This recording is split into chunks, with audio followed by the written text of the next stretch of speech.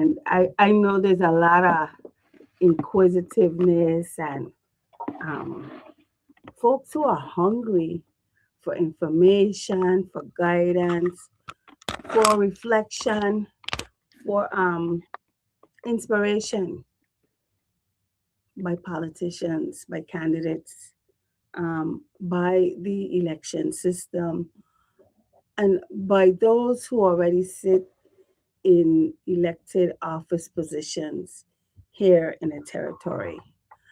And it is up to us collectively to address the hunger pains of the people. And I'm not talking necessarily about suffering, but the need to be progressive as a people. And so we have to be intentional about our purpose here, and we have to be more intentional about our participation in the process, whether we are doing it as a newcomer, as a stalwart, as a advocate or surrogate, as a supporter, or just as a voter. We have to be more intentional, not transactional, intentional about what's before us. As we contemplate our votes come August 1st, the Democratic primary election, as well as November 3rd, general election, and if needed, a runoff election. So it's important that in our exchanges and how we communicate to the community, that we try to provide information that's on point and truthful. I'm my caller Conway, and I am welcoming my caller to the show and to the studio right now. Good afternoon, caller. Good afternoon. Hey, and good afternoon to I want to you. commend you. You pull it off. We You pull. have dramatically Thank changed the you. course of the political landscape. Thank you And so much, at the caller. same level of Earl B. Ashley. Oh God, Okay? don't you can't like me to be athlete, but it's a Oh, man, historic. you get it? It is a historic moment in It is historic. I'm born there fighting. That's I glad fine. you wrote that letter on the platform, the Facebook, because I was getting the impression that the 400,000 were just for primary election. Not at all. As from the first time I saw it and the way it was written, it led to all kind of opinions and speculations. Oh, the $400,000 going to the Democratic Party. When the $400,000 is only for the primary election. How is that justified? I would speak up against that in a heartbeat. How can our primary election cost $400,000? So I'm glad you went there, because do you know there's nowhere, and I'm gonna show the bill. I have a copy of the bill right here. Okay, and there's nowhere in that bill that says any of that. As a matter of fact, the bill says that this. Let me just for a minute. Let me just Bill 36-0294, Section 1. The sum of $400,000 is appropriated in the fiscal year ending September 30th, 2026, from the General Fund of the Treasury of the Virgin Islands to the election system of the Virgin Islands for the 2026 election operations. Okay? And then B says this. The funds appropriated in subsection A remain available until expended. Okay? So that's with anticipation, and I believe this is this Senator Novel Francis was a primary sponsor. He's a chairman of budget and operations. I mean appropriations, and he was joined by Senator Marvin Blyden, Senator Hubert Fredericks, Senator Angel Bocas Jr., Senator Clifford Joseph, Senator Avery Lewis, Senator Milton Potter, and Senator Kurt Viale. Okay, so for people to spin that, and say that this is for a Democratic primary, a Democratic Party primary. First of all, the Democratic Party don't have primary. We either have caucuses or conventions. Okay, and the law provides that the election system of the Virgin Islands shall administer Title 18 elections in the territory. Elections mean primary, general, and special elections. Okay, so to that point, while it's broad in its language, I can tell you that I believe the senators intended for this money to go towards everything having to do with preparation for elections and the execution administration of elections, which entails a lot. We look at this thing and think it's a simple process. No, the supervisor takes on a lot beyond her interpretation of the laws and providing an organization that can put together the whole thing on all three islands. It's a lot. Well, I would say reading is fundamental. You're a school teacher, you're an educator, so you should know that. Yeah, reading is fundamental. I'm a literal person. I like people to be precise in their language. I don't Mhm. like vagueness, ambiguities. Tell me exactly. And that's sometimes the problem. And that could have been done here, Carla. It could have been done. It could have been done. It could have spelled out exactly the purpose for the funds. But Well, that's the problem with some of the language in the Virgin Islands code. And that's why with Judge Malloy, a federal judge had to interpret and make a decision. But I think some board members are of the elections still confused. They don't understand what transpired. It's like, really? I'm promoting propaganda. This isn't about no Democrat versus anybody. All of us are here. nor is it about is it about Corey favoring Democrats in any way. No. And then you got people talking stupidness about, oh, and I calling it out for what I see it, stupidness. Oh, we don't want our taxpayers' money shouldn't go to fund primary. Taxpayers' money fund a lot of things, including elections in not just in the Virgin Islands, throughout the entire United States. That is a part of the process. I want to know what state they use it referring to, because I'm seeing a lot of comments like that on Facebook. Yeah, Go because they're repeating what they're hearing, and it's sad. Because the government is for the people, of the people, and by the people. Yeah. And we have representative democracy.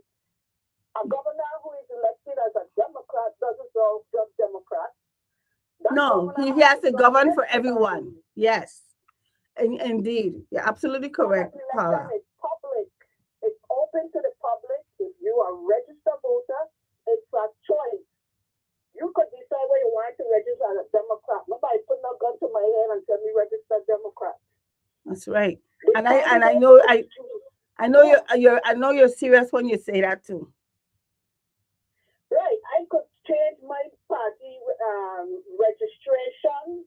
However, if you decide that you want to run for a public office under a party banner, follow the rules.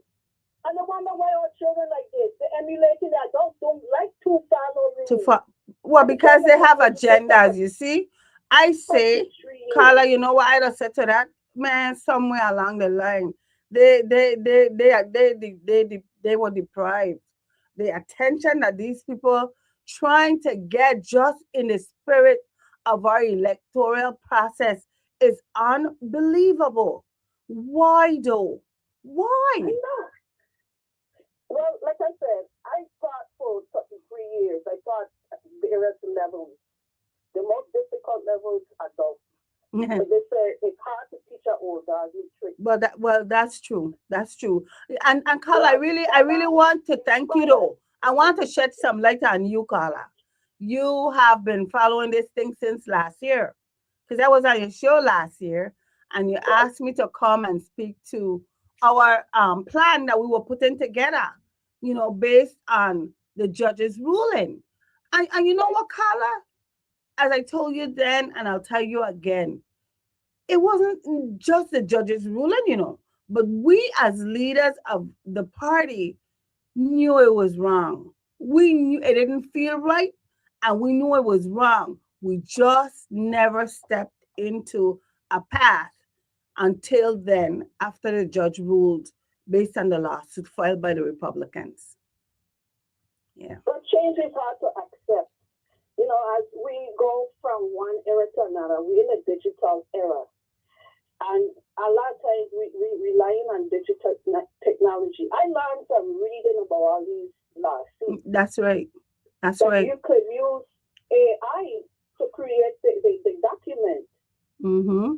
That is It's true. interesting. I didn't know. Now that I know, I'm like, okay, when I file in my lawsuit, right? So, then I go get Everybody on go AI. lawsuit crazy because listen, let me tell you, but the thing about it is the frivolous ones and the ones that are being filed in the wrong courts, and the ones that go pro se and you don't even sign your own document.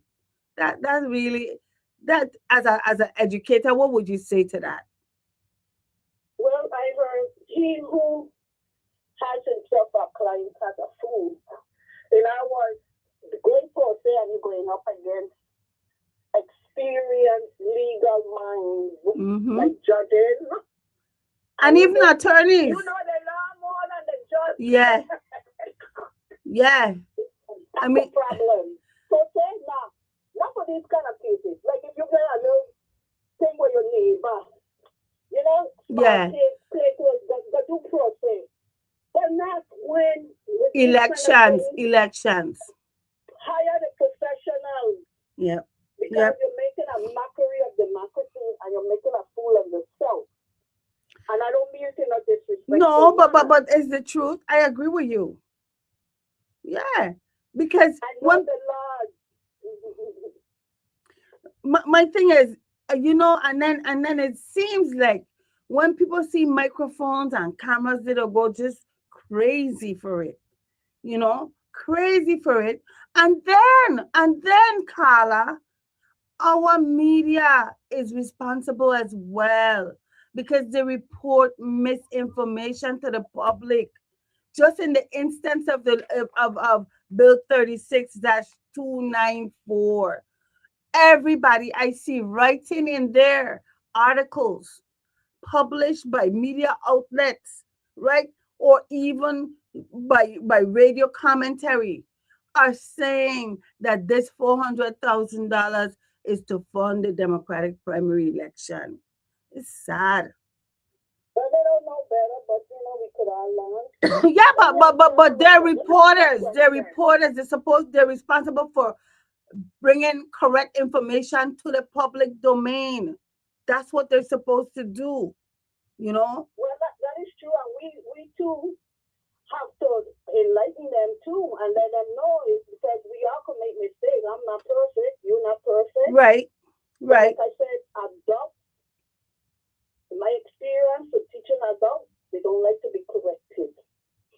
But you have to be honest and Yes. give people the information. And if there's a legal dispute, if y'all can't work things out, okay, the court should be the last resort. But even after they go to the court now, they're still disrespecting the justice system. They're still trying to demean the judges. Well, They and still continue. When is it going to stop? When this madness is going to stop?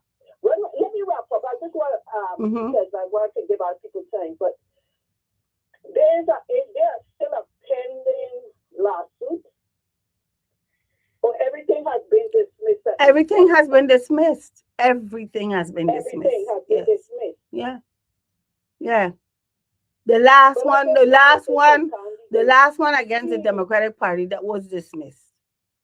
respect the election laws. The supervisor of election is not a lawmaker. The board of election is a policy making body. They don't make laws and they don't interpret the laws. If you want interpretation, legal interpretation, you go to court. So I hope they will respect the ruling of the court and we could have a smooth. I hope that we don't have no more political stunts. I hope Okay. nobody. Come on, let's All be right. respectful of each other. Okay. Thank you. Thank you. Thank you, Carla. I have another caller. Okay. Thank you. Good afternoon, Carla. Welcome to our talk show. No, mistress. Democrat. Oh, you're saying mistress. Okay. Ay, ay, ay. You, Good afternoon to you you. notice, you How are notice you? I didn't say dominant Democrat. Please don't call me that. I am such a humble person. My mother and father will come for you if you do that. Well, I know both of them well, so I know they would. How are you today? Yeah, How are you today? I am okay. I know we see some very bad weather out in the west and across the southern states. As a matter of fact, it extends all the way from Texas, Oklahoma, Louisiana, Alabama, and gone on up in Virginia and New Jersey. Ah, Nothing but rain, high winds, what do you call those things? Like golf ball size, hail, busting windshield. I mean, it's just a mess. mm-hmm. They claim it's climate change. I don't know. I don't know what it is. Wow. So how you like Carla? Carla, another thing, are you talking about weather? Miss on the federal Uh-huh. judges going on bad up there? They What you said about? told the president, wait a minute, with your that legislation, well, it wasn't all like he was coming with this the what would you call it? You, The you weapon, mean the flush pot? the Flush pot? yes, the anti-weaponization bill. Yeah. They I put mean, a this man break is it, so put a bold. brakes on that. This man is so bold the way he willy-nilly spends taxpayers' money, man. Taxpayers' money. Then he elects himself to John F. Kennedy. I mean, he's a president, but Oh my you are God. telling me that they had to take that to court, right? To get him to remove his name. Okay. Mm-hmm. And the judge ruled, listen, Congress is the one who decided to create the John F. Kennedy Center and put John F. True. Kennedy name on it. Take off your Right. name. Only Congress could undo that. Of course. And you believe Trump don't know that he knows that. He But he don't care. he was trying a thing. He was trying a thing, Yeah. right? Yeah. Yeah, but let me ask you quickly. Yes. I read your writing with regards to the bill. What's the number of it again? 36-0294. Yes. Yes. I will remember the number because I'm going to play it and when I go to Las Vegas, they click him, I'm going to win another million. Oh, good, good, good. Yeah, but I was wondering when I saw your figure or the figure of 400,000 for a primary election, There you go. and maybe I think that just for the primary, it makes me wonder as a former board of election member, not so much as a former member, but because our electorate has shrunk from 100,000 around that area, 80,000 down to what 60,000. I mean, how our elections that expensive? But I that's mean, not true though, Carla. First of all, okay, it's not first of all, it's not of course people don't recall, but I don't pay attention in that regard, especially in my capacity as chairperson. The funds were made available in a budget process to the election system for the general election. Some $200,000, right? I don't remember the figure, but I know it's two, right? And how you gonna send out that $400,000 for is for the primary and the general election encompasses more?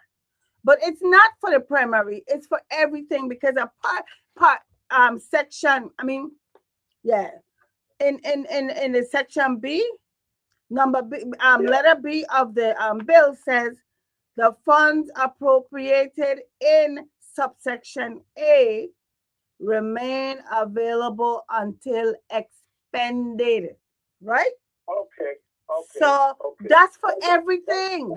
That's for everything. Whatever shortfalls they may have for the general election, to put everything together, to put the ballots together, and all the equipment, the personnel, everything. That is what that addresses. But again, it's speculative because it doesn't. It's very broad language. Right. That makes it so clear now that you explain it because I could understand that it would include everything, including the primary general runoffs and everything else. Everything, everything. It addresses everything. That's why they got the money. Although the fiscal year will end up September 30th, they could use that money after September 30th as long as they have funds available to do so. Okay, so then it becomes covered under the caveat available until expended. Yes, absolutely. You got it. You got it. So let me close by asking this. You may not know this, but I was just wondering at the same time, when last did the Board of Elections had an audit? And if it did, are the findings available for review by the public? You may not know this. I don't know it. I don't know the answer. Yeah. I don't know the answer. Well, thank you so much for weighing in and for contributing to this afternoon. Have a good rest of the weekend. You do the same. Okay. Bye. Yeah, those were two very good calls. Remember, folks, the number here is 340-773-0490, 340-773-0390. And we're quickly moving on to the second half of the program. I tell you, our just ain't enough. As we ramping up, and in our own terminology, us Democrats, we building our blue wave here in the territory, okay? And as the previous caller said, it was historic. People complain that some people did, and they think that I believe in my VI people, and I know that they're smarter than a lot of people think. You could bellyache and say you weren't given the adequate opportunity or you didn't know. Ignorance of these opportunity ain't no excuse. And we did everything with regards to promoting and executing and ensuring that everybody throughout these islands were aware of what was required if they intended to run under the Democratic Party banner. Okay? If they intended to run under the party banner from last August 2025, when I went before the Senate committee, it was Senator Avi Lewis's committee to testify regarding what changes the party bringing. I testified then, and that was at the beginning of the onset of it all, that the party will no longer give individuals the opportunity to rate it, that we are putting standards in place to make sure during the election cycle that the requirements are clear and the opportunity exists, provided that individuals intending on running under our party banner meet the necessary requirements. One, that you in good standing. Two, that you sign our loyalty pledge.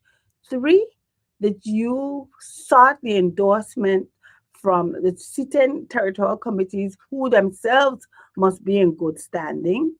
And four, that you pay a filing fee, all of which are normal throughout state parties and territorial parties. The only thing is here in the Virgin Islands, we've done maybe one or two of them, and that was the requirement to pay your dues. That's always been a thing. And then we did the loyalty pledge, but they would be here. It would be off one cycle and not to do it the next cycle. But no, we took everything and brought it forward, okay, and we packaged it into a candidate filing packet and say here, these are the things that you need to do to make sure that you meet the requirements that we've set forth. And let me tell you, I am so proud. I'm so proud that for the majority, the overwhelming majority of individuals who were interested and who intended on running under the Democratic Party banner, they were certified. They received certification before the deadline, the supervisor's deadline, and they were certified and by on May 26, 2026. Okay? And I want to give kudos to my team, to my district chair, Barbara Peterson, and the treasurer, Dr. Kaiser Carwood, who did the review of candidates from St. Thomas, as well as the district chair from St. Croix, Sandra Satori, and Carolyn Burke, the treasurer from St. Croix. They did the St. Croix review.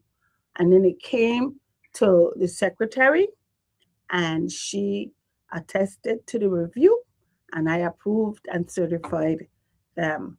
And candidates, you should be receiving your certification pretty soon, because as we pledge to you, our new Democratic Party will be exacting professionalism and thoroughness and respect for those who come to us and want to be a part of the party. And I want to also say, because I remember there were individuals who had initially complied as well, but they either did not fill or fill, meaning they probably picked up the packets from the election system, right? But they did never file them because the requirement to take that 6 months leave, having been workers of the government, was never repealed by the 36th legislature. And for some of them, they decided not to pursue it because they could ill afford to leave their families hungry just to pursue a seat as a senator, as a delegate to Congress, or as governor of the Virgin Islands.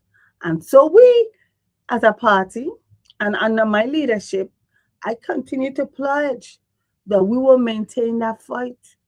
We will maintain the fight. It ain't happened in the 36th legislature, but we're not giving up, because in our opinion, and we've said it on the Senate floor repeatedly, it's not necessary in our small community. We don't need to be shooting ourselves in the foot. That providing that as an obstacle because it happened to you, or somehow you think that it'll continue your advantage, which is a different level of scrutiny. As a matter of fact, we have a caller, and I'm going to welcome the caller right now. Good afternoon, caller. Woman. Good afternoon, caller. How are you? Good trouble, yeah. How are you doing? Good trouble. I good. I good. I good. I good. Yes. Yes. How are you? How are you? How are you? I am good, thank God. And I am good, thank God. And good afternoon, Virgin Islands. Listen, I hear you boasting, the new Democratic Party. Me ain't ain't boasting, is what it is. Go No, ahead. but you have to boast. You have to boast because you want to make it new. You want to bring it back in line, and Yes, with structure, policies, that's true. That's true. That's true. That's true. and accountability too. Yes, that is true. That is true. Now you Yes. certify these aspirants and they come and you certify them. Now you got to hold their feet to the fire and make them respond to the party. You are Let them so. get. But by the way, when you gonna come back? I don't even know when you got meeting. No, no, no, no. I gonna let you know. I gonna let you know. I I gonna let think you your know. finger them hotty. I think your finger them break. No, no, not in breaking. I just, you gotta excuse me. Somebody I've gonna been go there. extremely busy. But that's okay. I will let you know when we having a meeting. Check We have, this out, right? yeah. This they just because they get your support, you certified, they have to be accountable to the party. They have to come to the party, listen to the party, listen to the members, dialogue with the members, be open And you're to, correct. You're correct, Carla. And let me tell you, be open to that's why we got advice. in that feature about endorsement. That is part of it. When the party take a position on an issue and you choose to ignore the party, diss the party, like really, really talk pure nonsense about our expressions and our support, although it was substantiated in the instance of the repeal. Um, yeah, you're absolutely right. We I have to mean, be answerable too. Yeah, I that's mean, the whole point. they ignore the party. Some of them are so emboldened, they figure, hey, don't have to come to the party and do none of this. So you have to both about wanting to have cohesiveness, have good organization. Everybody gonna agree with you, and sometimes I ain't gonna agree, but I gonna try to be diplomatic, or I gonna be diplomatic Hmm. about not being in In agreement, right? agreement, right, So right. you have to be open. Is there something wrong in being adversarial? Never. I don't think so. 'Cause I don't be adversarial. You think I's any saint? You think I don't be complicit? No, I don't go along to get along either. And that's what's important. It's important that it starts from the top of the leadership to be that way, you know, and the Absolutely. Senate and the senators to be able to say, okay, well, we're having 10 parties, we're having 10 meetings in the 2 years, right? Hmm. You need them there present at least 75% of the time, That's right. you know. That You that can't is you, you correct. can't come to all 10, you can't come to all 10, but at least be there present for 75% of the meeting. And you're absolutely You know, correct. And when we come to you with an issue, a need, or whatever, you could be responsive to us because you are part of the leadership of the party. When you do very what you don't think that just an election year that it is it is no. On half election years, we still gotta be engaged. it's important, Madam State Chairwoman, it's important that they know they're accountable, you know. But Absolutely. if they're gonna diss the party, not show up, how in the world can you certify them? You Well, know? this is the first time it's ever happened, and I'm proud of my accomplishment alongside the leadership of the party. But we want to make sure that it maintains, it goes into the building cohesiveness as you mentioned for the membership. Yes, It's very important, I mean, and even if you don't agree, at least let it be a discussion, you know what I mean? yes. Let it be lay the cards on the But table and because shuffle. to your point, not even responding is an answer. It's an answer. So when you don't respond or you don't show up, it's the answer. You again, you don't want people to speculate, so you should show up and be responsible and speak for yourself and what is an issue, where it may be. But don't react when people interpret things on their own. No, and that we have been that way too long. We react. Why not be proactive? Not just reactive. And It's and a, and it's a, Carla, it's a, I gonna call you because I want you to come to the meeting. like I say, I've always been a member, Yeah. and for then I figure my voice wasn't important, so I stepped away. But then I say, you know what? No, Okay. this thing about standing on the sideline, this thing about not taking a position, this is not me. Okay. So I got some calls coming in, and I need to get to them. I really appreciate you calling.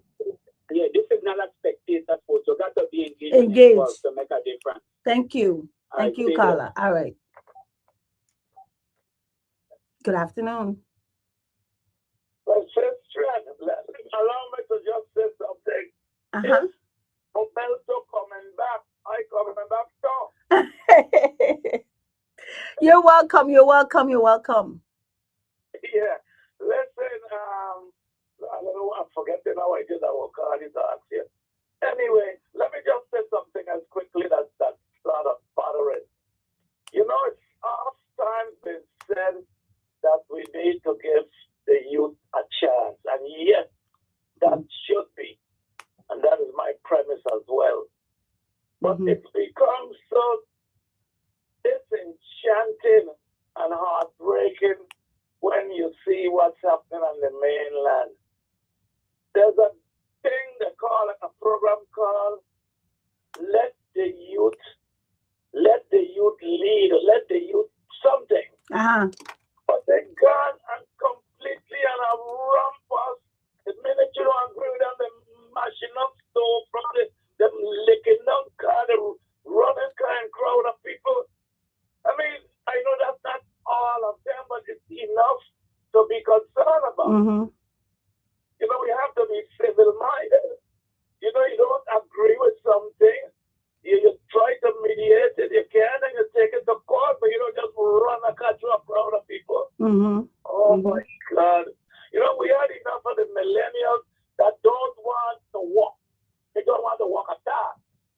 They believe that they need everything supposed to come free. Up to and including, look what the Menendez brothers did. Your parents, grandparents are billionaires.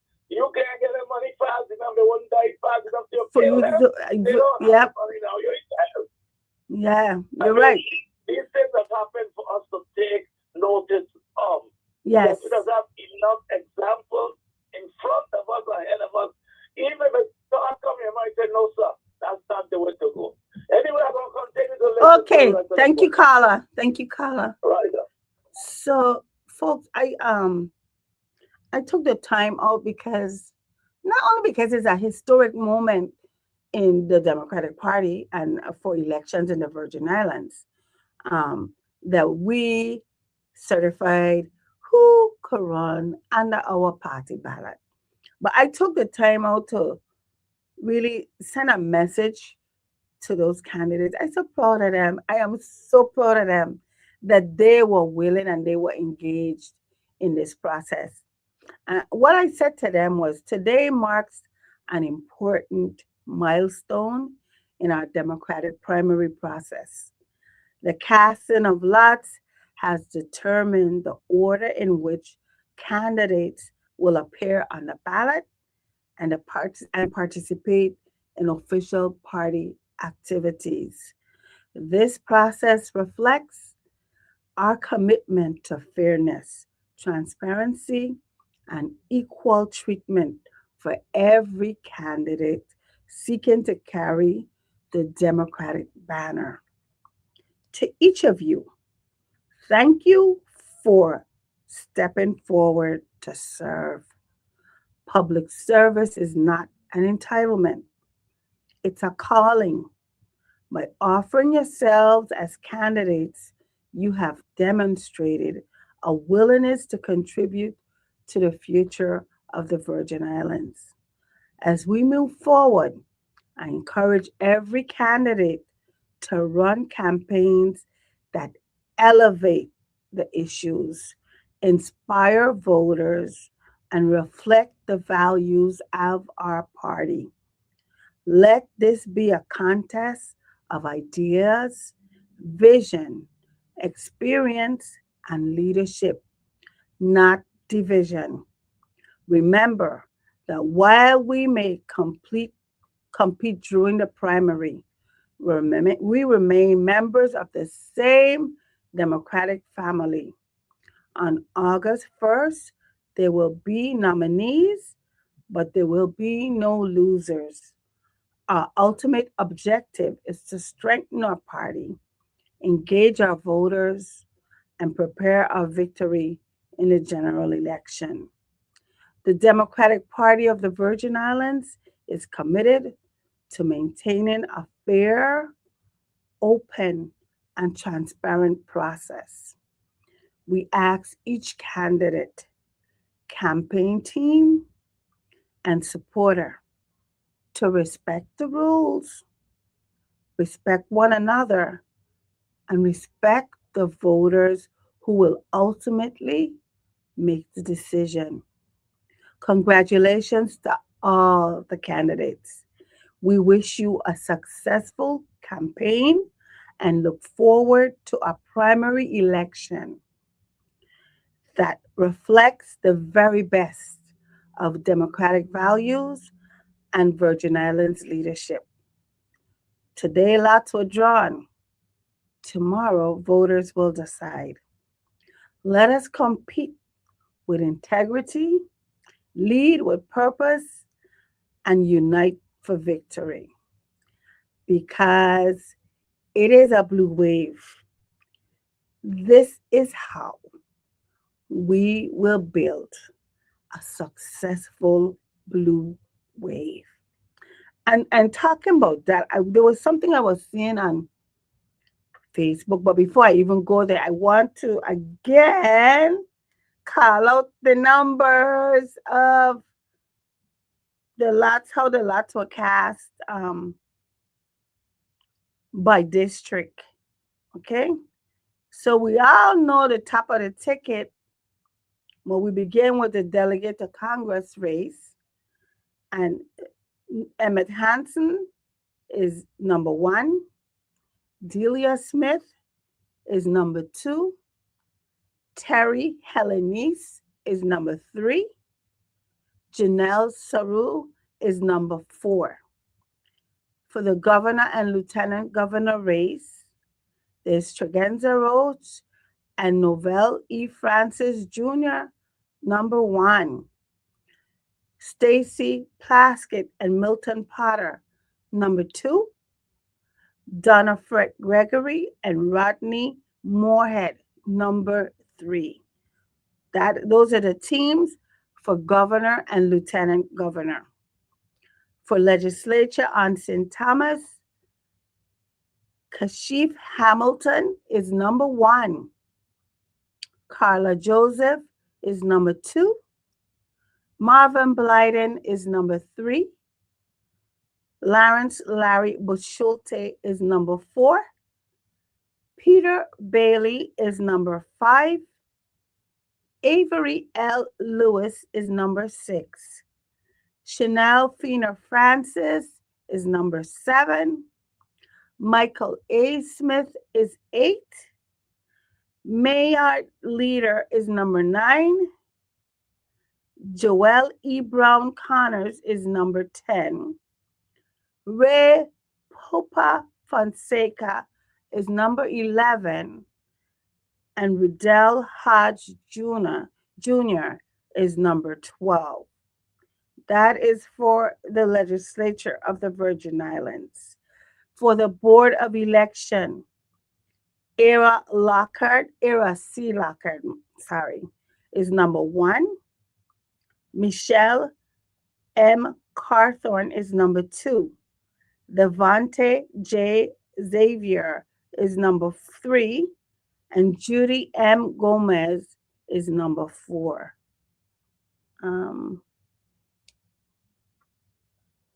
For St. Croix, I'm sorry, I'm getting. Let me find the ones for St. Croix.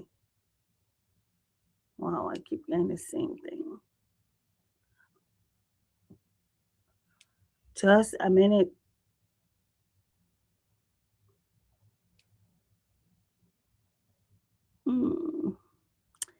Yeah. I had my listing for St. Croix and I don't know what happened to it. Hope it's not on the. Oh yeah, yeah.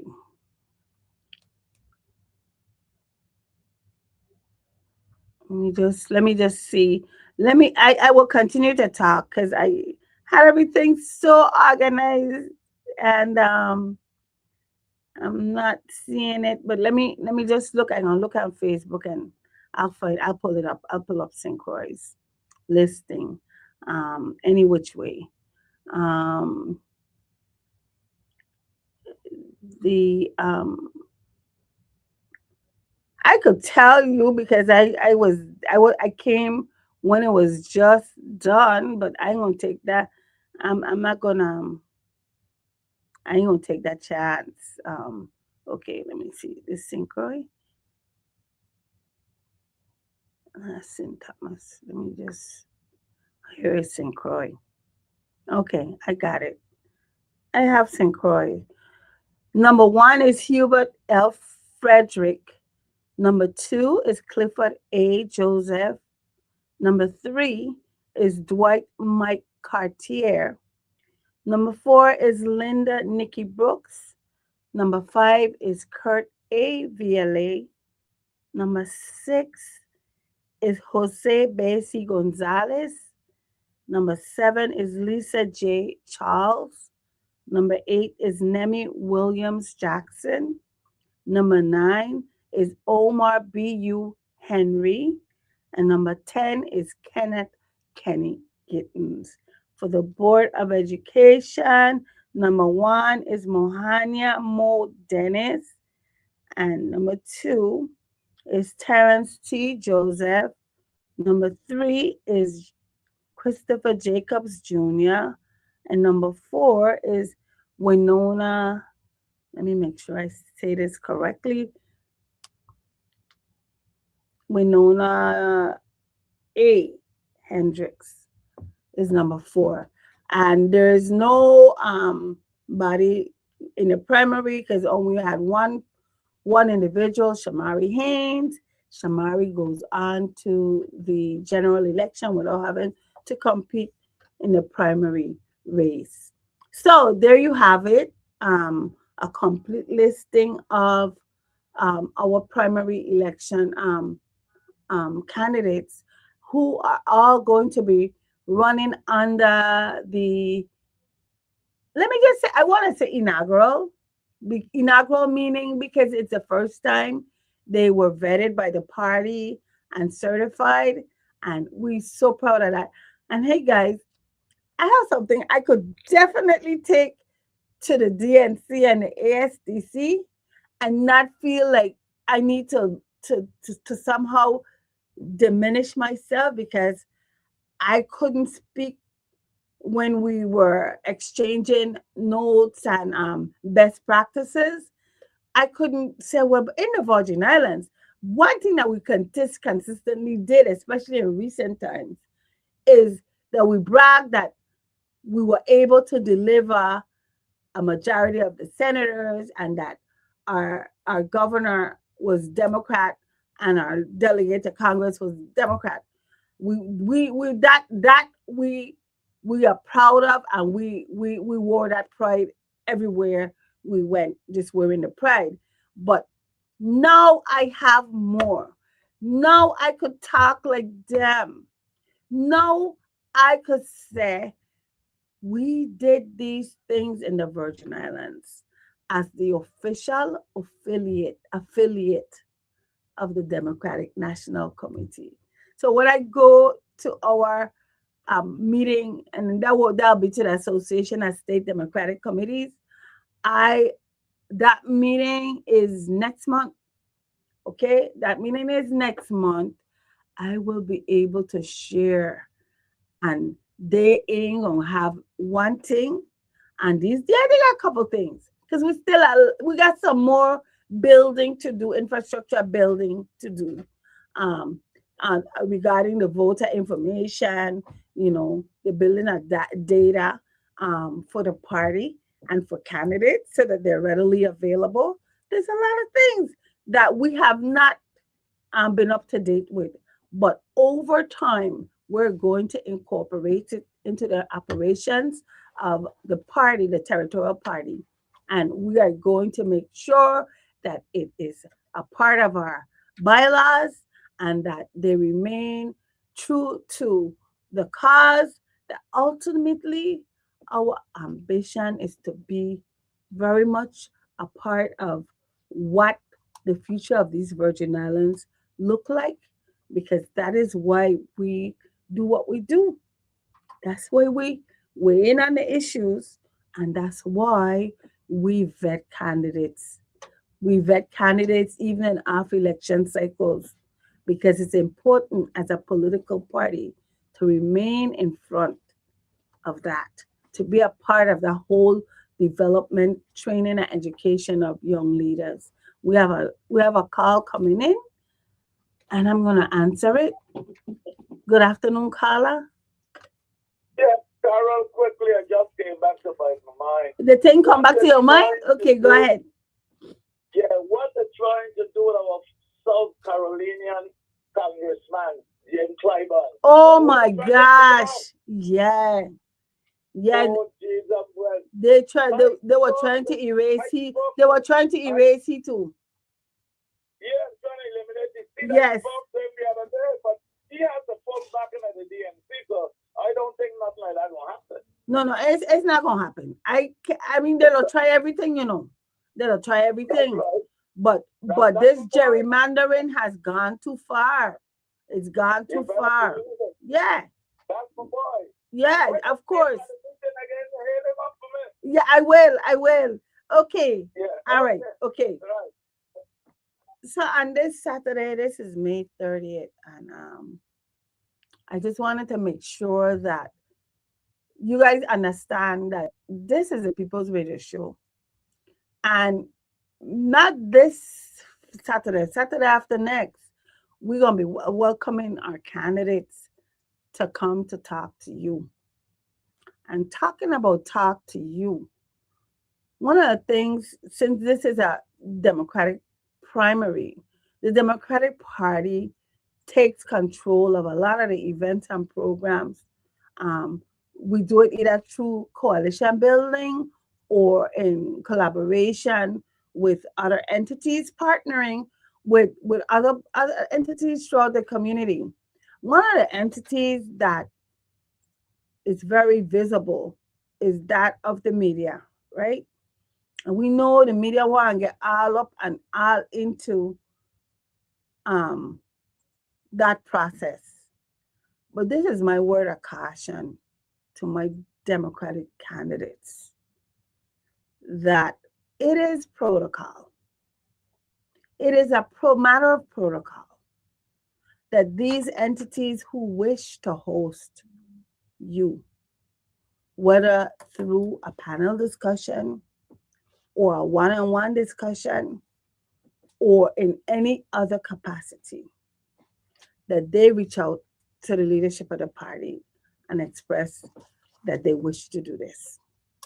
Now, I see that there's some one-on-one interviews going on on online platforms, and I've been reading a lot of the comments, and it appears that the interviewee was not too kind to the last candidate, and there was a lot of reaction from the public about the boundaries, about the approach to the interview, and also the concepts that were part of the interview.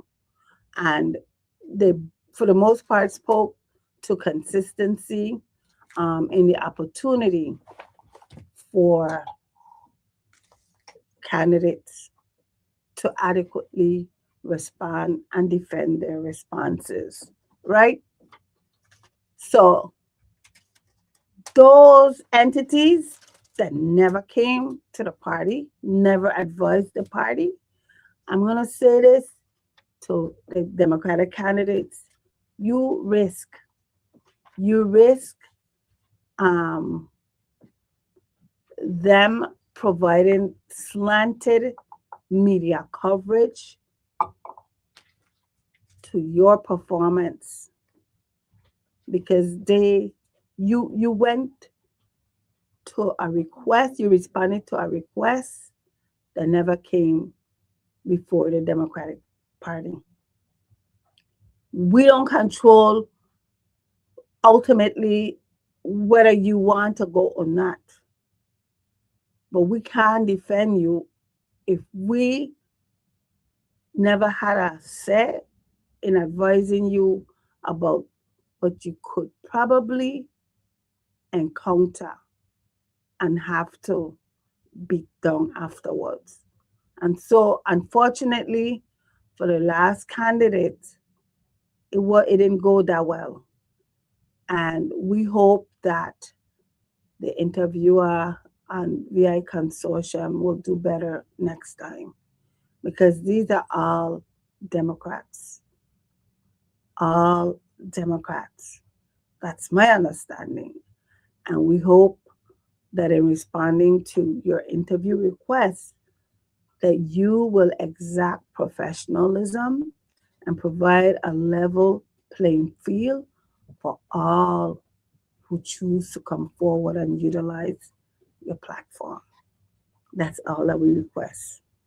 So we're gonna wrap up right now because Ali is here, and the time that goes so fast. And Ali got all the papers around me, but I gonna go because I am a respectful person.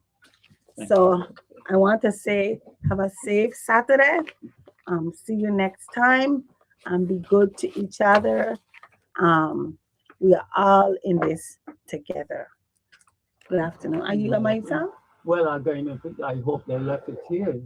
That is Oh what's gosh. supposed If she to ain't got happen. that, that's okay. You could just Oh, she end left that. it now. End that. All right. Okay. See you, Miss Ali. Yeah. Okay. Peace and love. Yeah.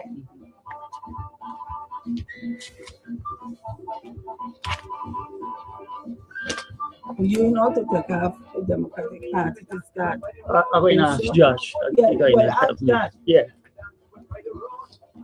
Over there, how are you?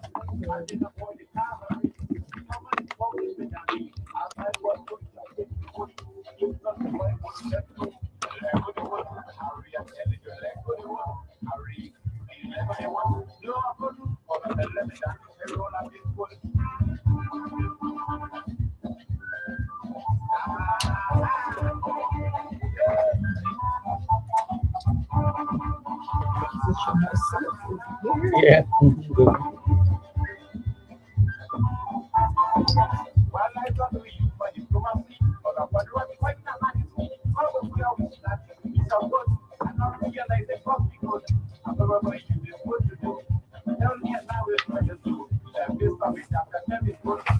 Okay, you have your program, right? Yeah. That took place on commercial.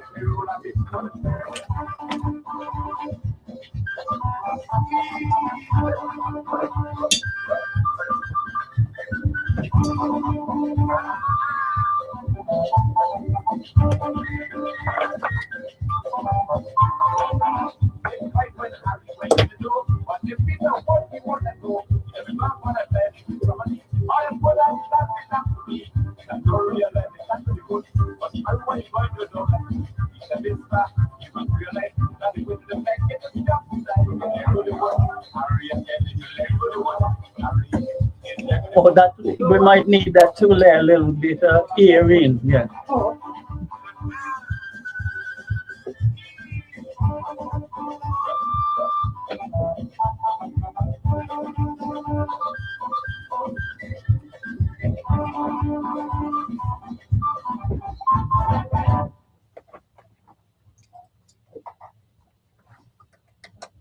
Okay, that was Harry there, let go in the wood, I guess, and doing it in style. All right, well, Abdul Ali in here want to thank the good Carol Burke for her presentation, and we're going to try to keep things rolling as best we could. So the first thing we got to do is to work this in, all right? And go from there. That's right. Good afternoon and a very warm welcome to WSTX's Community Digest. I'm Abdul Ali here, and I hope that all is well with you. Let's go down memory lane and look at those folks upon whose shoulders WSTX radio stands today. We got Hazel and Edward Vickers and Raymond Higdon. They were the first owners of the station in May 1952. Station was housed then at Fort Louise, Augusta, and of course, today WSTX 970 AM and WSTX 100.3 FM are located upstairs the post office in Gallows Bay, and they're run by Caledonia Communications and the Rames family. Thank you, list is long, folks. It includes George Bagoon O'Reilly, Randy Lugo, Mango Jones, Sinclair Whoopia Williams, Fritz Tutine, Bronco, Spider, the Carpenters, who changed the station call letters to WSTX, Walter Brunner, George Matthew in sales, Charles Hollywood Nibs, Bob Miller, Fred Clark for his daily commentaries, Dick Salter, the station manager, Russ Isaiah, Tony Thomas, he heads up 100.3 FM. Al Lynch, the late Al Lynch, that's the guy who fixed me up years ago. DJ Bloodstone, not well, but it's getting better, all right? Mickey Phillip, Baby Jabuda, the late Chucky Hansen, Winston Nugent, the late great Doc Peterson, Jonathan Cohen, Bettina Jules LaRock, no doubt we'll see her a little bit later, Priscilla Hotlips Presley, the late Dr. Holland Redfield, Barbara James Peterson, Cheryl Heiliger, the late Robert Moorhead, Harry Haywood, the late Violet Damido, Pudding, the Music Man, Mean Dean, Norman John Batiste, Brother Al Clark, and of course Norman John Batiste, Lon Dawson, Dimitri Copeman, Herb Shumbum, the engineer, Mario Moorhead, Anthony Weeksley, Carl, the late Bully Peterson, Doc James, Trevor James, Westerbest, Neville James, Mary Moorhead, Brother B, Ninja P, who helped to fire up 100.3, the late Michael Springer, the late Beverly Bev Myers. Anytime I mention her name, my heart skips a beat.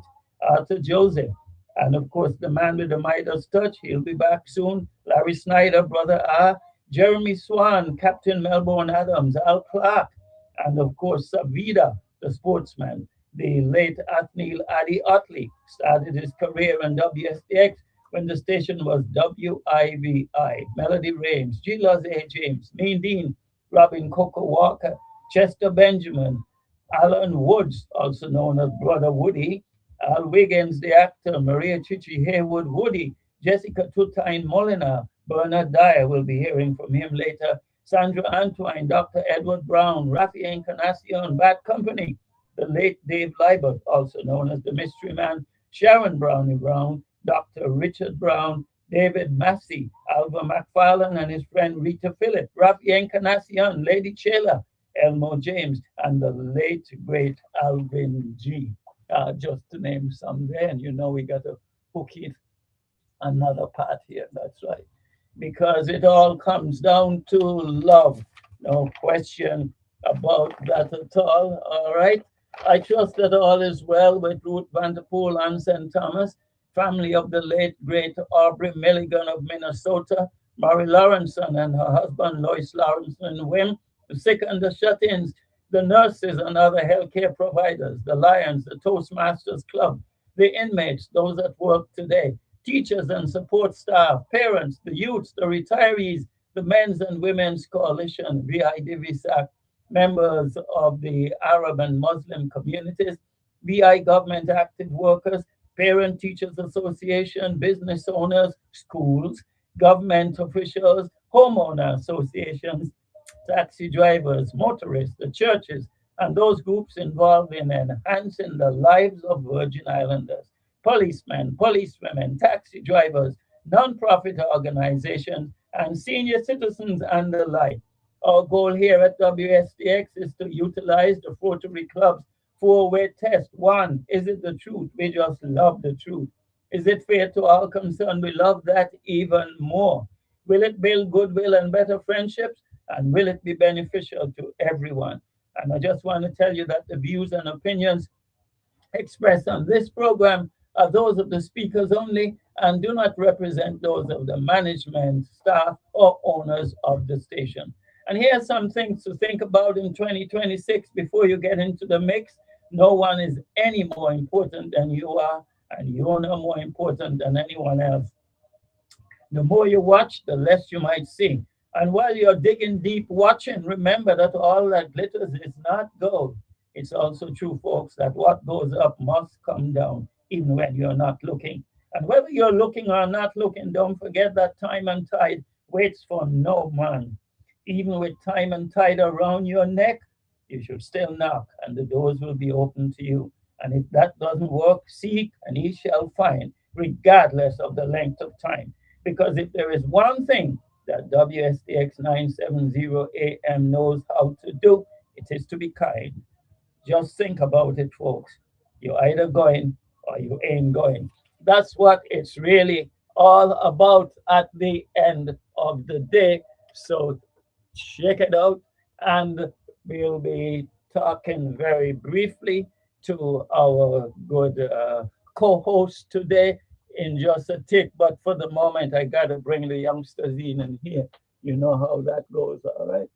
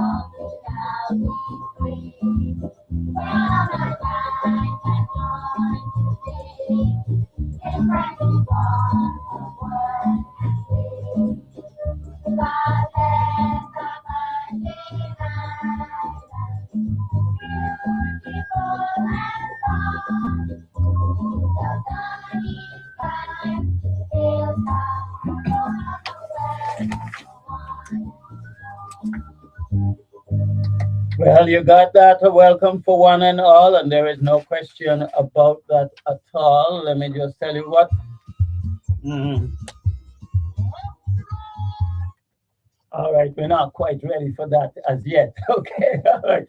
Let me just tell you what's happening today, though. We should around 1:30 have Steve Bullock here, and he's a former Abyss reporter and a visionary one, if there ever was one. And we'll look at the upcoming elections lineup, the USVI priority listing, the voting process, things like that, and the sixth constitution in relation to the changing world in which we live.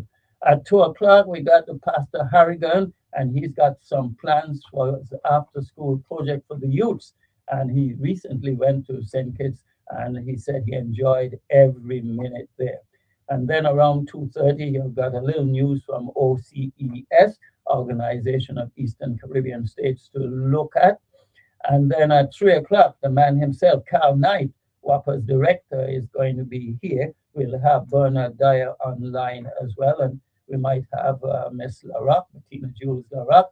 But we're going to be talking about WAPA's challenges, modifications, designs on the way, infrastructure issues, and the path forward. And of course, that goes on 3 to 4. So that should be very, very interesting indeed. And Mr. Knight I did speak to him this morning, and he told me he is going to do his best to make sure that he is here to try to bring us some answers. All right, a few words from me. Let me make sure your mic is working and all that. Oh, yes. Thank you, Dr. Ali. Happy to be here. Okay, I don't hear anything coming out of that. Okay, try that one over there and we'll see. Oh, okay. I tell you what I'm going to do. I'm going to just let me get a little bit more music while I make sure that those are hooked up and hooked up properly. Okay.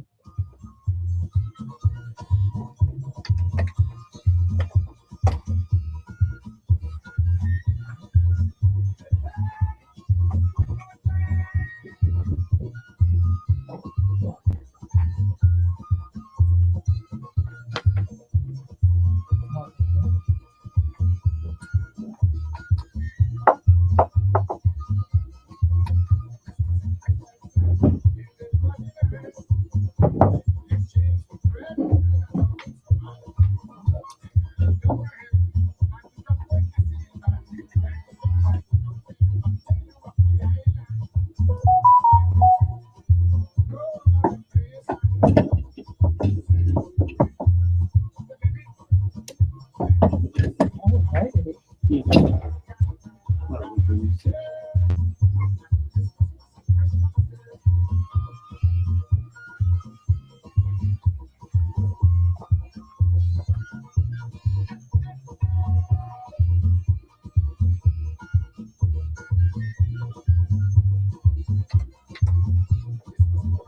All right. Well, we had a little Christmas thing there. Just had to hook up some mics, so just see if we could hear you any better now. Hey, yes, yes. Happy to be here. Can you hear me now? Okay. All right. Okay. Try that one over there. Let's just see.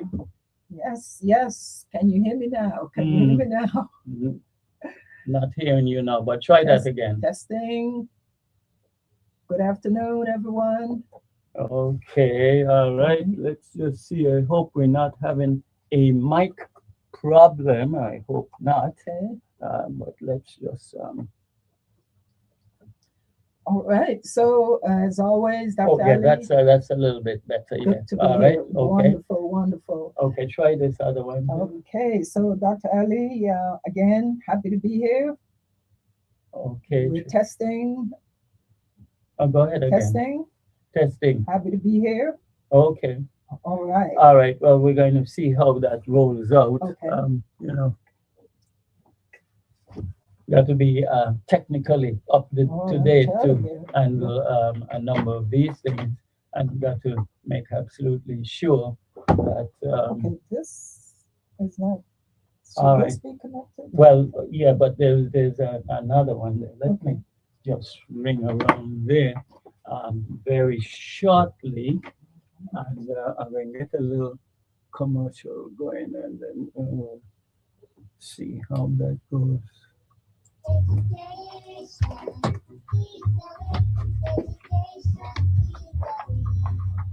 This one is connected. This is not.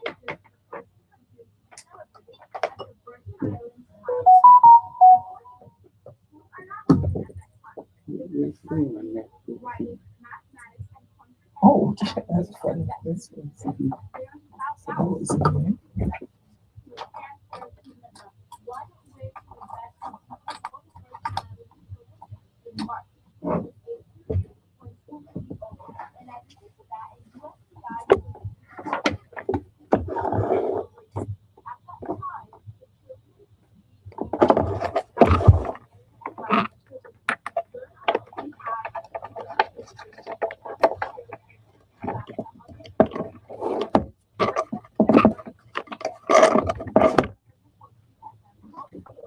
That one that's working. This one? Yes.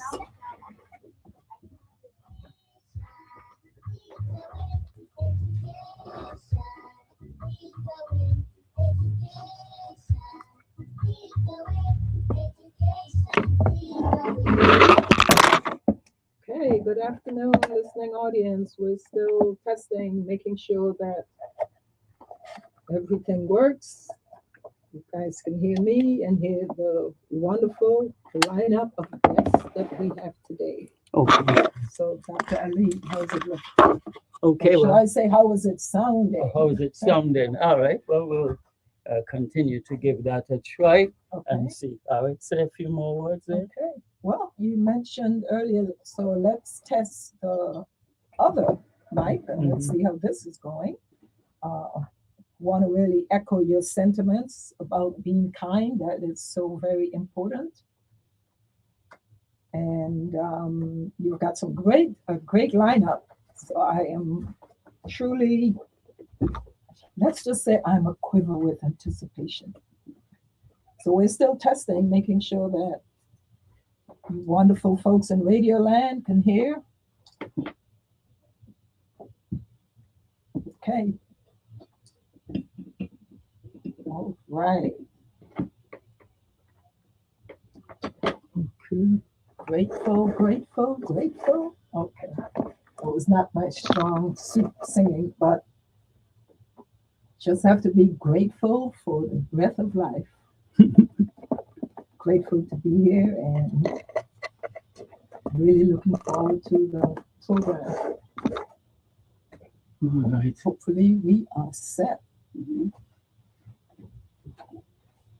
All right. Well, what we may have to do a little bit of mic sharing if we go along, but Okay. I got to make absolutely sure that we have everything Set up together. right for a wonderful guest. That's right, yeah. That's right. All right, let me get a little bit of music going for the time being. Let me see where we are with that. I'm going to put on a little bit of music so we could figure out a few little things which are going on here.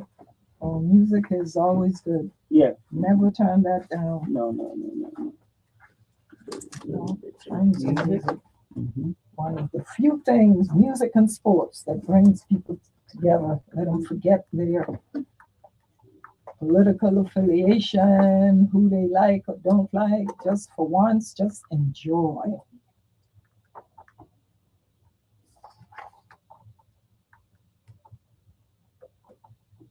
So I am really looking forward to. Yeah, I'm going to see what's going on here.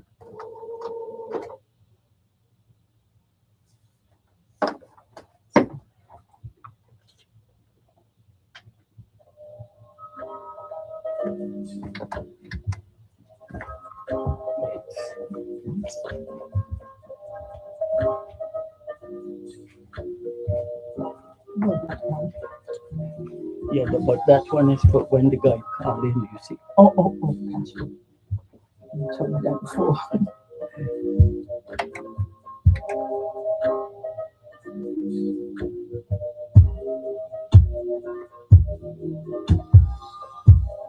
Rolling down lonely highway, asking God to please forgive. Yes, sir. Yes, sir. Yes, sir. Blessing He gave to me, I see everything clear now. The night is black as it's ever been. Without my girl, I'm losing. I pray He just shed His grace on me. I need with my baby.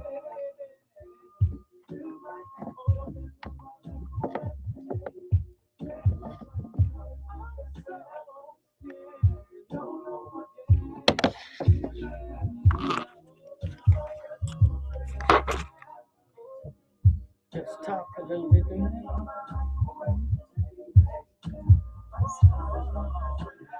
Good afternoon. Good afternoon. So again, so we've got mentioned WAPA's director, Paul Knight. Looking forward to that. Sure, we'll be having a lot of questions. Hopefully, a lot of good explanations. Mhm. Keep us up to date on what's going on. The OECS, as you mentioned earlier, Dr. Ali, Mhm. got some news there. And yeah, talk about the challenges and modernization issues. You know, they've got, I think I heard earlier, the news earlier this week that the governor, they're proposing some sort of a, I didn't quite get it, but it has something to do with the infrastructure. So maybe Mr. Knight might touch a little bit on that. Mhm. So, All right. Well, it looks as though we have some kind of problem here. okay. I may have to call Carl Knight to see if. Are any of these working? Well, keep talking at them. Okay. I'll come in there, brother.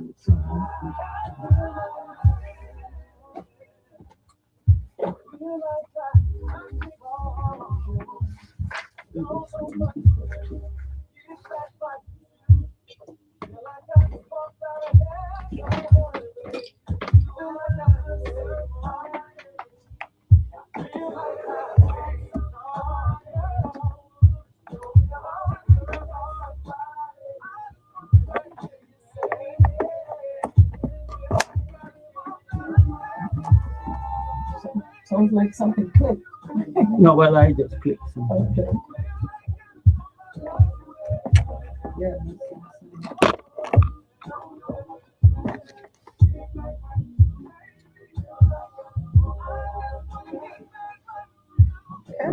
be sure that this one works. So we're gonna have to- Okay, so we may have to switch. yeah, yeah. All right, we will get Okay, it well, together. yeah. No problem. No You're going to problem. be dealing with this one. No problem.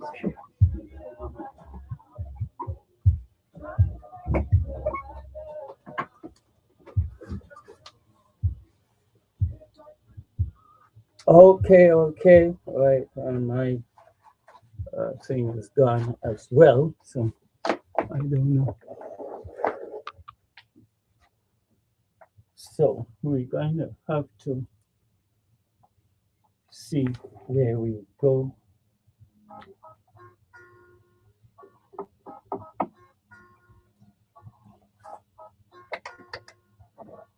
Let me call Mr. Knight.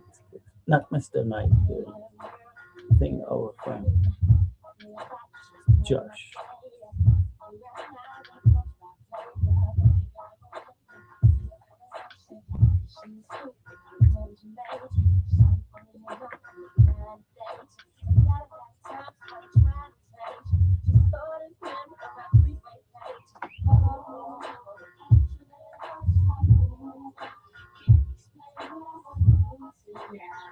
Yeah, we have some kind of problem here. The mics don't seem to be working. That's right. But mm, well, we, yeah, well, we got two mics back there, yeah, and we got,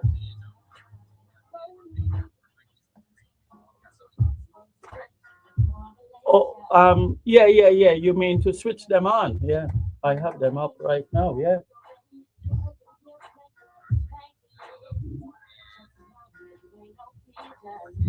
yeah. No. See, I'm speaking into them now, and nothing's coming up.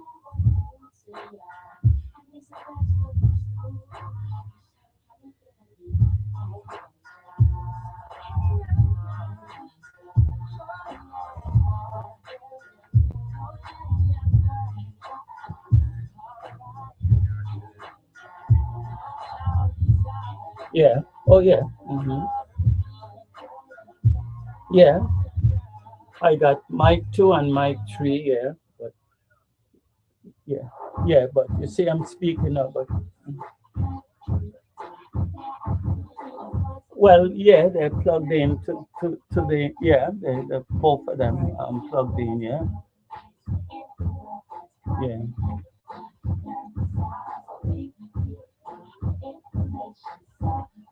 I was I was even thinking of using the other mic, which is the one we use for the call-ins, for the time being. But of course, I'm going to need that from Mr. Dyer.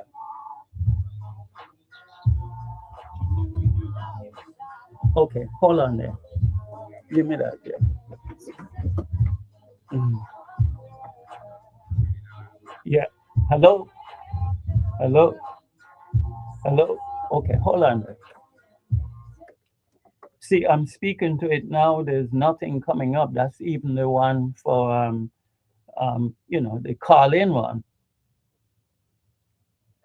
Hmm.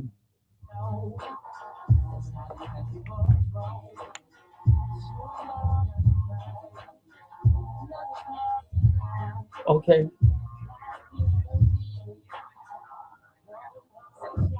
Okay. All right. Okay. All right. I'll play some music in the meantime. All right. Okay. Right. You got to come to see what's going on. So what about our illustrious guest? Okay. I got to wait for Josh to come. Give it for a minute to see what the issue is.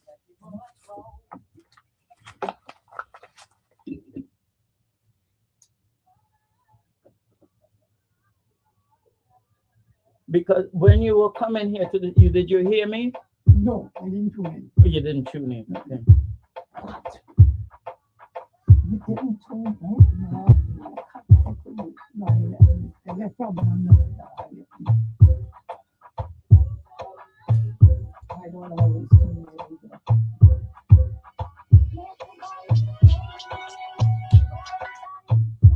Yes, hello.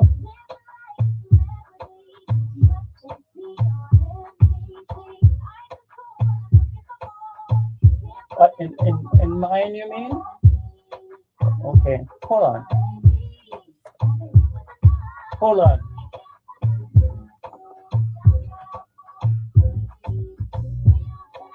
Okay, I've pushed it in, but still nothing coming up. Okay. Uh, Okay. If nothing's coming up after you, if nothing's coming up after you push it in, and something's up, I will be there. all right. Okay. Okay. I'm on the way. Okay. Carol didn't say anything was wrong. You could hear her. I could hear her. I heard her. Yeah. Okay. All right. I was just checking to see if it was. Okay. No All right. problem. I am on the way. Okay. I'll be there soon. All right. Probably 20 minutes. Okay. All right. Okay. I'll put on some music in the meantime because he got to come to see what is the problem. But now yours work, right? No. Mine ain't working on this. So you see. Okay. Yeah, one, two. You see, you would have heard it, and I would have seen the Okay. recording on the. Okay.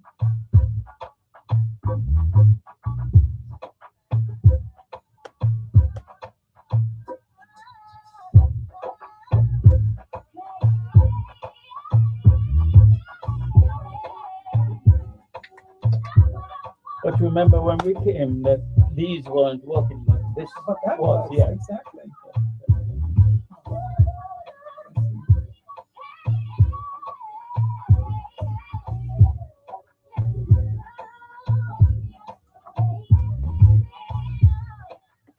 Well, sorry about that. No problem. These technical issues do. Yeah. So, And you know, they always come up at the worst possible time. mhm. I was taking a class at UVI, one of my last classes, and so I had a presentation. I was the last, well, next to the last person presenting, and I had prepared, and I was still video to starting. Emphasize the points I was making. As soon as I started speaking and then suddenly everything died.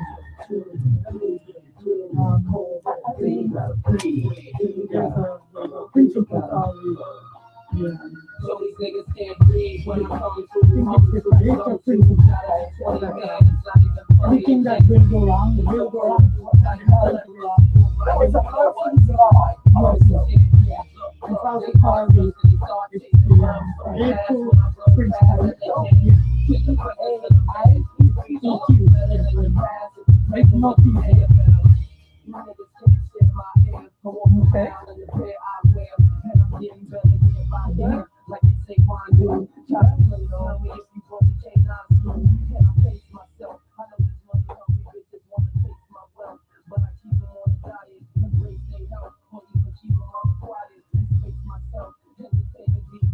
Yeah, he should be here in about 10 minutes. Then we will see. As you have noticed, at least we could play music.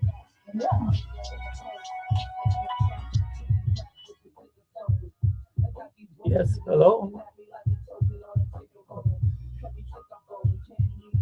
Yeah, I'm here, but we have a little problem. So I got to wait for Josh to come to see because yeah. No, well, I was just. Oh no! I'm here. As a matter of fact, I did part of the thing, but we couldn't get the guest mic to work, and then the one I used wasn't working, so I don't know what the problem is. So Josh is coming at 3 o'clock. Yeah. Yeah. Okay. All right. Yeah. All right then. Okay. Bye. Okay.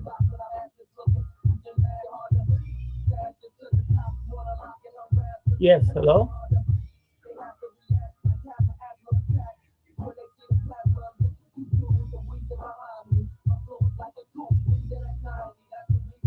Has something to do with voice. Oh, I on the CD. Okay.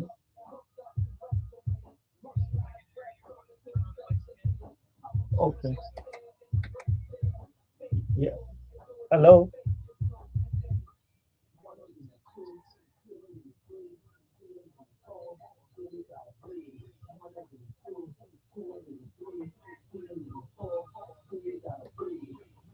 Yeah, can you hear me online, Josh? Can you hear me? On the radio now.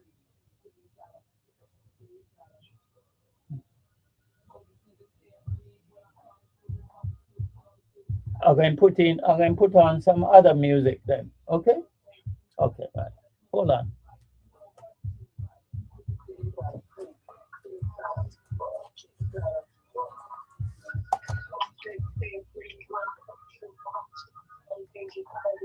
How can I bypass the sound to get you on? That's what I'm trying to figure out. What would have happened to make it not work anymore? Only in synchro, right? Only in synchro. You get accustomed to it. Yeah, yeah.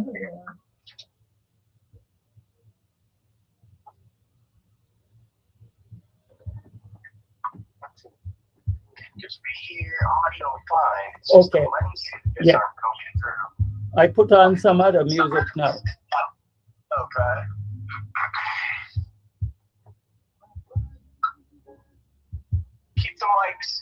Keep the mics up and on. Yeah, Just so when we do start hearing it, we'll know. yeah. Okay? Well, okay. Well, the mic things are on, both of them. Okay. Let's see. Let's look at it. I'm just trying to go through the things I'm gonna do when I get there. You know what I mean? Yeah, yeah. Let's see. Okay. When you're looking at fader, mic 2 and 3, right? Yeah, yeah. I'm looking. Way at the top. Yeah. Are those lights the same as the other faders? Well. It should say there's like an A and B button, and it should not be lit. Right? Okay. Wait. When you say A and B. Like the top. Oh yeah. It should say like A. Oh yeah. It should be not lit. It should just be black. Yeah. Nothing up there is lit now. Okay. And then the PGM, which is a little further down on both of those. Are those both lit? Yeah. It's a lot of red lights and all of those. Okay. And then on the top right of the board, all the way top right. Yeah. Is the PGM lit there? Wait. Top right. PG. Yeah, so all the way to the right side of the board, the rightmost part of the board, and then the top. It should be like the top right button. Well, there's a PGM here. That's not lit. No. Hit that. That says monitor source. No, hit the PGM. Yeah, I hit the PGM. Yeah. Oh, you just did? Okay. Yeah, and I hit. Okay. Yeah, I hit the PGM. Yeah. Okay. Everything is PGM. Everything is red at the top, except one mark. Switch meter source select. That's fine. Don't worry about any of the other ones other than the like 1 and 2, and then all the way on the right side of the board, the right furthest post piece. Yeah. Should be here. Yeah. Okay. Everything there is red. Yeah. Okay. Then what I'll do is I'll check that. So you see that where there's like the mic plugs, the mixer. It's to the on top of the board, the black, smaller, about 8-inch by 6-inch box. Oh, well. Shure, SHURE, I think. SHURE. I see some things at the top mark source. Yep. Okay. Yeah. Yep, that box. The box. Now that box is where the mics are actually plugged in. They're plugged into that, and then they go to the board itself. Yeah. Okay. So with that, when you're speaking into the mics, so speaking to one of the mics right now, is that lighting up one of those mixer pod things in the front of the screen? Oh no, no. There's some things saying output and so, but there's no lighting up. No, Nothing's lighting up? no. Okay. Okay, so Testing, that might testing. be where we got an issue. That might have lost power somewhere. So that might need to be plugged in. Oh, Or maybe there's something that went, maybe whop a zapped it somewhere. I don't know what it could be, but I think we're yeah. getting That closer. that thing is saying output level meter, but there's no red lights on there. Okay. Okay. As a matter of fact.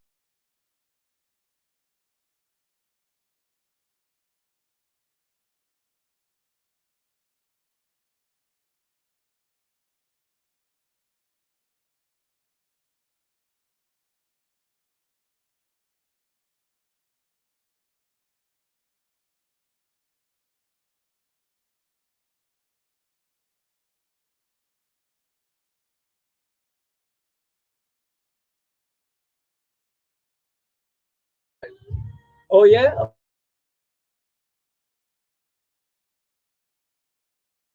There you go.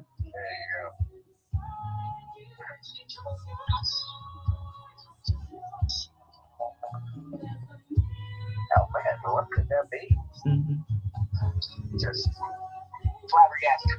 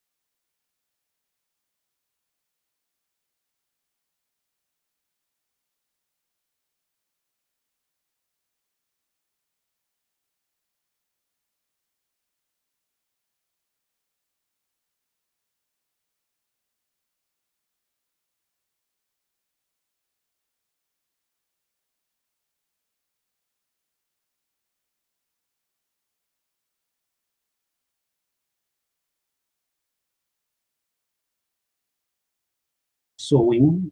Oh, yeah. Sewing So, and crocheting and Crochet? knitting. Crochet. And wifey, at any moment you can, chime in. right. Mhm.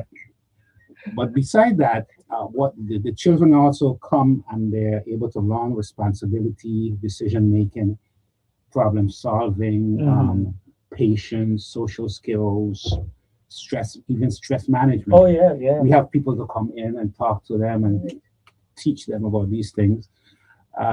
Table etiquette, CPR, use of technology, and so we have volunteers who help out in those areas of teaching. Right. And whatever I can teach, I teach also whatever I know.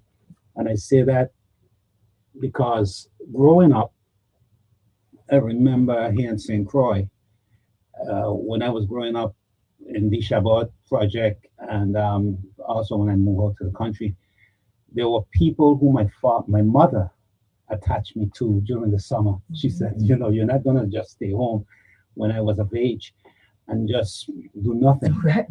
And there was a time to get a summer job, you had to have a Social Security card. And I wasn't old enough at times, but she would hook me up with people like Tolang. Tolang? Yes, my mind is a little bit foggy. So, Mr. Hector, the carpenter, different people in the community. I remember working with Mr. Bellardo, people like that, and they'll teach you little things here and there. Today I can hang doors, I can do a little basic electricity and things like that. But it all came because there were men in the community who I learned things from. And so this inspired me at one point in my life to start a program like this, where the children can, learn basic skills and also at the same time have adults that are in good standing, of course, and where they can come and see a carpenter pound his finger and not cuss, and things like that. They're able to come and learn. Now, it's not all, how should I say, happy moments. Right. That children can be challenging. They can be a challenge. Right. But we're able to work with them in such a way that when we see certain things, certain behavior, we're able to address it in a loving and corrective manner. Right. And so we have been able to see changes in attitudes. We are still working on some of them because I always say children are like coconuts. They don't produce fruit overnight. Sometimes it's when they become adults. It takes years. But the fact of the matter, life is a learning process. Exactly. Yeah. But I see it as in a matter of time, they will, all of these positive things, they will get to a point where they will say, hey, remember Mr. Brannigan taught us, and I have teachers, that I can thank, the Schusters in high school. Oh, right. Yeah. Who, they were tough. Oh, and she's my cousin, so it's like having your mother being a teacher. But they were tough. But at the same time, I look back and I see him and I say thank you. I didn't like everything, but and so that's what I do now. I reach back and I give back to my community in that way. And so that's what we're about, basically, working with these children. By the way, we are also regulated by Human Services. Oh, yeah. Okay. So that, So, Pastor Brannigan, Yes. Quick question, because you mentioned a few things that definitely was of interest to me. You mentioned carpentry, electricity, learning about. So I'm sure you've heard that the big push now, and has been for years, is STEM. But right now, you may have heard of data centers because of AI. They're building these huge data centers. And believe it or not, some of the top tech leaders are saying that what they need now is basic skills, Mhm. carpentry, Yes. electricity, air conditioning, because these data centers, they need people to Mhm. build. Exactly. And so there's a guy you may not have heard of him.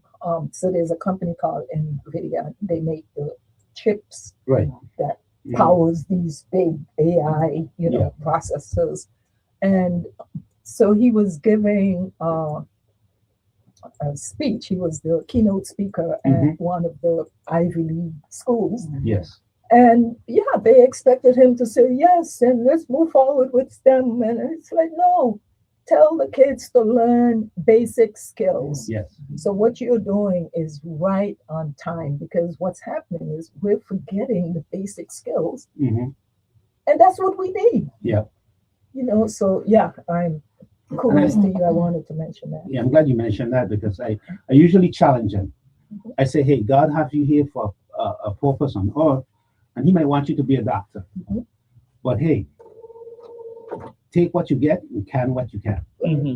Because in the future, you could be a doctor, but you could hang a door. Yeah, You can fix your car.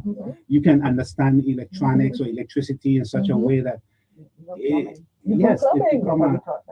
plumbing, and even plumbing, we teach them basic plumbing. Good. Oh, no, Joining beautiful. PVC pipes. And, But you But- have a lot of skills. How you're able to teach so many different things. well, I don't teach everything, Yeah. but I teach a lot, and it's again basics. Mhm. And that's what I'm saying. That when I was Basics. growing up, That's right. there were men. Even if a And plumber sewing? came to my house Sure. to repair something, Mom would say, "Hey, stand by and watch. Have a look. Yeah. Learn something." Yeah, yeah. You know, so Mhm. they're basic things that I do know, Mhm. Mhm. and there are areas too where I get individuals who have the skill, might be retired, but have the skill. And I have spoken to some people, and they say, children, the too rambunctious. And I understand that because not everyone is a teacher. I might know to do something, but that doesn't mean that I know to teach it. Yes. And especially the smaller children.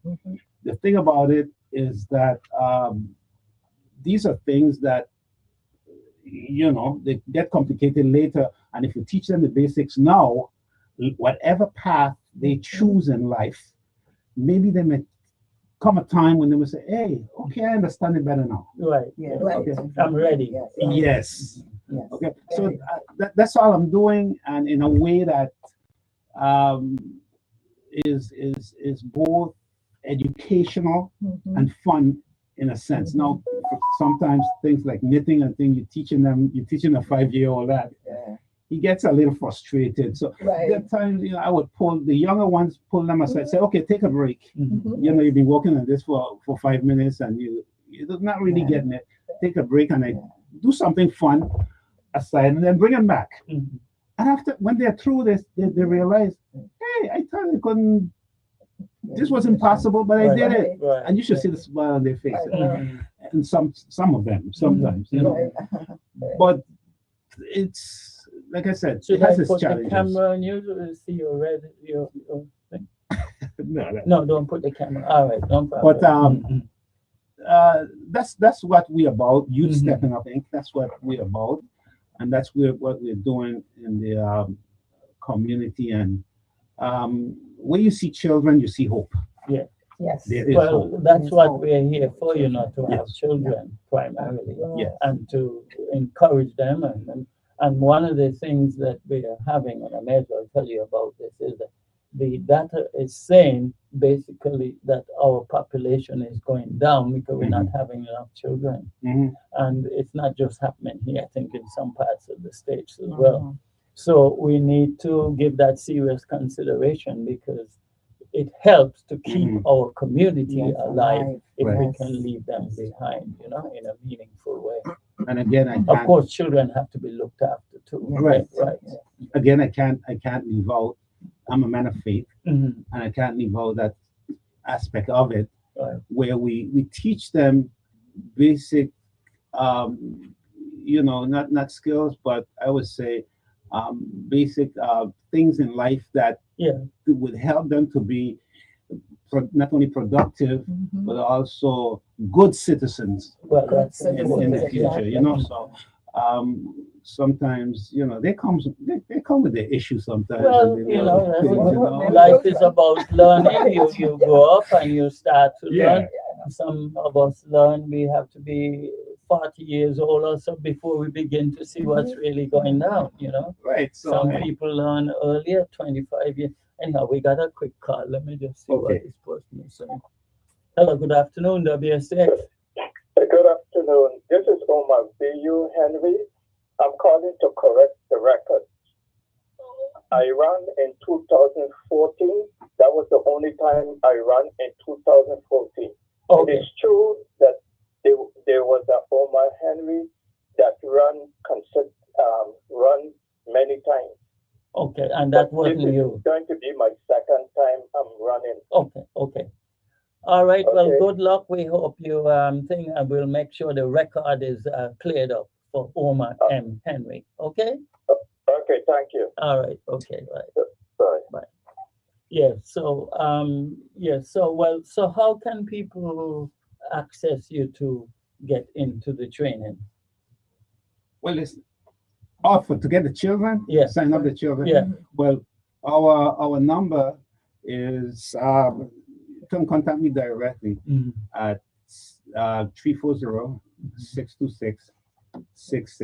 340-626-6670, and um, at the office, which will be closed for a few renovations that we're doing Okay. and so forth. Right. But when school starts again, well, before school starts, having our registration. The office number is 340-773-4598. 773 4598. And what do you call the office? It's Youth Stepping Up. Oh, that's the It's best place to located- step, yeah. Yeah. You stepping up. Yeah. Mhm. The center is located on my grandfather's property there, behind where the Golden Cow used to be. Well, behind of the Golden Cow in Richmond, Behind, 1770 Richmond. That would be behind of the police substation there. Yeah. Next door. For those of you old enough to remember the Oasis, Mhm. it's right there next to where Oasis used to be. Give me that cell number again. I think you said 340 626 something.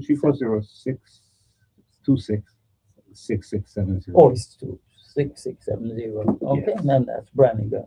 Okay. Pastor Brannigan. Yes, and we start again hopefully in September, August. August. Oh, I see. All right. Okay. Mhm. Yes. So what are you doing this summer as far as with the kids? Anything? Well, this summer, no, we're not having Nothing. summer camp this summer. We Okay. did summer camp before, and summer camps are very expensive, Yeah. and so it didn't work out for us. Mhm. We're in our infancy right now. Okay. We've only been around for this is our third year. Mhm. We're going in 4 years. So we right now working and seeing, and if there are any grant writers out there and you would like to donate your time, Okay.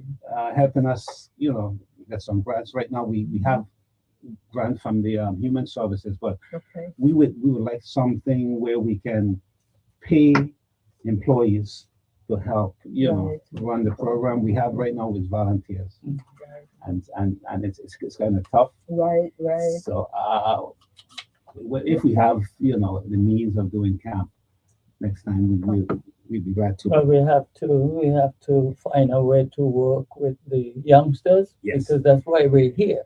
Mhm. We're here to pass things on. Right. So we got it. It's wise to invest in the youngsters Yes. so that they could keep the spirit alive, they keep the culture alive, and all the other things which are needed. One more thing I Mhm. have to mention Right.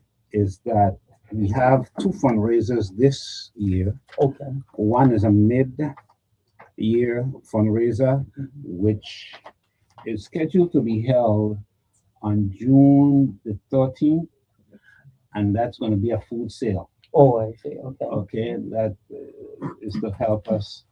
Um, We have a Okay, that's a expensive. Saturday, right? Yeah, Yes, sure, that's yeah. Saturday, June 13th. Yeah, do some fundraising. Yeah, It's going to be from 11 a.m. to 2 p.m. Mm, And again, it's going to be at the youth center located at 70 Richmond. yeah, That's behind the behind the police station. police there. substation there. Okay. We'll be having chicken soup, barbecue chicken, stewed chicken, pigeon peas and rice, or white rice, whatever your choice. Mhm. Potato stuffing, green salad, Johnny cakes, dessert, chocolate cake, carrot cake, Mhm. and the old Kushan Mabi. Yeah, can't go wrong. Yeah. Can't have say that I have Mabi. So. No, no. And again, the chicken and rice meals would include the soda, and if not, water would be $1, Mhm. and for extra sodas $2. Absolutely. So, Well, that's good that you're yeah. doing that. All right. Well, we don't have too much more time because I have to do something a little bit. We're coming up to 3. But you want to mention your trip to St. Kitts and yeah. Okay. To be brief, due to the nature of my travel there or my trip stay, I did not get to see a lot. Mhm. Drive around and visit some of the historic sites and so forth. Yeah. So I was between where I was and the city of Bastille. Right. Yeah. So I did get to walk around Bastille a whole lot. Okay. And I'm seeing as I drive, I'm seeing changes because I've been there before. I'm seeing improvements. Oh, I see. Where, Okay. as a matter of fact, right now there's a boat that goes speed. Well, I call it a speedboat that goes from St. Kitts to Nevis every hour. There's that Yeah. wasn't there before. The ferry, Yeah. ferries, there are many ferries. Yeah, I was able to get on board a barge where you can drive your car Oh, yeah. on it Okay. and go from St. Kitts to Nevis. That wasn't Take When your you, car. when, you when you yeah, can. your vehicle. Just drive your vehicle on board, Right. Take you, and it takes you, and you drive off. which is And you can take a day Nice. trip and drive around Yeah, go Nevis. Yeah. right. And at the end of the day, again, there's a certain time, and you drive back on, and Mhm. Go back. you go back. You're right. You know. Which is nice. So, based on what I've been hearing, I don't get into the politics of other places because I just listen, Mhm. But the talk shows and so forth, they, based on what people are saying, it there's a lot of improvement taking place, Mhm. but at the same time, there's room for improvement. Absolutely. I mean, just to For put it Well, that's, in a nutshell, that's how it's it a- goes. Right. Yeah. it's a lovely place, Right. you know, Absolutely. visit and so forth. So one of these days, I'll take some vacation time. Definitely. Yeah. Infinite All right, you spare have time. anything you want to say, my dear wife? Well, I Come think that closer. I think that Mr. Brannigan, he said what need to be said. Right, absolutely. Okay, So, well, fair nothing enough. else. Anything extra about the sewing classes? Well, he had this little boy. He learned how to sew. We teach them basic stitches. Okay. And the first time he did it, it was kind of hard for him and Mhm. some others. It was new, so Right. we try to encourage them that when something is new, it's hard, It's hard. Right. But you need to be patient. We teach them patience, and that to not be so hard on themselves, Mhm. even if they mess up. So the next season when we had it again, because we tried to repeat because we want them to improve, grow in Mhm. doing that. Sure. And I remember he came to me and he said, Miss Brannigan, I remember what you taught me. And now it's so much easier to sew. Oh, that's So, beautiful. so we like what Mr. Brannigan said that we see an improvement. That's They're right. learning how And to do keep things, mapping and it that out, was yeah. new to them. Now it's not foreign Right. because they're familiar. Right. So they're getting better and better and better, in what they're being taught. Absolutely. Right. Right. And he had this one girl. One more story. He had this one girl who said that she doesn't like sewing. She was frustrated. I said, I don't like sewing. So I sat her down and I said, listen, I was just like you. I did not like sewing, but my mom made me go Mhm. and learn sewing. Mhm. And I said, you just have to be patient with yourself. And eventually I said, it will get easier. Mhm. But you have to put your mind to it that you could learn. Okay, so do you want to learn to sew? Right. That's the question. Mhm. And then you will get it. And then as you continue doing it, it'll be easier. And so at the end of before the day and the time, she was so excited and she was sewing. And I was like, wow. I said, what how you feel now? She said, yeah, you're right. It's not that as bad, So yeah, the children are learning, and it's good to invest in our community, our children. And someone once said that whatever you're passionate about, you will support. Right. And it's more than words saying that we care about our children. But I encourage the community, if you care and you're passionate about what our children become in our community, support it. Support it.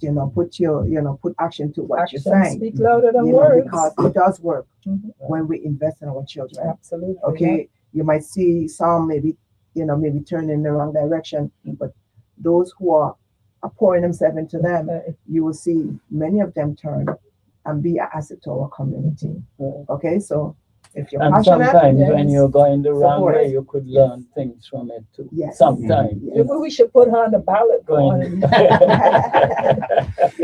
Yeah. Well, I was talking to a guy about that, and he said he was talking about the ballot, basically. So he said he's running. What is it? He's not running for office. He's running away or something the sort like that. So that was his way of doing that.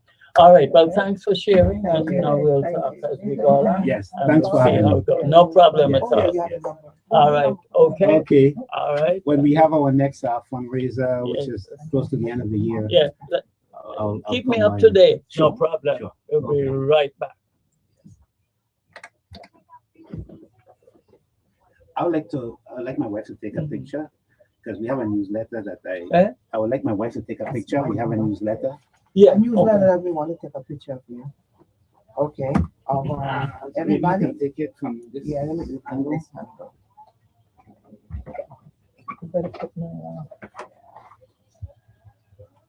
Okay. Okay, I can put your chair. You will be in the middle. That's okay. Yes. Yeah. All right. Yes. So you're looking at me. Okay. Y'all looking at me. All right. Got it. Oh, you want to be natural? Huh? Okay, go ahead. Take another one. No, I already took a picture Let's of you run the here back. already. Okay. I already took pictures, and I just include. What's her name? Brenda. Okay. So okay. Oh, I Brenda thought you were a candidate for yeah, because the topic that was before us. No, I'm Brenda. Okay. But some of those names you mentioned, because I left as a teenager and Yeah. I just moved back. Yeah. But some of those names you mentioned Oh yeah. at school, I remember that. Okay, but Schuster. Miss Schuster? Who? Yeah. Oh yeah. And then I had Mr. Rober, Jeffrey Rober, over at Call B. There were quite a few of them who I'm here doing what I'm doing today because of the influence they had on my life. Didn't like them at the time, Oh, they really cared. but they cared. Yes, that's another thing. They cared about students.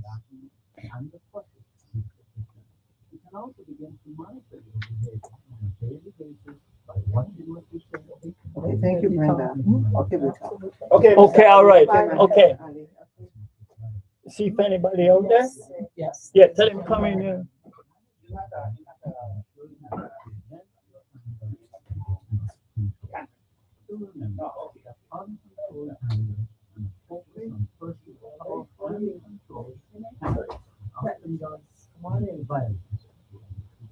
I have a chair for you. Okay, brother.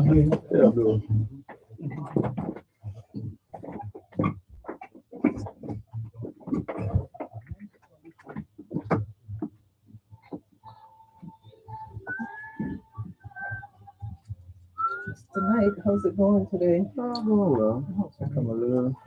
You know him? I just met him. Introduce yourself.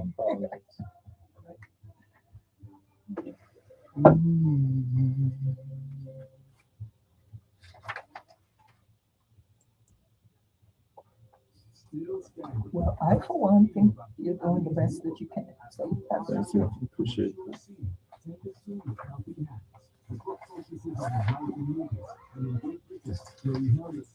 But I ain't this guy in calling it. Bernard, That's all right. When you're ready, start. When you catch up to us, you catch up to us. When you're ready, start. No, when you catch up to us, you catch up to us. Wait, no, he's here. Hold on. Daya? Hey, Mr. Ali, how you doing? Oh, good, lovely. The Superman is here, Carl. So we're good to go. Okay, great. Hold on a minute. Hold on. Okay, excellent. Okay, so that one I'm going to want to read it later.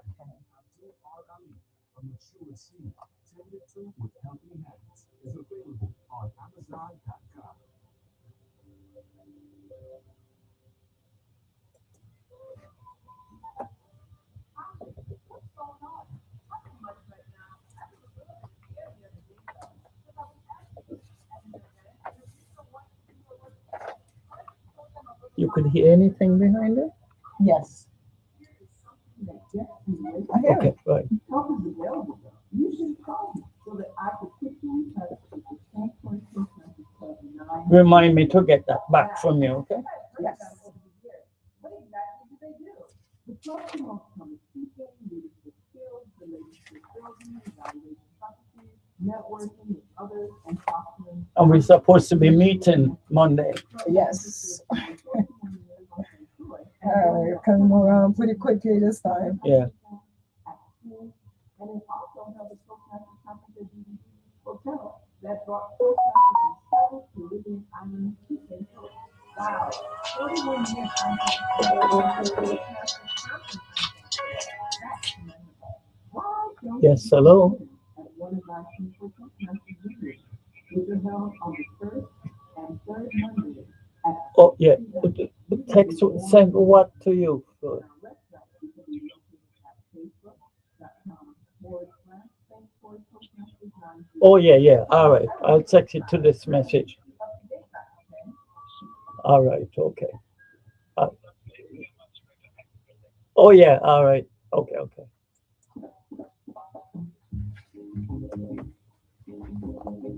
Remind me to send something to William Matthew later. Okay?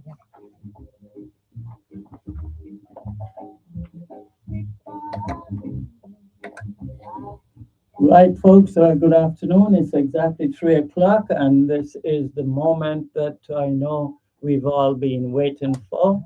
And I just want to make sure do we have you on the line, Mr. Dyer? I'm still on the line, Mr. Ali. Okay, and Carl, just say a few words in that. Let me make sure we could hear you. Man, Abdul, you know, to develop things But- and make things. What we have to wait for? What you marching me into? Good Okay, afternoon, Mona. all right. Hold on one Good second. afternoon, Mr. Knight. All right, okay. So what are we going to do is get ourselves ready, and let's see, we're going to stick with each other today as we go along. And we've been talking about this for quite a while now. And so we will just, obviously, Carl Knight is here from WAPA. And what we will do, Carl, I did promise that we would we will do one of these first before we go further. And it says here, what outages weighing on your mind? If so, it may be time to look at our energy challenge in a different way. Yes, WAPA must be held accountable, but WAPA must also be a part of the solution. Here's the deal. WAPA is spending more than it's taking in. Its debt burden is growing. Fuel costs remain a concern, and the territory cannot continue accepting unreliable power as normal. But there is hope. According to Bernard Dyer, a Virgin Islander in the diaspora, veteran technologist and author of the Virgin Islands at a Crossroads series, Virgin Islands must move forward towards a modern energy model. That means microgrids, solar power, battery storage, and resilient systems that strengthen the grid.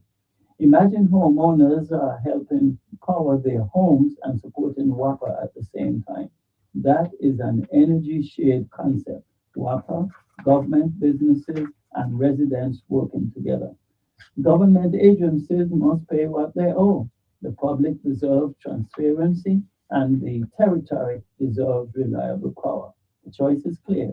We can bring WAPA into the future or continue suffering as the system declines. The future must begin now.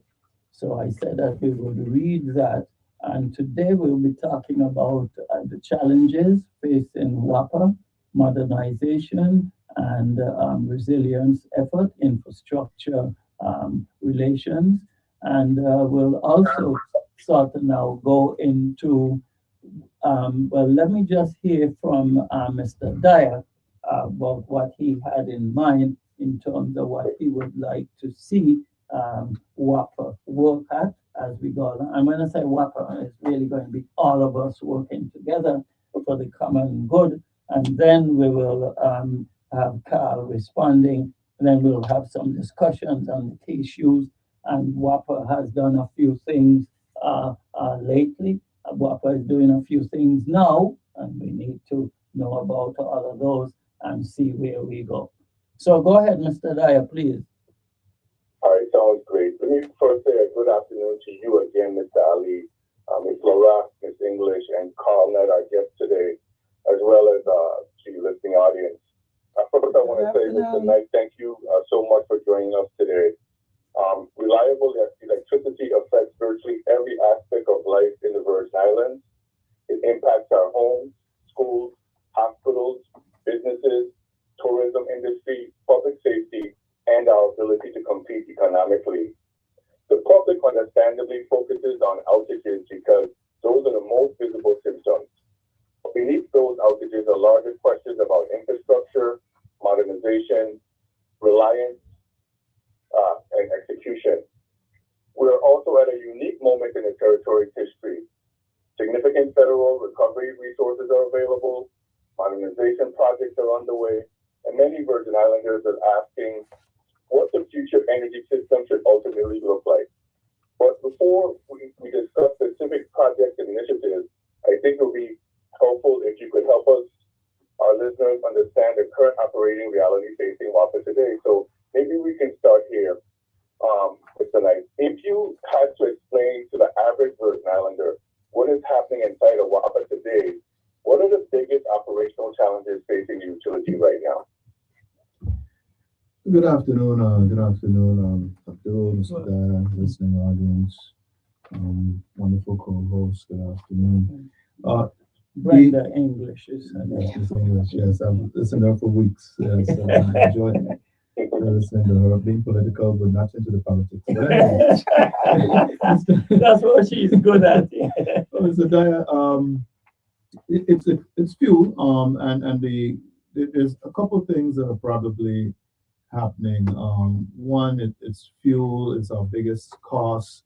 Fossil fuel in particular, if anyone realizes fossil fuel, WAPA never had financial issues until the price of fuel went up to about $150 a barrel, somewhere around 2014, somewhere around there. WAPA at that point had been 100% dependent on diesel and heavy fuel oil. And so $150 a barrel created quite a challenge. That's when the impetus to build the propane terminal came about.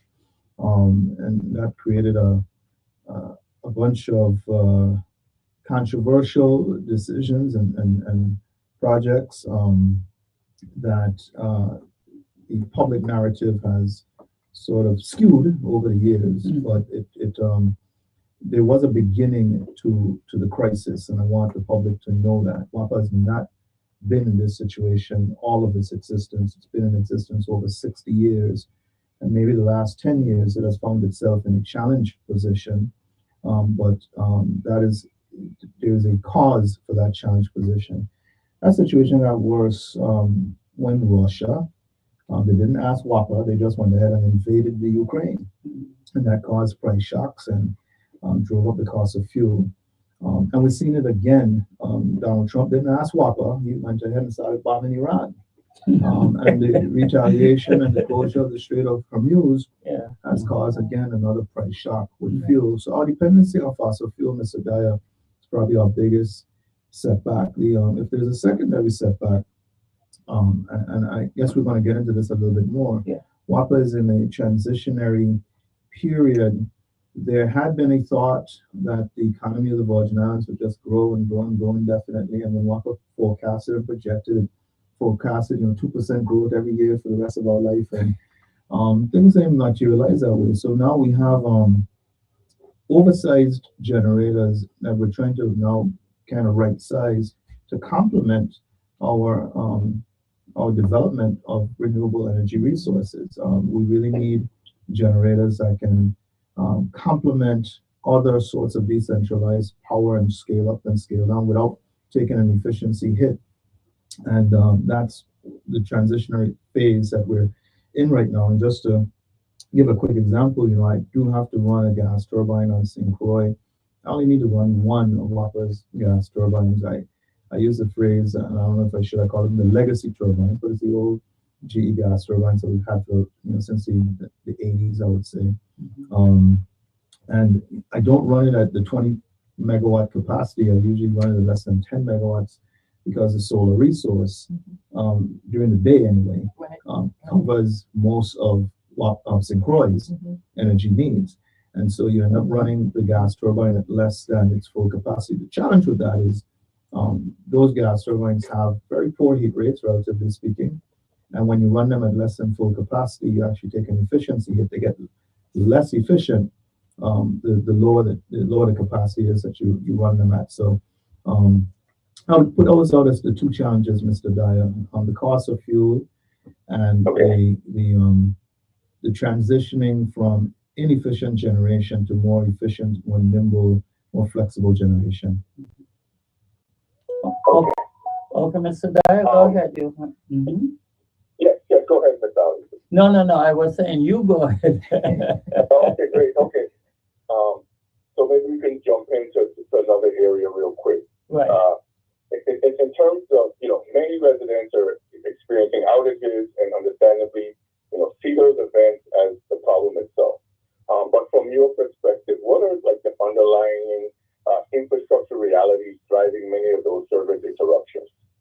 No, I can certainly give a status of where we are, and of course I can discuss what we're doing about it because there's a lot of great things that are happening. But as far as where we are, I mean, the challenges are twofold, and so I want the public to know. So there was a genesis to the financial challenges that WAPA faces, and I told you that genesis was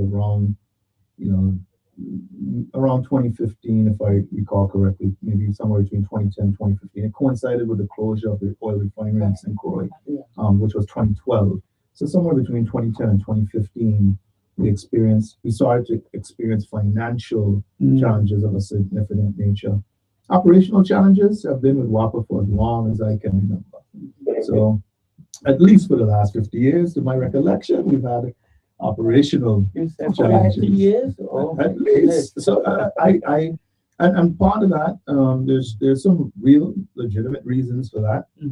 We are not part of a grid. We are an islanded utility. Matter of fact, we are two islanded utilities. There's no interconnection between St. Thomas and St. Croix. So if a generator trips on St. Croix and I have a partial outage or full outage, I can't tell St. Thomas to go ahead and provide power to St. Croix. If you live on the U.S. mainland, you have that option. You'll never know when the power plant in your backyard had a generator failure because they'll just flip the switch. It's automatic. They'll start buying power from the power plant up the road. And you wouldn't feel a generation outage the way you feel on our islanded grid. So, when people compare us to the States, it's a false comparison because you have the benefit of national grids to buy power from it. I think there are 3 national grids in the U.S. Texas has its own, and then you kind of have a West Coast and an East Coast grid. And you can buy power any place up and down that they're all interconnected. So you're not beholden to one power plant in your backyard. So that's one reality. The other reality is that we live on tropical islands, right? And one of the beautiful things about living on a tropical island, one of the reasons why we love living here is our lush vegetation. Our tree-lined roadways are one of the things that, for instance, makes St. Croix very special. When you drive along Queen Mary Highway and you're lined with mahogany trees on both sides, casting shade, and We love the greenery of the rainforest and over in St. Thomas, the north side of St. Thomas, and lushness. But trees do get into power lines. Trees and power lines don't mix. Yeah, that's true. And you do end up with a lot of outages on the transmission system, the transmission distribution system that are related to vegetation. Last week or 2 weeks ago, we had a truck run into a pole in downtown Christiansted, broke the pole. So you have a lot of those, believe it or not, an inordinate amount of outages are caused by vehicular accidents involving our equipment. So there are different things. You have a vulnerable T&D system that's exposed.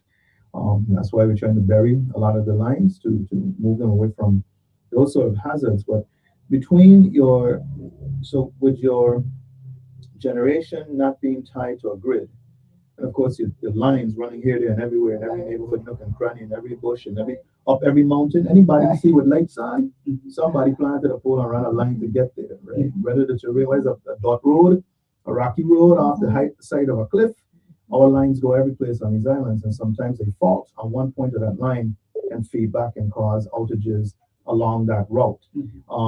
In the plant, the solution we used to have prior to the 2010 financial crisis, we used to run what we call spinning reserves. We actually used to have multiple generators running. So even if I only need one generator running, I probably have two online in case the one trips, one will take up the load.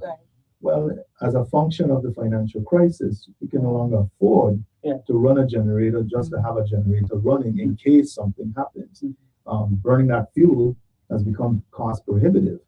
And so if you feel that the system is becoming less reliable, it's because we can no longer really afford the kind of redundancy that we used to be able to do. When I first worked for the company, I've returned to the company recently, but when I first worked there as an engineer, we ran spinning reserves. We literally had generators running just in case. And so that was a much more reliable mode of operation. Not more efficient, but a much more reliable mode of operation. We just can't afford to do that anymore. Right, absolutely. I have a quick question. So you mentioned the backup. My husband used to work for the power company in Tallahassee, Florida. So I'm sort of familiar with the lingo, but forgive me if I'm not using the correct terms. But you mentioned backup powers, and you mentioned of course the generators. So, and you can't really afford because it was cost prohibitive to. But is it possible for the backup generators to be propelled by solar so that they could kick in when needed? Or I don't want to get ahead of Mr. Dyer. Wait. Nobody wants to get ahead of us. No, not at all. But no, they are not quite how you expressed it, but they are. So we don't run spinning reserves anymore. Although, quite frankly, on the island of St. Thomas, I recently asked the plant to start running spinning reserves once again. The Wärtsilä engines that we operate in St. Thomas are efficient enough where it's not a major cost for us to run an extra 7 megawatts of Wärtsilä generation, because the efficiency, the heat rate, or the amount of BTUs we produce per the amount of kilowatt hours we produce for a BTU of heat makes it efficient, right? So we're able to run the Wärtsilä engines, and so I've given them instructions that we should try to do so. Battery technology has advanced tremendously, and rather than operating spinning reserves, there's an opportunity to actually have batteries be that spinning reserve. They provide an uninterrupted power supply, and when the generator goes down, like right now in the Holly plant, we have a battery that has a 2-hour capacity of 9 megawatts. So for 2 hours, we can carry 9 megawatts once that battery is operational and charged. So there is the opportunity now to replace what used to be expensive fossil fuel burning spinning reserves, putting running hours on the units, which eventually requires maintenance on those units. There is now becoming a more effective and more efficient solution in the form of utility scale batteries, or what we call BESS, battery energy storage systems. So that's what we're looking towards. And to kind of dovetail your question. Right. The way you charge those batteries, what we found to be very effective is we use our solar resource Okay. to charge the batteries. Right. So on St. Thomas, when everything is working the way it's supposed to work, the Dunu solar farm, as the sun comes up in the morning, the first output from that solar farm charges the battery in the Harvey plant, maybe 10 miles away, and that power is stored in case we need it, and we discharge it at points in the day when it makes sense to do so. Usually we wait until the peak, and we discharge at the peak. So there is a correlation between what we're able to do with renewables, particularly solar and battery storage, and that is how we ultimately will get back to a more reliable grid. We're replacing what we can't do with spinning reserves, replacing it with batteries and solar power. All right, Mr. Dyer, did you hear that? I heard it. It kind of dovetails into my next set of questions here. Yes. So it fits perfectly. A great deal has been said about modernization and the federal recovery project. Could you walk listeners through the major initiatives currently underway and explain which projects you believe will have the greatest impact on reliability? All right, so I'm going to start behind Mr. Dyer, and then I'm probably going to get ahead of Mr. Dyer. So we have conventional projects. First off, I want to, maybe it's a good chance for me to give some updates. We're purchasing generation. There's been a lot of back and forth about generators on the island of St. John and the absence thereof. And without relitigating things that happened before my tenure, the fact of the matter is I've found the means, and we've secured 10 megawatts of fossil fuel powered generators for the island of St. John that will be able to operate as standby generators. In the event the grid goes down, they will have a source of power on island that powers the island of St. John fully. That is a federally funded project. I'm very proud to say that we're moving forward. We just last week, Friday, we tested the generators. They passed their tests, and so we're preparing them for shipment to the Virgin Islands. Tested them in Wisconsin. We have, right on the heels of that, we're working on temporary power generation for all power plants, which the distinction I'm making, the temporary power is not, it's there for the construction phase of the plant rebuild that we're doing. So we're looking at bringing about 30 megawatts of temporary generation on St. Croix and 15 megawatts on St. Thomas. Those are probably unrealistically, of course, I'm going to throw it out there and say it's a 12-month project, so maybe around this time next year is when we can realistically expect those to be online. But if I said 12 months, then I plan to try to do it in 9. Yes. So, but 12 months is my conservative estimate as to how long it's going to take us to get those purchased into the territory and permitted by the EPA for us to be able to operate them. While we're doing that, we're going to be working on permanent generation. We're looking at building another 19 megawatts of generation, brand spanking new generation on the island of St. Croix, and adding another 32 megawatts on the island of St. Thomas to support the St. Thomas-St. John grid. We're narrowing down our choices as to what's available. We hope to get back to something that we've drifted away from, which is what we call combined cycle operation, to maximize the efficiency of the plant. The generators, the heat that comes off the generators is used to boil water, produce steam, and that steam is then used to turn a steam turbine and produce additional energy. So even that wasted heat is recovered and utilized to make even more energy. And so we think that's the way we maximize efficiency and ultimately get to a point where we can have meaningful reduction in costs that we can pass on to our customers as well. So this is the part where I started to get ahead of Mr. Dyer. The microgrids that you mentioned in the article. We are working on 3 different microgrid projects. They're federally funded under the hazard mitigation grant program by FEMA. There's one for the island of St. John. So those microgrids, those turbines that we're purchasing are ultimately part of a grander design that ties them into a microgrid. which will include battery storage that we will acquire through federal funds. Yeah.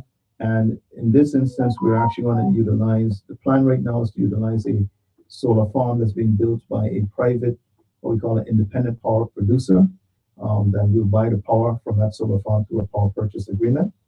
But the coordination of the solar farm, storage in the batteries, and the backup generators will allow us to create a microgrid, or the term we use is can island. The island of St. John is a little redundant when you live on an island, but it basically means that St. John can operate independent of the central power plant at Harley, and with the help of the generator, can do so indefinitely. So if necessary, you mean you see that happening sometime? I'm saying it's already started. It's happening. Oh, The design is being completed. The generators are already on order. The PPA is already signed and executed. We're waiting for the developer to start construction. What I'm saying is it's happening. Yeah. So the solar farm will be on which island? On St. John. Okay. So On St. John. that's good. Solar farm on St. John, power on St. John, everything going We are good. trying to make St. John as independent and as resilient as we Man, I can tell you, make it. because they had a rough time the other day. Yeah, they had a very rough time. Oh, man. And I understand how they feel that the infrastructure neglects their needs. Yeah.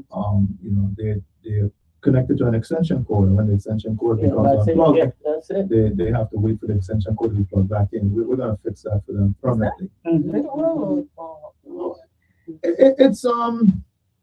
It's not literal, but it's very close to literal. There is a submarine transmission cable that connects St. Thomas to the island of St. John. So power is transmitted from one island to the next through that submarine cable. And when that cable is severed, the island cannot sustain itself. There's no power on the island. No, So we're also building a microgrid out at Bavoni. That one is not as far along as St. John, but the intention we have a power purchase agreement to put down 10 megawatts of solar at Bavoni. There's another power purchase agreement to put down something like 30 megawatts of wind. The current administration is not a big fan of wind or solar for that matter. But we're hoping that the developers get those projects off the ground. We are designing the storage, which we would purchase, which is the batteries, and we are already putting thoughts into the generators that we would put there. These would be smaller, maybe similar to what we're putting on St. John, maybe no more than 5 megawatts or so. These would probably be small generators. But we are looking at how we create a microgrid out there on St. Thomas as well. And then the third microgrid you said so, that means you got two others? Oh, my St. John, St. Thomas, and then St. Croix. When I came in, I had heard whispers of a project to isolate Frederickstead. To basically do what we're doing with St. John, we island Frederickstead so it can operate independent of the power plant in Richmond. And we have the solar farm. It's built at Hoggensburg, that's the independent power provider has built that solar farm. They have batteries there. It's operational now? The solar farm is operational, produces 10 megawatts of power every day. They have batteries, but we're going to add additional batteries to build the capacity up to be able to do the microgrid the way it's designed to be operated. And we are now looking at placing generation. We're actually talking to the developer who developed the solar farm to lease a portion of the property so we could put down a generator. So that'd be the first generator outside of Richmond. And it would be there for the purpose of providing backup power to those feeders serving the western end of the island. So in conjunction with the solar farm, the battery storage. So what we're going to do with the additional storage, the battery storage right now is really there for the daytime. As the cloud comes over, the battery kind of makes up the difference. It's there for power fluctuations due to cloud cover and the intermittency of that. We want to put enough storage there to actually store power that can be available even late into the night. And so with that and generation, the concept is we can provide enough power to power the 3 feeders feeding the western side of the island, even if Richmond is out of commission for some reason. So that is probably the second along. So I would say St. John is really moving, and it's the furthest along. St. Croix is coming along because we already have the solar farm in place, and we have some of the necessary things to make that happen. And then I would say St. Thomas is still kind of putting up the rear. But we'll get them caught up pretty soon. Mr. Dyer, are you hearing all this? I'm hearing all of this. Are you excited, Mr. Dyer? Of course. Okay, well, We're excited, and that's why we wanted Mr. Knight on with us to hear all these wonderful things. But I'm going to make him even more excited. And then Mr. That whole lot to see. So I listened to the conversation, and this has probably been a month now since I first heard the conversation. So I'm an avid listener of the program. And I was listening the day that Mr. Dyer talked about batteries and working with citizens, similar to the article that he wrote that you read. And at the time he was having the conversation, I knew that we were, knee deep in a program that I couldn't get. I didn't want to steal the thunder from the Energy Office. It's really a program being driven by the Energy Office. They have since that time made the public announcement of the program, so I'm free to kind of talk about the details, but it's what they refer to as the virtual power plant. Yes, virtual. That kind of it's a virtual power plant. It's exactly what I think is exactly what Mr. Dyer was describing conceptually. The Energy Office and Director Kyle Fleming, they smartly ran a program for the last few years to provide heavy rebates to customers to buy batteries to back up at your home. A program that WAPA, we endorse 100%. Right. Battery backups for your home is a great idea. So, as a matter of fact, I tell customers, if you can't afford the solar, because everybody wants solar, I want battery, I want to come off the grid. Like, if you can't afford the solar, let's get a battery.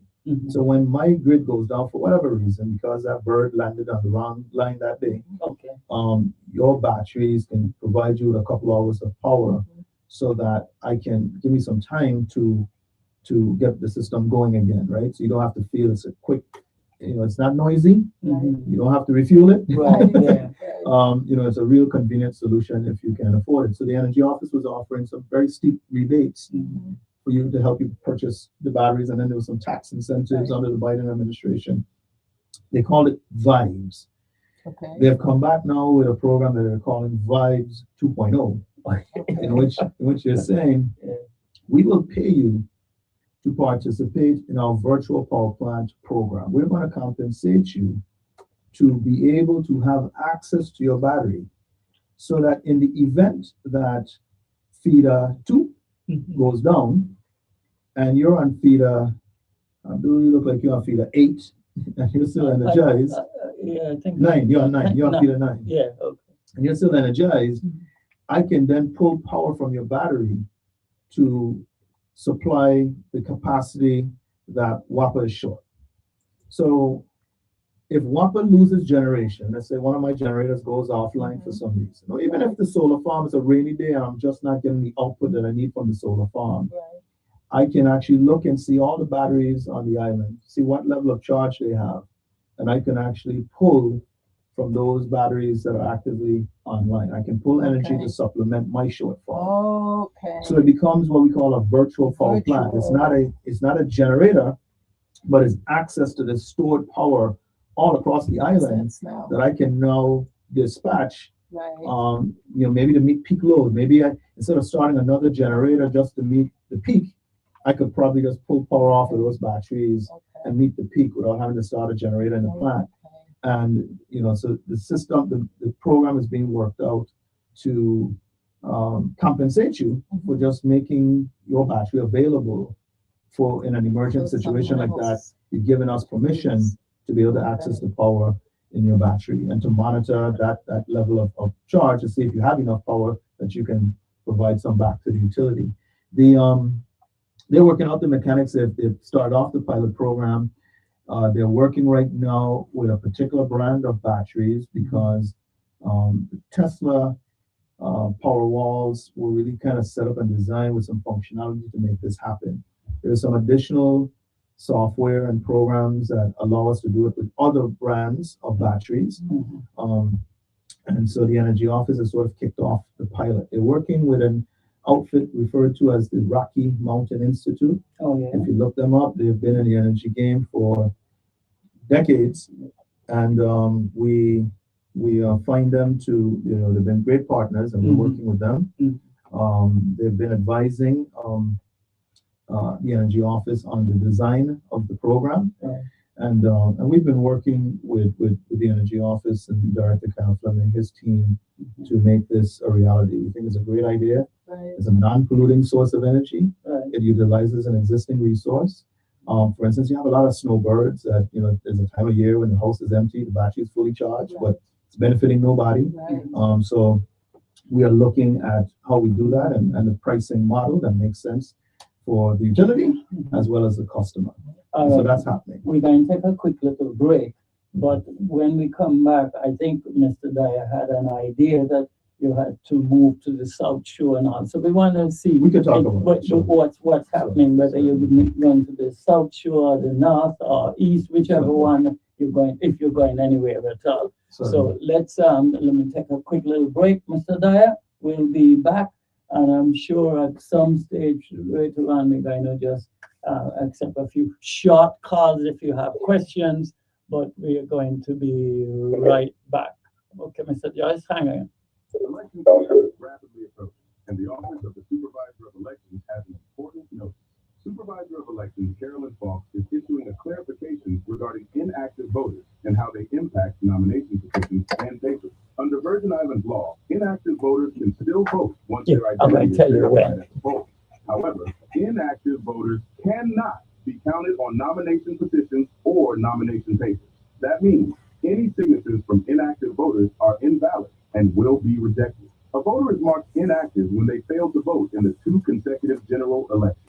A voter must respond to an official notice confirming their residence within 30 days. This means their registration is no longer fully verified. The election system will strictly enforce this law. Any nomination submission containing signatures from inactive or unverified voters will be disqualified. This is not optional. It is a legal requirement designed to protect the integrity of our elections. If you are circulating petitions, plan ahead. Get more signatures than required to avoid having to obtain additional signatures or disqualification.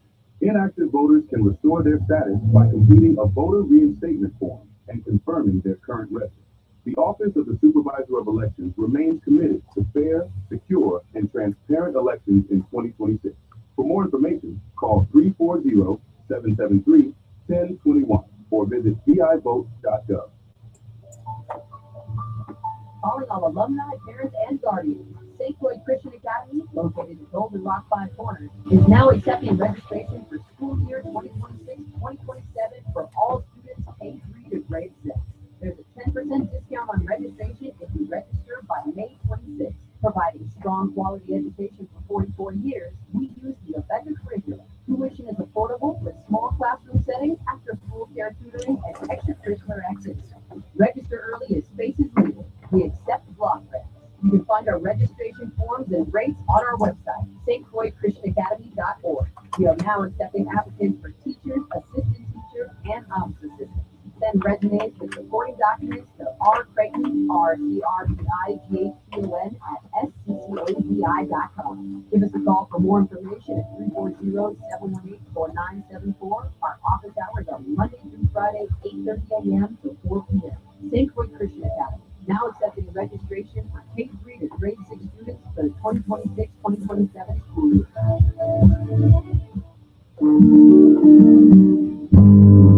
Today's tips for parents from the Parent Institute. I'm Dr. John Weary. There are ways even busy parents can help children do better in school. One of the best is to set priorities. Sit down and list what's truly important to you. When you really think about it, it's probably your kids. Once you know that family time is a top priority, it's easier to decide between, say, making dinner or talking with your child about school. Hey, order a pizza and talk. Knowing that time with kids is important to you also helps dispel the quality time myth. What children really need is quantity time. After this, you read that one. They need time to talk with you, time to see and hear how you would apply your experience, your deliver value to the problems they face. For more about getting involved with your kids, visit the Parent Institute website at radio.parentinstitute.com. Okay, Dr. Ali. So we know that election time is always a stressful time. So how do we manage it?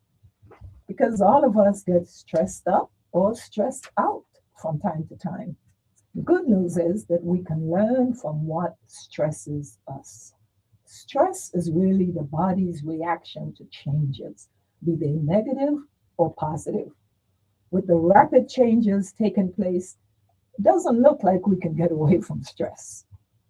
With all of that in mind, let's do 4 things to address stress, to learn from it and to manage it as well. Number 1, monitor your stress levels daily. Number 2, engage in calming and relaxing activities. Number 3, stop rushing out at the last minute to get things done. And number 4, don't be afraid to reach out to someone for support when help is needed to deal with your stress. Finally, when planning to address stress matters, be sure to put in place a strategy that would allow you to remain in control of your stress as opposed to stress controlling you. WSTX 970 AM and 100.3 FM are standing by to help you manage your stress and to be the very best that you can ever be. Being using your cool lately, are you in a relationship that's going out of control? If you've answered yes to any of these questions, it's time to take a time off. We're going to come back to moving away from the arguments and the focus makes a difference. You can also begin to monitor your behavior on a daily basis by watching what you say and how you say, even when you're So thank you for explaining that. words and hurt My background is violence. You can also develop strategies and skills designed to manage your anger by ensuring that you prevent your anger from getting out of control. Do remember that uncontrolled anger and a focus on So I'm going to bring Mr. Dyer in just now. Sure. Interconnection of batteries that can, the collective aggregation act like a generator. And there are a bunch of different, maybe 100 different batteries tied to each other that can draw on. So, states, I'm sure you hear that, but we have like substations. Substation. Yes. Oh, okay. One right off the highway, but it's across from the Asha. That's a substation. The Asha. We're coming back now. And you're in touch with WSTX Radio. Let's just get Mr. Dyer back on the line and then see how we could deal with some other thing. Mr. Dyer, you there?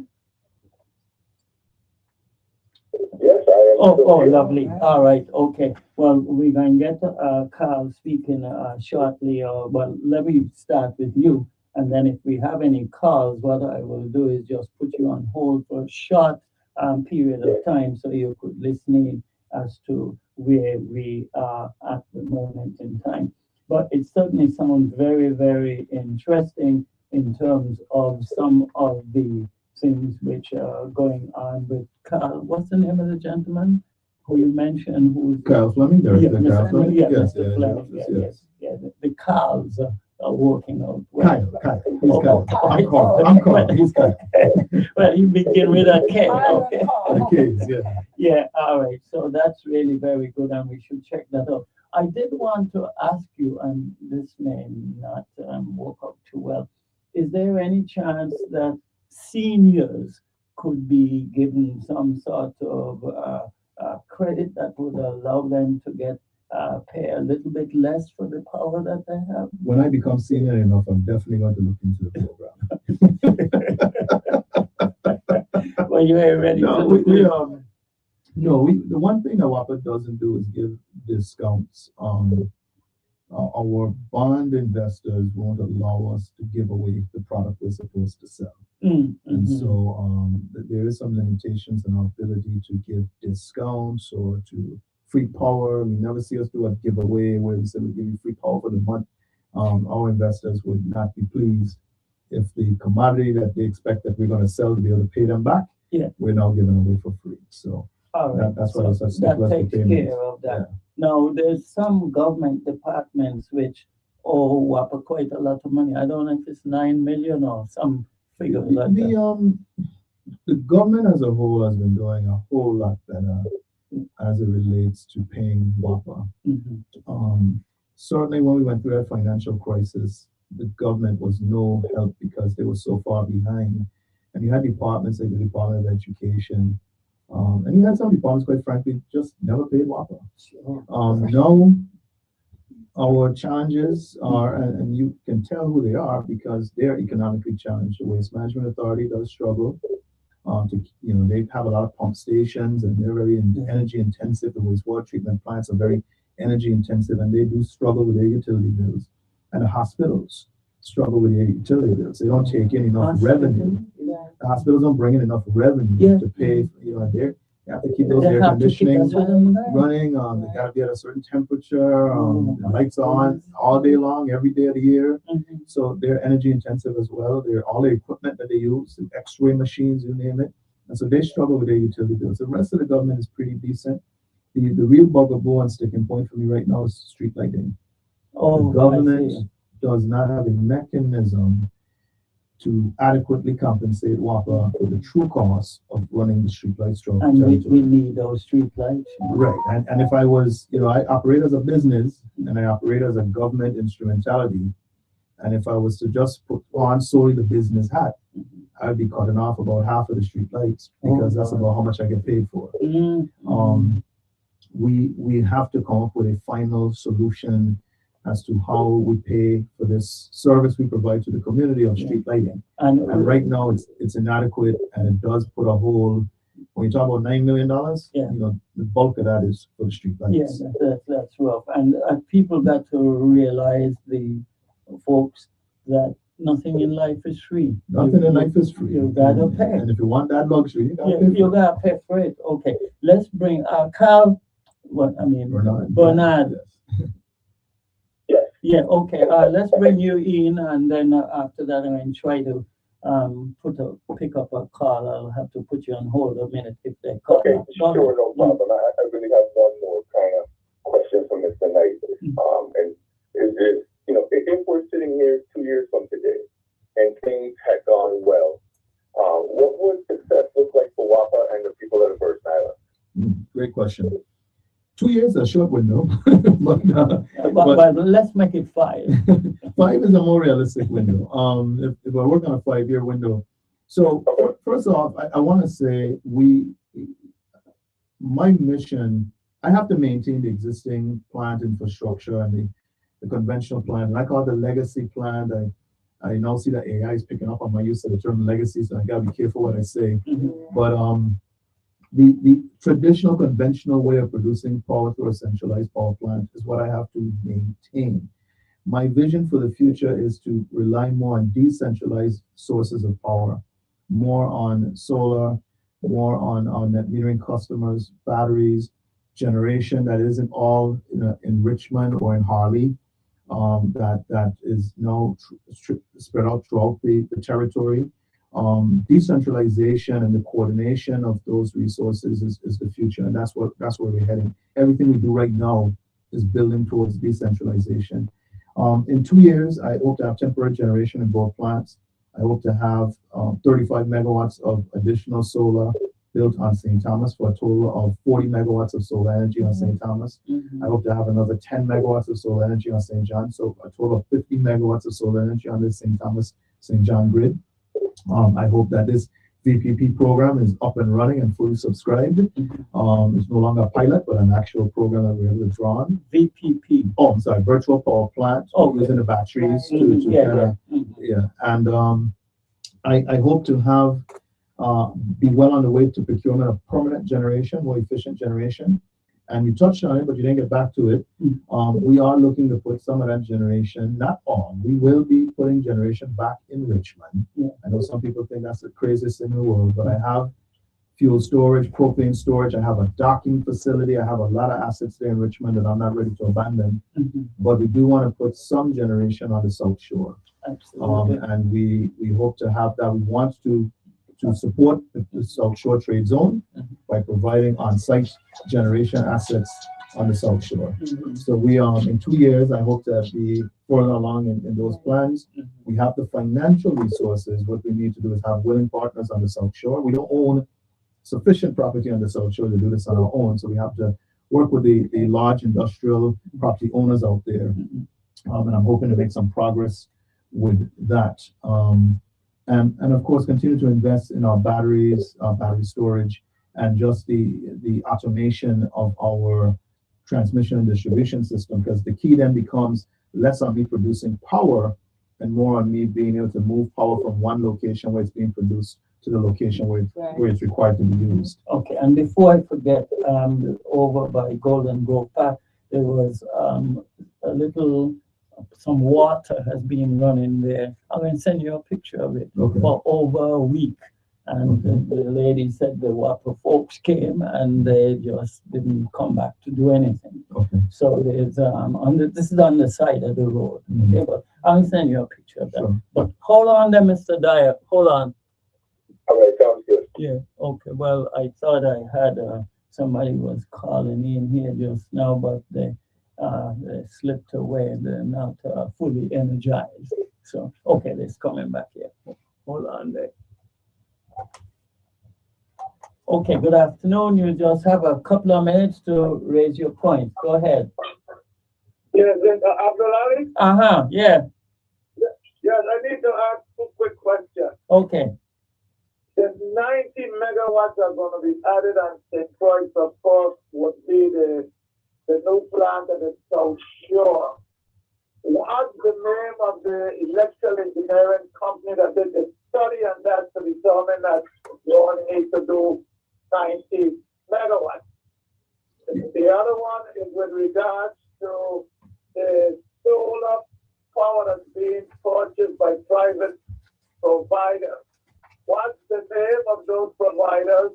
How much they are charging, and how much are you selling it back to the public for? Thank you very much. All right, thank you. All right, two great questions.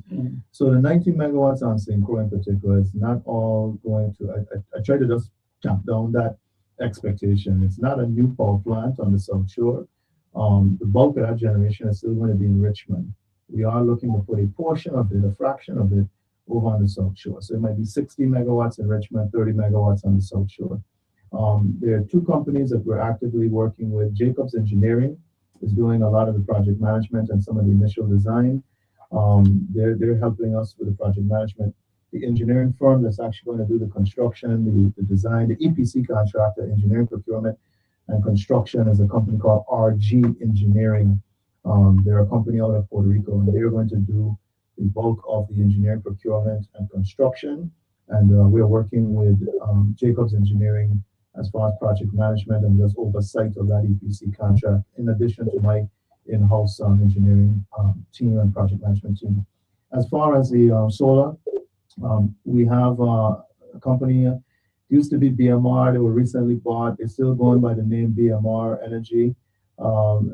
They control the Spanish Town solar farm as well as the Dunu solar farm. So they have 9 megawatts between St. Croix and St. Thomas.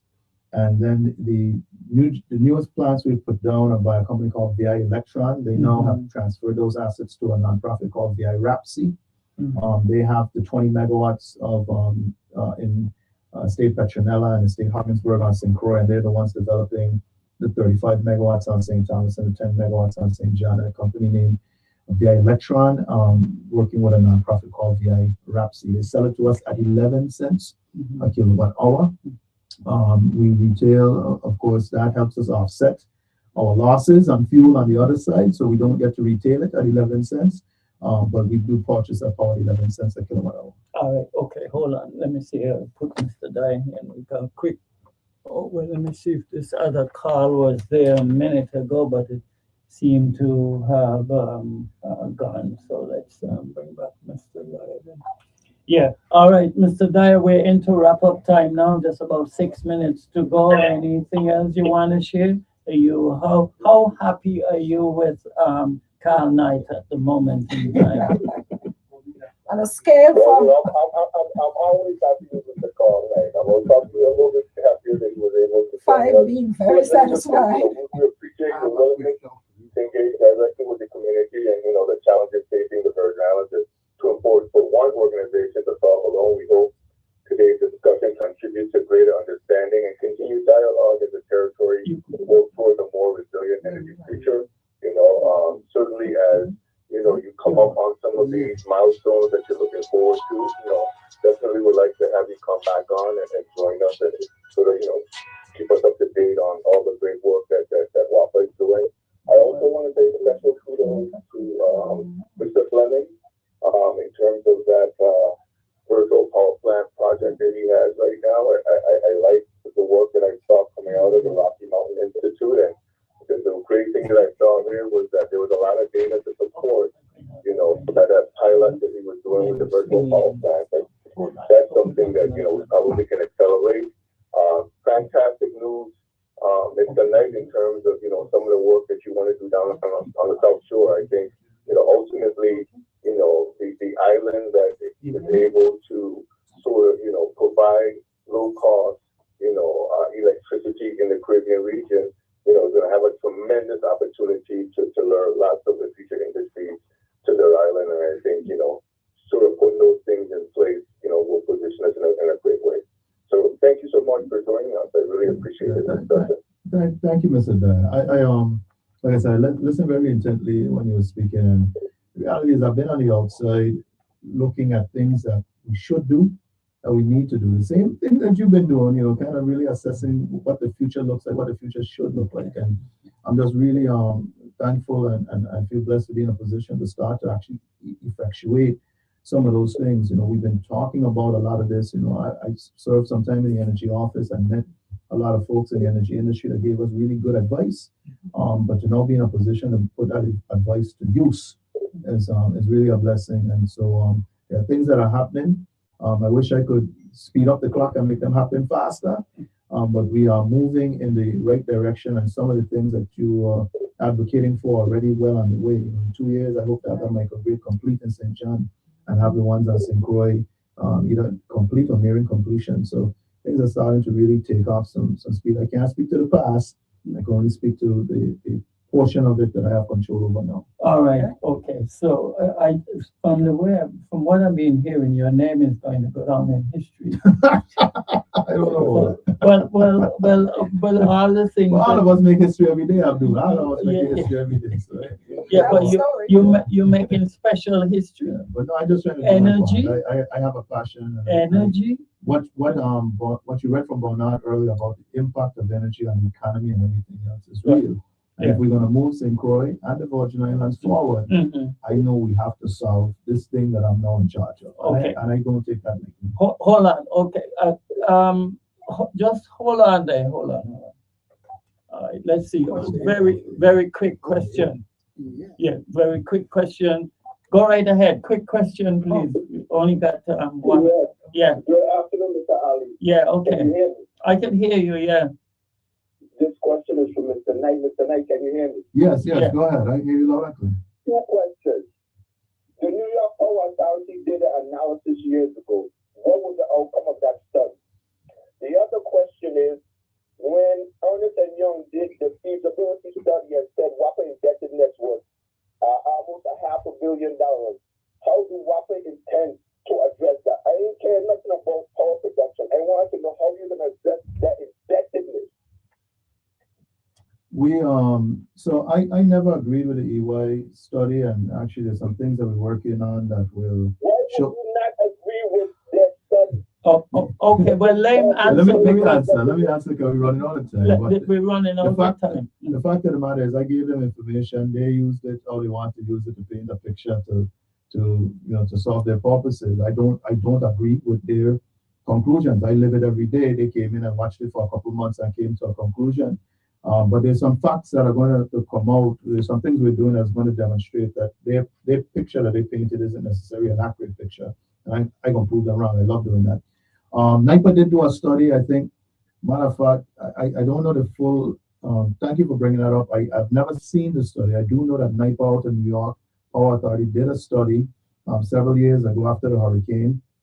I think some of that study was used to inform decisions with St. John, but obviously got caught up in some controversy because that project never moved forward. I don't know if it was that study that recommended against it, but there was a study done. I admit, Carla, I'm not fully familiar with what the final disposition of the study could we was. get the study so you Yeah, I'll try and look it unearth it. It's not a document that I was privy to, but I'll certainly Look it do up, some yeah. research into it. Yes. Okay, we gotta go now. All right. Thanks a last lot for question. those two. Right, yeah. And then okay.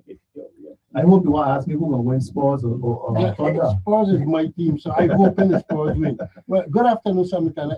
What my question is: there's a rumor going around that when the oil refinery opens, they're going to produce some kind of electricity for the island in question. Have you heard anything about that? Oh, that's a great question. I find it. I find it. Can I take a little time to answer the question? It's going over to time now. Right? I want to make a big announcement. Everybody wants to be the savior for WAPA, but I just told you that I have 90 megawatts of power that's already paid for, contractor already on the ground doing work. I have always talked about, and I hope that part of my legacy is the interconnection between WAPA and the refinery. But I've always, because I mentioned earlier that we don't have connection to a grid. So when my generator goes down, everything goes down. I can't draw power from somebody else. I look at it as a mutual beneficial operation. I think the refinery right now would be wise, quite frankly, to buy power from me because I have excess power in St. Croix. Really? And they don't need power right now because they're not operating. They just need to keep the lights on and the pumps idle. There's a point in time when they're operating and producing where their power plant will be producing for them. And I would love to have the ability that if something happens in my plant, I could buy from them. I think it should be a mutual relationship. And I do think it's in everybody's best interest that both plants are tied into each other. But I think I don't like when they characterize it as if I have to buy from them solely. I think it should be a mutually beneficial. If they're taking down generation to do maintenance, they might want to buy a little something from us while they maintain it. And it should be a back and forth joint mutual relationship between us and the refinery. That's okay. All right. Good answer. All right. Well, okay. Okay. Well, we're in to wrap up now. So I assume you're very pleased with Mr. Carl Knight. On a scale from No, I said we're about to wrap up now, and I assume that you're very pleased with Mr. Carl Knight. And within the next 5 years, maybe 2 to 5 years, we're going to see some real big changes as far as WAPA is concerned. That's going to be a benefit to all of us in the community. And one of the other things that we always would like to see is cooperation between not WAPA just as a place there, but a place that belongs to us. And we all have to work with it for the common good. Any quick minute from you? No, like I said, I appreciate Mr. Knight joining us. I think, I talked earlier about the economic development impact of having low cost, reliable power. It's a serious thing. And, the sooner we kind of all come together to make that happen, I know, Mr. Knight is committed to that. And we can kind of put that in place. I think we really can become a true economic power in the Caribbean region. So, exciting stuff, and look forward to continued discussions with Mr. Knight and the good folks at WAPA.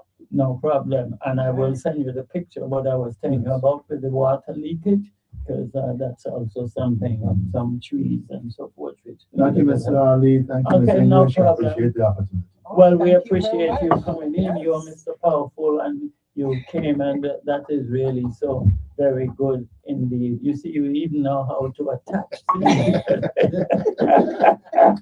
we needed you earlier. Right. Just say something. Let me see if it's still working. Testing, yeah. Okay, Kyrie. All right. Well, thanks a lot, Carl, and we will see what we could do. I'll send you the picture. Peace and love. Mr. Dyer, that's it. Right, Mr. Dyer. Okay, yeah, all right. Okay, bye. Lovely. Okay. Anything you want to say real quick? No, I was just going to say real quick, I had some information about using seawater to fuel the data centers, but that's another But conversation. don't forget, here and he can come again one of Right. these. You have my thing on stress. So this will take out all the. Did you get any stress today? No. No. Okay. All right. Okay. All right. Cool. Lovely. All right, folks. Well, that's it for the time being, and we're just going to get ready for the man himself.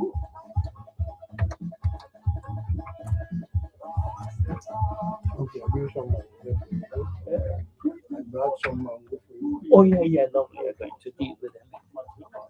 I wish I was as popular as you. The fruits, the cakes, Yeah.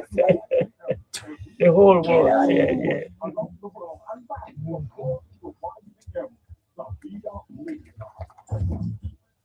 Okay, I'll do it again. Yeah. I do have 5 mango trees. So Oh, right. Oh yeah. Okay, lovely. every single day I pick up the mangoes, I cut them up, and I blend and make smoothies. Okay. These.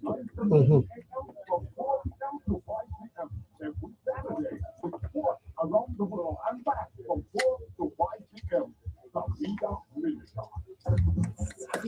Yes, good afternoon, sport fans. This is Majella Savina, Milligan with the Savina Sports Show, coming to you live from WSTX Radio. You can call us up at 773-0390 or 773-0490, and let's start sports.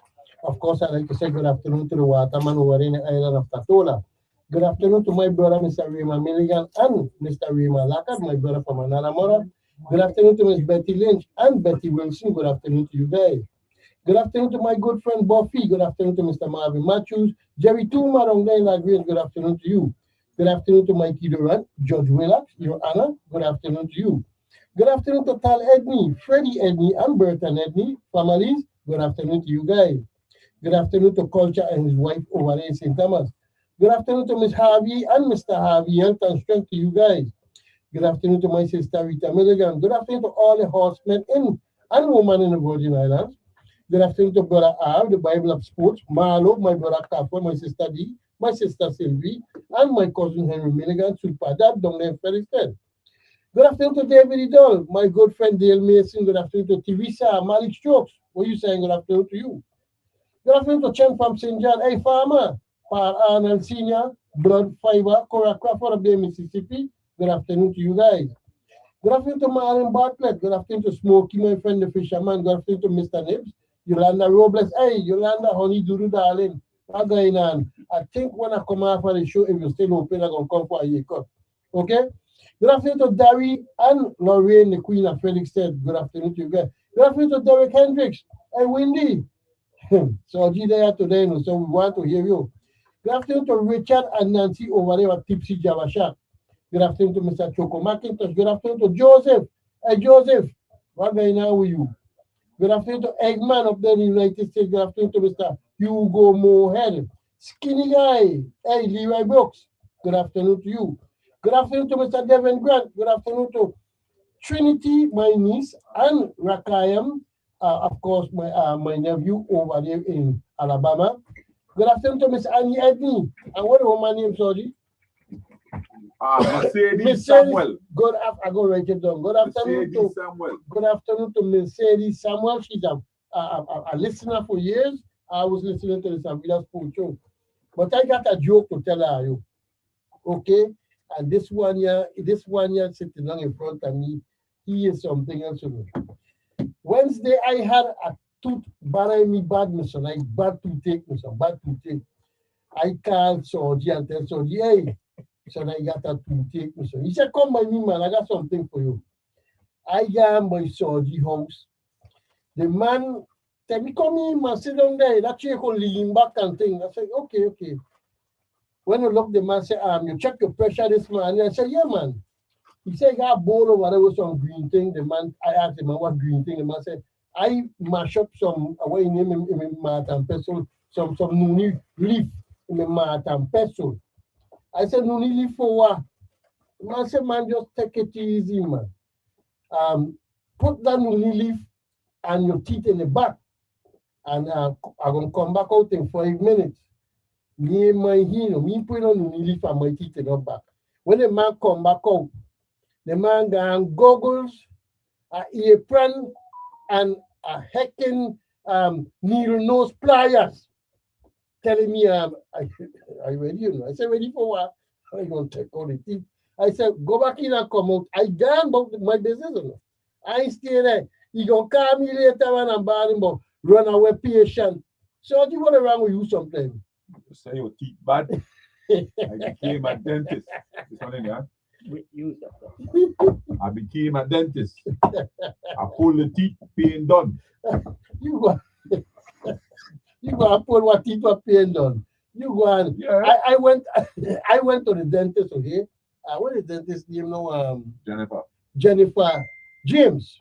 I went to the dentist and the dentist fixed me up so I could have come on the radio now to them and tell good, but he wanted to pull my teeth, but if my pressure good. And what kind of good afternoon, Savina spoke you? Good afternoon, Javi. I waited to have you on tie straight to your tooth and tie it to the door. No, the man had a needle nose pliers. And a needle nose pliers, the man come. I watch the man got goggles and thing or no. Listen, if the pliers don't work, I don't get a boy's grip. I'm trying to ease the man pain. Ease what pain? I wonder what the man trying to do to me. I waited for your tooth to car and a serious matter. I just that I was baby father. Okay. Watch out, the man got apron, goggles, and everything or no. Asking me about my pressure good if I check my pressure.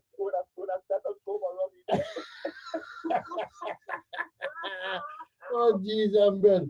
Well, anyhow, that's what the thing for the day. Anyhow, let me try to get some composure here. Yes.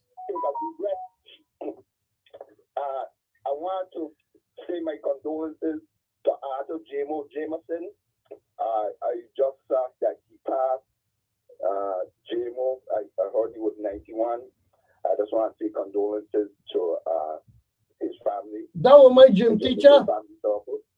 And that was my gym teacher, Charlotte Amalino. Well, that was that. I went to Eudora Ken Nazareth Day, so that was our rival. So, yeah. But, that was my gym teacher, Charlotte Amalia at school. Jimo was a good man. Yes, Jimo was cool, man. Yeah. Condolences to your family for today. Whether it was football, basketball, track and field, anything. Yeah. I want to work with Charles Amali at school. He is a true icon and legend of a teacher. Yeah, that was my gym teacher when I been Charles Amali. Yeah, like I say, I just as a matter of fact, next month I'm make 45 years for my graduation class at 81 Eudora 10. Okay. So, I through the 70s, I was, I played football for Eudora 10, so that was our arch rivals. Right. You were the chicken house. As a matter of fact, as we say that, the best thing I ever did play tackle football because I was never able to get on the field as a safety. That's what I really wanted to play. Yeah. What I end up just to get on the field, we needed a punter and a kicker. My best game ever was over there in St. Croix against what? The Central High Camp. I remember that. And I remember then, who was our white? Trevor, Big Daddy, Nicholas Friday. I remember. About, a lot of people don't know that Daddy Friday was an excellent athlete. He was. He used to play basketball too. He even had a scholarship to play football. That's how he went to. I think it was in Oklahoma, if I'm mistaken, at junior college. Okay, I can't remember what college you went to. I think he came back now and ended up going to law school. But yeah, I just want to give my condolences. Oh, to Jemo, yeah. Entire family circle, not just the immediate family, but people like yourself, Sabira. Yeah. Was who had tutelage and that was your PE teacher. That's right. Like I said, when I remember Jemo when he used to coach football, I like Kenneth. Whose name is the Graf. Yeah. The Graf and his brother Daniel, both of them used to play for high school football. So yeah. Okay, so question now. How you like my San Antonio Spurs? Our San Antonio Spurs. You remember when you thought I was a big fan and I tell you no. Right. As a matter of fact, my original team I follow was the Boston Celtics in the 70s. Okay. Nate, Dave Cohen. But you jump ship, don't come back. What made me, even when Larry Bird came in 79, I was still, when we had Paris Board, McHale, Dennis Johnson, the whole shebang. I was only when Timmy went to San Antonio, that's when I switched to San Antonio and have been there ever since. So I was at San Antonio Spurs before Timmy even went there. Well, I like George Govin. When George I Govin, Billy Paul, and them man, that's right. I wasn't a sports fan. I was a sports fan then. One of the most underrated shooting guard ever. George Govin. Yeah. You don't mention okay, at all. I got another call coming here. Anyhow, tonight is the night. Yes. 7. We will put them away. I hope so. Right now, when the Yankee City going nuts, the next day even win. They ain't even big in 1 year. Up there, the man going crazy. Anyhow, I will leave it right there. I'll continue listening to the show. Okay, thank you, brother. Yeah. One love. You don't know. All right. Let me see who's. Good afternoon, Savida Spocho. Yes, Savida, good afternoon. Good afternoon. Yeah, I too would like to lend my voice of condolence on the passing of Jameson. Yeah.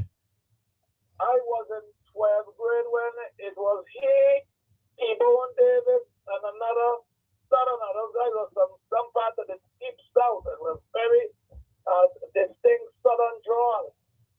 And T-Bone ended up marrying a cousin of mine. And Jameson, well, he still remained in the Virgin Islands as well. Right. So, yes, to the family and them, I give condolence. Let me see, I think that's it. Okay. Anyway, yeah, okay, that's good. All right. Yeah. Right. Well, of course, Monday night game was Monday night bowling. And of course, when we say Monday night bowling, we go talk about Hugo Moed. And of course, Monday night bowling, the VI Suns defeated Penn Travelers 1-4-0. Penn Travelers 2 defeated Young Strikers 4-0. Element of Surprise defeated the Strike Pack 3-1. Generation Triple X defeated Power Station 4-0. Watcho Back defeating Tech Dat 4-0. And Bloodline defeating Strictly Business 3-1. The high game scorers of the night for Monday night bowling over there at Tropical 10 Pen, Tommy DeRima with a 257, Mercedes Peterson with a 233, Ricky Simmons with a 226, Vern Peterson with a 222, Vernon Brown with a 218, Wendell Powell with a 218, and Alwyn Baptiste Jr. with a 217. I always go out and support local sports. That's Monday night bowling over there at Tropical 10 Pen. Good afternoon, Savida Sports Show. Good afternoon, Savida Sports Show. Okay. Well, of course, this sports show is sponsored by the Finish Line Horse Racing, Simon Castle, and wagering over there in Princess. And don't forget, next week is the Belmont Stakes, so you could always go down there at the Finish Line and get the best foods and everything. I'm going to get the flyer and then I will talk to you. Brother are donating the pig to Finish Line to get roast and the Belmont. Stop it, I'm telling you, JV car wash bar. You see, Mr. Miner. Brother R, you hear the man try to pull on my teeth with that and you nose pliers. I know you're telling people, but you gonna say get picked to the finish line. JV Car Wash Bar and Grill. This is one of my sponsors. Also are located at 349 Mount Pleasant. Felix said they open Mondays, close on Tuesdays. You can call them up at 340-643-7190. Good afternoon, Sabina Sport Show. Oh, Mr. Milligan, good afternoon. We don't give you a chance to call out nothing. Anyway, let me go quick. I hope coach makes my call quick. Because 3 Virgin Islands athletes to be competing in the NCAA today. Adeta Hart, Michelle Smith, and I think Mr. Bradway. Yeah. Let me put that aside. Let me tell you, we should bring in 4 import from St. Thomas. Mr. Nicholas Friday, Jabali, Mr. Bridgewater, and the Sharp Rasama Hoiligo, Derek Hoiligo. There were 4 import. We don't make sure they set in Patola, get your boat back down to go to work in the morning in St. Thomas, in Ajabi. Yeah, we should bring at least 5 people from St. Thomas to compete in our basketball thing. So we that bring me up to speed. I watched our track bill in 1998. It was opened in 99. It was done by an American company. Tell me the truth what's going on St. Croix. Give me my eyes and ears. Okay, I will do that. Well, we have some little action and they brought in the sun to put on the surface of the track, but they still have to wait until the legislature pass the bill or don't pass it to find out if Southland Gaming is going to do the racetrack and St. Grace. You see the 3 color soil, the gray, the black, and the brown. Yeah, I have a red color soil. That's the color orange color soil. That's the soil that was there from before. Then they brought in some white, and then they brought in some gray. Okay. Before I leave, did you hear when they have a meeting of all the husbandmen, right? Yeah, that's what they said. Well, let me drink water and have a good afternoon. Sorry. What going on? Bless up, heal up, Bobo Base, Bobo Base, say spare. Let me heal up Daddy Base, Mammy Base, Bobo Base, Uncle Panchorat, Sabina. Yeah. Sports on you. All right, thank you. Okay. All right. And I'm glad that I will hear. I always bring up sports that I know.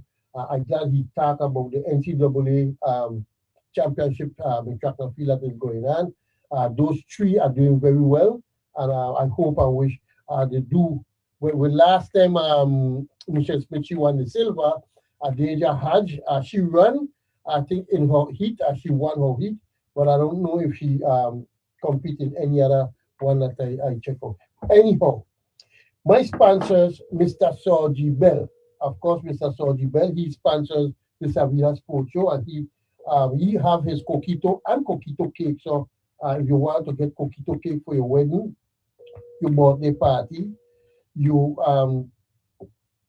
anything, just call up Sorji Bell, 340-642-7696. And then we got Whispers Cafe. They're located on the Frederick over there at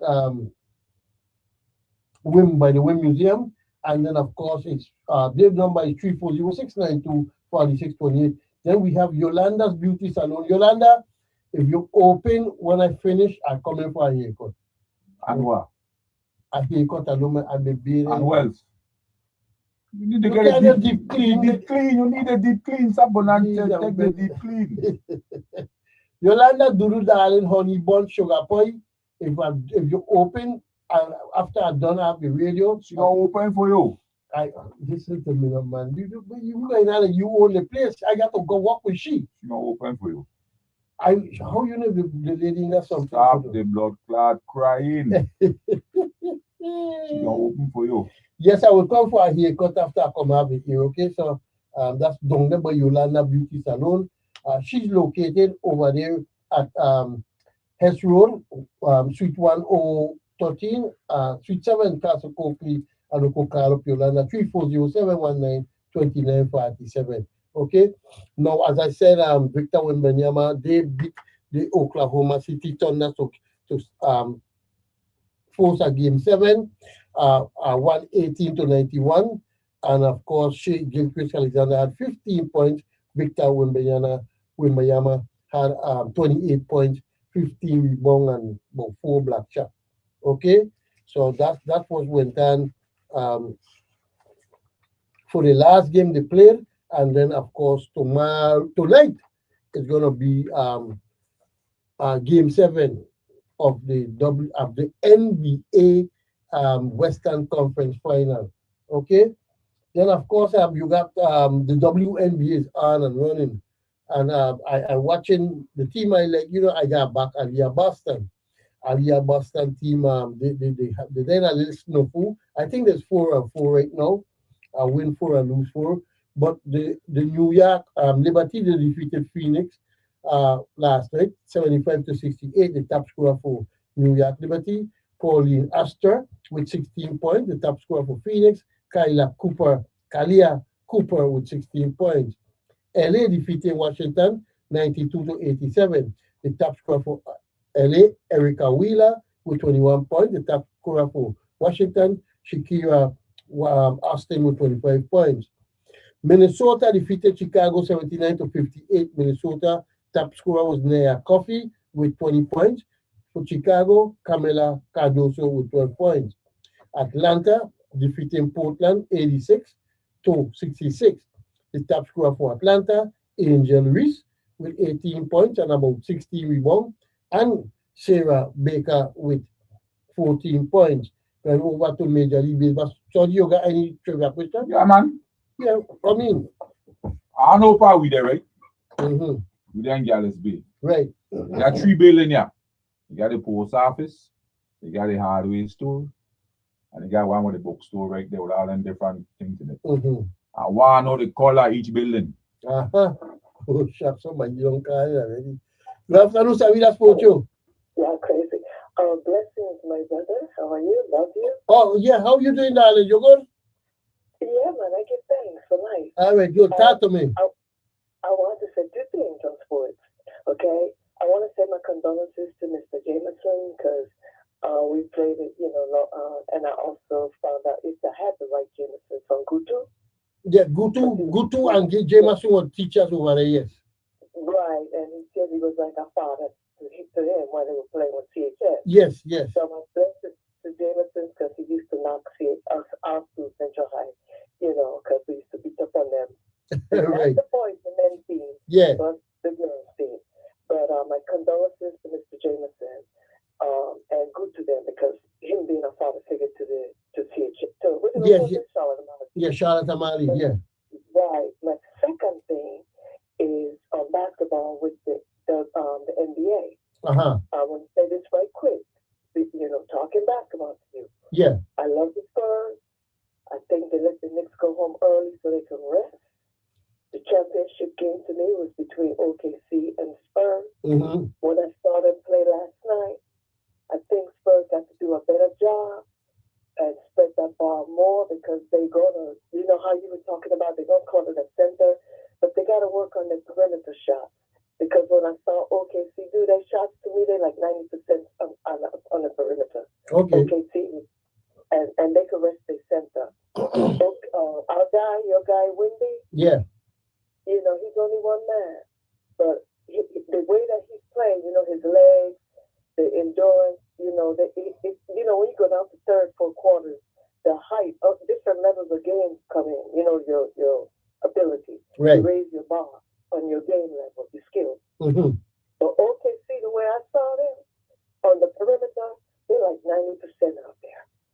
They could go inside, pull out, fade away, throw out to the perimeter, 90% shooting from all that perimeter on the outside. Okay. The Spurs, you know what you guys got to do. They go in, but they're not as accurate like OKC on the perimeter shot. That's just me saying this. Yeah, yes. They do have a better 3-point shooting team than San Antonio. Yes. And that's going to be a big factor to me now. This is just my opinion. Yeah. Mm-hmm. But if those guys for the Spurs work on that perimeter shot and they was as accurate at OKC, I think it would have been a better chance for the Spurs.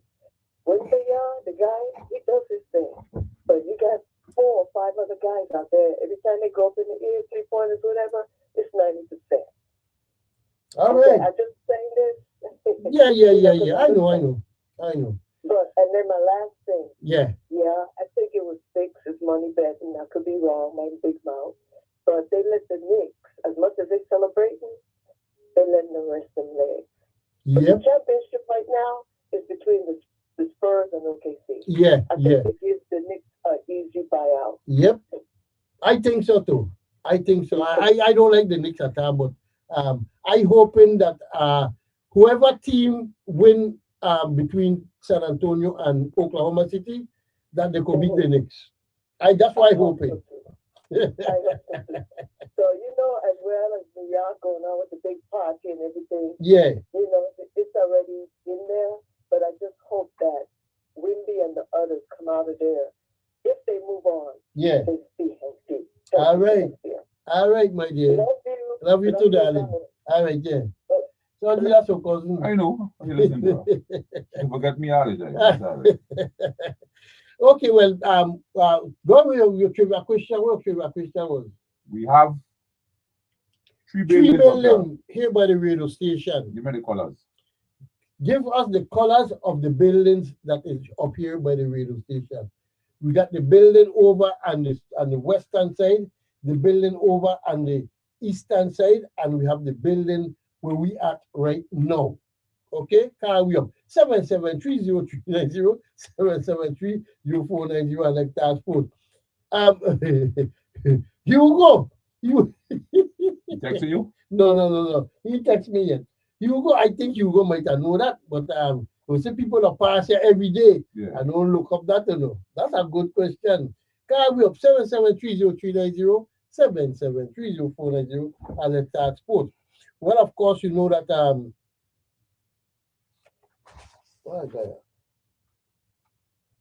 you know that Major League Baseball is going on right now. And of course, you know you got Atlanta defeating Cincinnati 8-3 last night. Minnesota losing to Pittsburgh 6-5. San Diego defeating Washington 7-5. Toronto defeating Baltimore 6-5. Tampa Bay defeating the LA Angels 8-5. Cleveland defeating Boston 4-3. So you were going on with your team. Pure blues. Blues all going on how we do. The New York Mets defeated Miami 9-7. St. Louis 6. Chicago Cubs 5. The Chicago White Sox 4. Detroit 3. Texas defeating Kansas City 9-1. Milwaukee defeating Houston 5-4. San Francisco losing to Colorado 8-6. New York Yankees defeating the Athletics 8-2. Seattle defeated Arizona 7-6, and the LA Dodgers defeating Philadelphia 4-2. Now, of course, the trivia question is: we here in Galles Bay. I and Saudi up in the station here. This building is on top of the post office. That's the north side of the tree building. The western side of the tree building is Gallows Bay Hardway. And the eastern side of the building up there is we got a restaurant down there and a bookstore. Can't remember the restaurant name, but give us the three colors of these three buildings and you win your prize. Okay. Now, of course, we know that let me see if I got the right thing here. You know, we got Roland Garros going on right now in actually men's and women's tennis. Okay. Now, of course, Elga Swanstik defeating Magdalena 6-4, 6-4. Maria Andreeva defeating Maria Boskova 6-2, 6-4. Jill Tichman defeating Carolina Metrova 6-1, 7-5. Marta Kosiak defeating Victoria Kolobic 6-4, 6-3. Serena Christie defeated Selena Seria 6-0, 6-0. And then going over to the men's side, Andrew Rublev defeated Nuno Borges 7-5, 7-6, 7-6. Pablo Busta defeating Thiago Tronet 7-6, 7-5, 6-4. Rafael Jodor defeated Alex Malson 7-6, 6-3, 6-3. Novak Djokovic losing to Joey Fonseca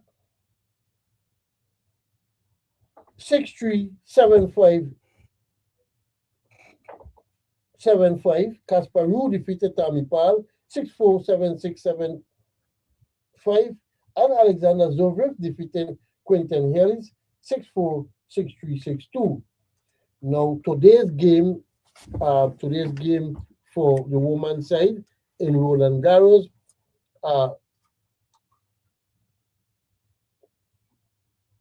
it was Maja Cholenska defeated Maria Shakari 6-3, 6-2. Naomi Osaka defeated Eva Jovic 7-6, 6-4. Diana Snyder defeated Olensandra Olenikova 7-5, 6-1.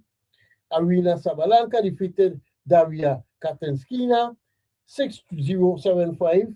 Amanda Amastinova losing to Diane Perry 6-3, 7-6. Anna Kalenskina defeated Camila Osario 6-3, 6-2. And Anastasia Potapova defeated Coco Gauff 7-6, 6-4. Okay, so that's what went on for uh, women's tennis over there in Roland Garros Open.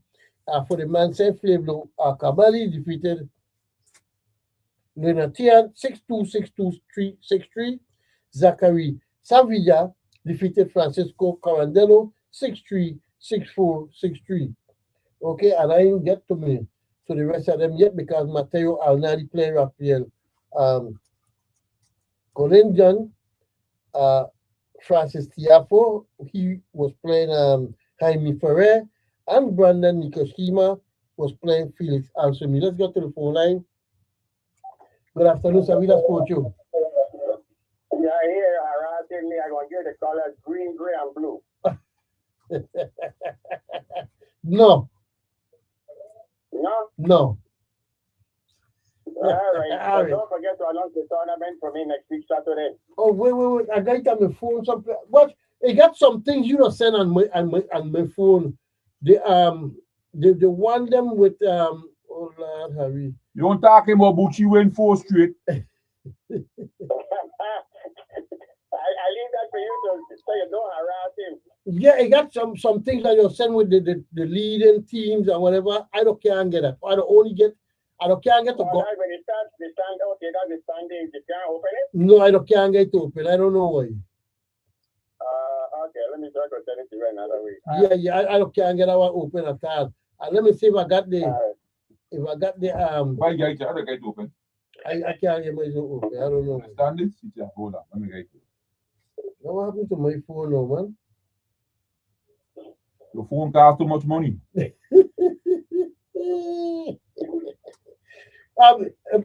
Mr. Mohed, Yes, sir. you hear this man try to pull on my teeth someday ago? With a needle nose pliers. Before you are taking the chair, you should ask to see his license. And the man telling me if the pressure go that thing or no? As a bush doctor. Yeah, well, he didn't want you to pass out in the chair. He wanted to check your pressure first. As a bush doctor. Well, you didn't think that was bad. You sound more like a witch doctor. Let me see. You send it on WhatsApp, right? Yeah. Yes. Okay. Okay. Let me see. You go Monday night bowling. Let me see. On WhatsApp. Lord Harry send him. And this is for next week, or say? Okay, Memorial. June 6. Okay, I got it. Yeah, I got it. Thank you. All right.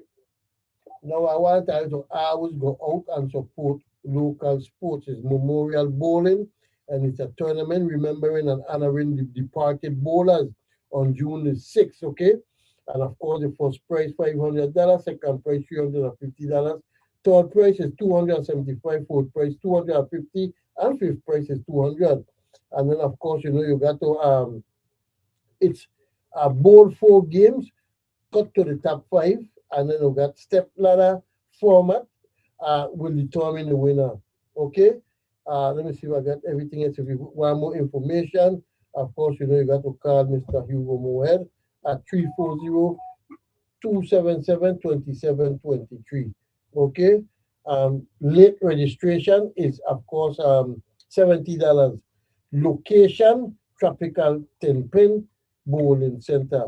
And of course, we just remembering, of course, and honoring the deported bowlers that used to bowl here at Tropical Tenpin. We get to the phone line. Good afternoon, Savida Sporting. Hello, yeah, go ahead. One is yellow, blue, and reddish. Another one is reddish. Yellow, blue, and reddish. So you said no. So you said no. Try again. Okay. Good afternoon, cuz. Will I be windy? No. Will I be? That's Annie. I got a thing there, so you can't see. Yeah, that's you can't see from it. You can't go see. Okay, yes, of course, this Memorial Day bowling at Tropical Tenpin, okay? Call us up 773-0390, 773-0490, and let's start sports. Now we got to go over to my favorite sports, of course, Virgin Islands jockey, owners, and trainers over there in the United States. And of course, we got, I supposed to say that they're going to open an equestrian center here in St. Croix to teach different thing about horse racing. I don't know if they're going to have a one for vet, and if they're going to have something for farrier. Farrier is the guys them that will shoe the horses, and then training a jockey center where probably could train jockeys and things to ride. Right now we know we got Elmo Mahal Barnes training 8 or 9 children how to ride horses in saddle and become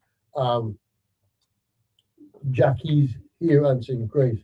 Okay, so hopefully, I don't know, my good friend, Mr. Julio Maganja Felix said he would love to come home and open his own jockey school, but like they opening an equestrian center now, maybe he could come and then they pay he to teach he and Mahal and Kajan and all them guys, teach them children how to ride horses. Okay, good afternoon, Kajan. That's my partner, Kajan. Anyhow, Virgin Islands jockeys, owners, and trainers. Of course, Virgin Islands jockey riding in the United States. You have over there at Balteray Park for today. You have a 6 furlong race. The horse name is Ofano, and the rider is Victor LeBron. And then he riding again until June the 3rd, which is a Wednesday. You have race number 4. That's race number 2. Race number 4, you got a 1 mile race. A horse name Stacey, ridden by Victor LeBron. In race number 5, a 6 furlong, halfway joking is the horse team, and you have Victor LeBron riding it. And this is over at Balteray Park. You have race number 6, a 5 furlong, a horse team American Mink, ridden by Victor LeBron. And then race number 7, a 1 mile race, a horse named Akiros, ridden by Victor LeBron. Going over to Emerald Dong. Let me see who's on the phone line. Good afternoon, Savida Sporcho. Yeah, Davina, quick. I'm glad to hear that the equestrian training school will be opening. Yes. In Virgin Islands. Yeah, they had groundbreaking some day ago. Yeah. Yeah, we have to be mindful of how we that do things. Right. These people that do things in a way that it got to be something in it for them. Right. And they want to bring in all kind of body from all about and saying our training got degraded, discipline, all kind of foolishness. Right. So I hope that don't happen again. I hope so too. I hope so. Right. All right, yeah. Okay. Right. And of course we have professional jockeys that could come and walk there, because of course Elmo Mahal Barnes, he rode horses in the United States. Victor LeBron, he riding horses right now in the United States. Kevin Craig, I riding in the United States. You have Julio Maganja Felix, who is riding in the United States. Corwin John, he rode in the United States. I mean, we have jockeys. We got Ajari Williams, who rides in the United States. We have trainers that train in horses in the United States. So we have the people them to teach the children them at this equestrian center. Good afternoon, Savida Spocho. Yes, I mean, me again. Hey, John, as you did talk in my classmate, just send me a picture of guess who? Warren Jacoman Knight. It looked like he was training a house over there at St. Thomas track. Me even know Jacko still. Yeah, Jacko's still there. Jacko's still there. Listen, I go back to Jacko. I remember going to Sugar Estate racetrack. For those who don't know, the first racetrack at St. Thomas was where Snyder Hospital was. At the back stretch where you used to go down and you couldn't see what going on. That's right. And they used to run the opposite way. They used to run and Sugar Estate track the opposite way. Yeah, Jacko's still there wrong. I don't see exercising horses and things too. I don't see I was exercising horses in St. Thomas. Okay, yeah, I didn't know Jacko. No man, Jacko's still riding horse. So I just let me call and pick up a boy, but yeah, Jacko's still riding. Maybe with what Maganja doing, maybe he could get Jacko if he's still, if he's still exercising all, I'm sure he could train young and upcoming. Yeah. But you see, the thing about it is this: Jacko man live in St. Thomas. The equestrian center there in St. Christ. Oh, okay. Well, listen, St. Thomas is just a half skip and a jump for the St. Croix. I know. And I think, well, if this becomes so successful, yes, I think we're supposed to be able to get some kind of yeah. Of course, because I will tell you something. This is helping our youth coming up. That's right. This is going to be helping the whole Virgin Islands with them. Because right now, I don't have no St. Thomas jockey riding right now in the United States that I know of. The last one that was riding there was Tix, Antonio Hansby. Antonio Hansby, yes, he was the last rider from St. Thomas that was riding in the States. He used to ride at Delaware Park. That's one of my good. All of my friends them that I used to live around in living in St. Thomas was Jackie, All of them. You had Kwame, you had Antonio Hansby, you had no, well, I know the name, but I'm not affiliated with him. You had Tanja. You had Tanja, and then you had Kelly Kunz. Kunz? Me don't hear about it no more. I know he used to walk to the hospital. But he gave me my first horse to train myself. A horse named Ching Chang. You can't walk it with your right hand. You used to have to walk it with your left hand. And he wouldn't move. That's one of the funniest horses I ever trained. Well, I can't hold up the show. I see when I just get a video of my boy Warren Jacko. Yeah, Jacko's still around, man. I thought he had done.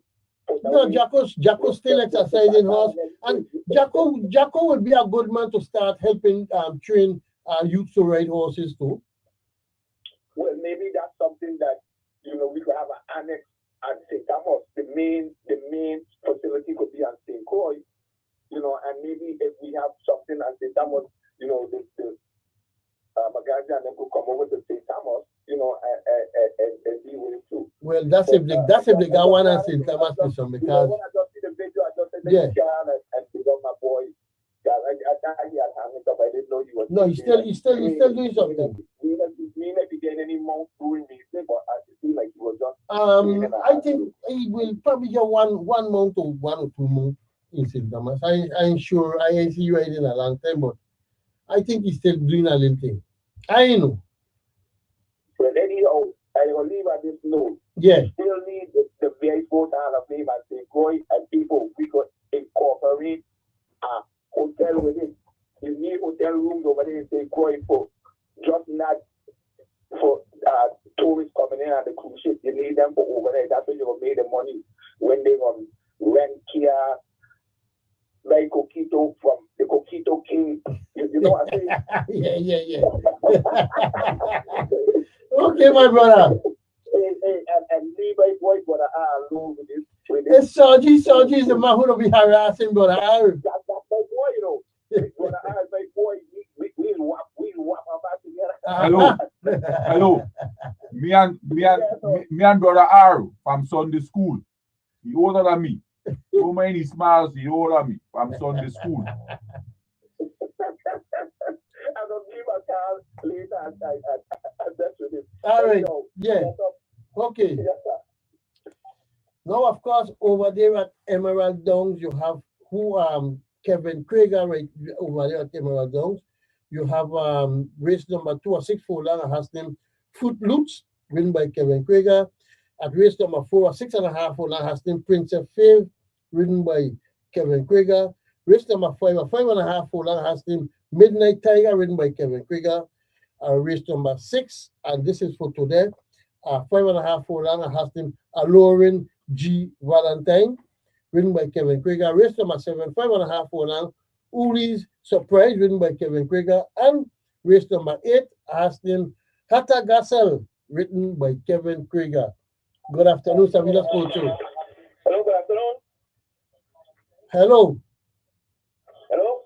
Good afternoon. You answer. Yeah, good afternoon, brother. How are you doing? Hi, good. Okay, good. Yeah, I was trying to get answers. Okay, go ahead.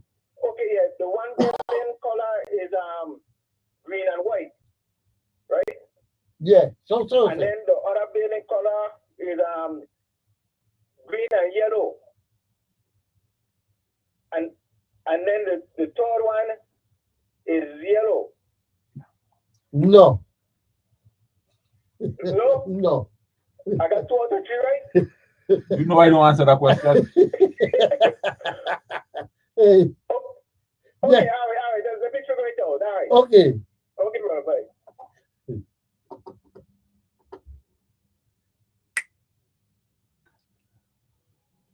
Oh.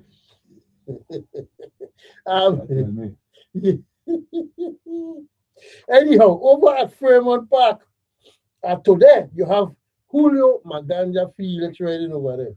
Okay, and then you got race number 1, 5.5 furlong. Has named Alternative Grace, written by Julio Maganja Felix. In race number 2 or 6 furlong, has named Leighton the Day, written by Julio Felix. Race number 3, 6 furlong, Builders Berg, written by Julio Felix. Race number 5 or 5.5 furlong, Too Much Tuesday, written by Julio Maganja Felix. That's a horse I like. Race number 6, a 6 furlong, has named Wildwood Ruben, written by Julio Felix. Race number 7, a 6 furlong, has named Jimmy's Big Day, written by Julio Felix. Race number 8, a 6 furlong, has named Lies and Deception, written by Julio Felix. And then tomorrow, he got over to Hawthorne Racetrack, that's Julio Felix. And in race number 1, he already a 5.5 furlong, has named Reaching for Rainbows, written by Julio Felix. And in race number 5, a 5.5 furlong, has named Urban Ruler, written by Julio Maganja Felix. Good afternoon, Savita Sports Show. Hey, good afternoon, Savita. Hey, what's going on? Yeah, man. You're up, Sergi. Yeah. I got a question. Yeah. What do you think about the officiating and this NBA? A bad officiating. They want cited? Yes. Bad officiating. As the lady that called me, they look like they want New York to win the championship. New York is talking about sports and the No. All of them. All the officiating bad, but they look like they want New York to win the championship. Because how they officiate in New York, Jalen Brunson can't do nothing. No, do not wrong? Nothing wrong. He could push off, trip you down, flap everything, and then call in it. Hey, the flapping time. Crazy. Yeah. Yeah. We name look like he master with them 2 men look like the master. Yeah, he and Shea Gilchrist Alexander. And we name for Cleveland, the big man. Oh. Yeah, they master it. But all of that is, I think the officiating really, really bad. So you're saying the one New York can win? The one you have to win the whole thing. But who they gonna play in the finals? Well, I like my team. My team is San Antonio. I know your team. Yeah. You think the chance is good tonight, the chance? Yeah, my chances are. Watch out. We weren't supposed to be in the playoff. Well, you know something? It might have been done already because see a game up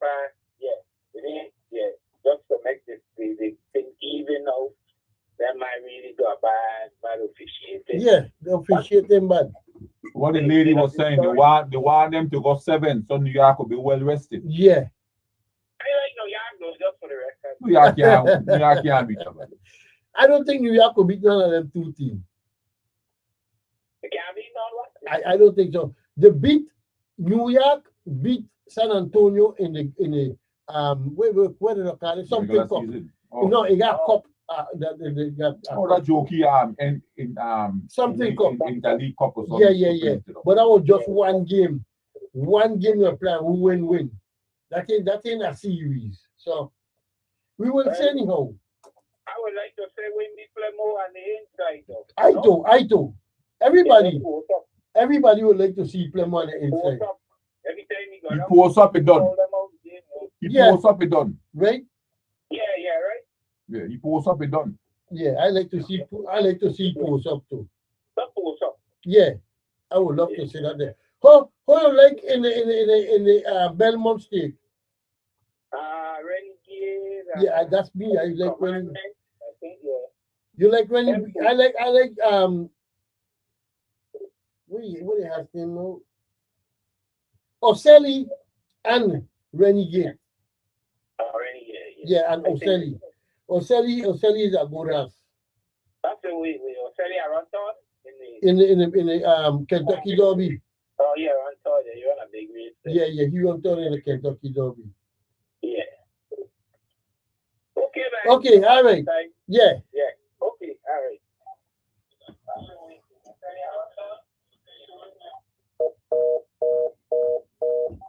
Well, of course, somebody is calling me. Good afternoon, Savila Sports Show. Yeah, go there again. Listen, I can't redeem myself before the show done. Yeah, go ahead. Okay, one building is green and white. The other one is yellow and green. And for the third building, the sun in my eye. So I can't really tell good, but I try my best. I would say creamish yellow. Walk with me. No. Anyway, don't run away. Mr. Google. Yeah, Derek Hendricks, yeah. Mr. Google. Google, yeah. Wait. Don't go yet. George Govin win one championship in the NBA. Right. We hope. You got 5 seconds. NBA championship with? Yeah, who? George Govin. Which one? 1, 2, the Supersonics. 3, no, 4, 5. See you. The Knicks. But Google it and come back. Okay. All right, I take care. Yeah. You know the answer? Yeah. Oh. Yeah. Anyhow, the 2026 Belmont State cheat sheet, $1.25 million, $2 million, is gonna be run at Saratoga Race Course. It have 10 horses. I think it's 11 again. Why have 10 horses? You have Chief Wallaby, ridden by Junior Alvarado, Commandment, ridden by John Velasquez, Emerging Market, ridden by Flavland Brett, Golden Tempo, ridden by Jose Ortiz, Growth Equity, ridden by Manny Franco, Ocelli, ridden by Taylor Gaffilon, Otino, ridden by Dylan Davis, Power Shift, ridden by Luis Saez, Vatuvian Man, ridden by Antonio Froso, and Renegade, ridden by Irad Ortiz. And that's going to be next week, Saturday, June the 6th, 2026. That will be the Belmont State. Don't forget, go down by the finish line. Horse racing, simulcasting, and wagering over in Princess. They're going to get food galore. I got it. Oh, shit. Sabina, why you don't believe me, man? What? Brother R sponsoring the pig to roast. The roasting of June and the roasting of pig. I ain't know about that. Yes, and brother R sponsor the pig. And you're telling me I'm going to I see online. I say leave brother R alone. This show is sponsored by JV. The finish line horse races, simulcasting and wagering over there in Princess. JV car wash bar and hey Joseph, we're gonna bring a goat for her to cook some roast goat down there because all how to cook is pig down there. We can't deal with this pig thing. JV Car Wash Bar and Grill. They're located at 349 Mount Pleasant, Frederickson.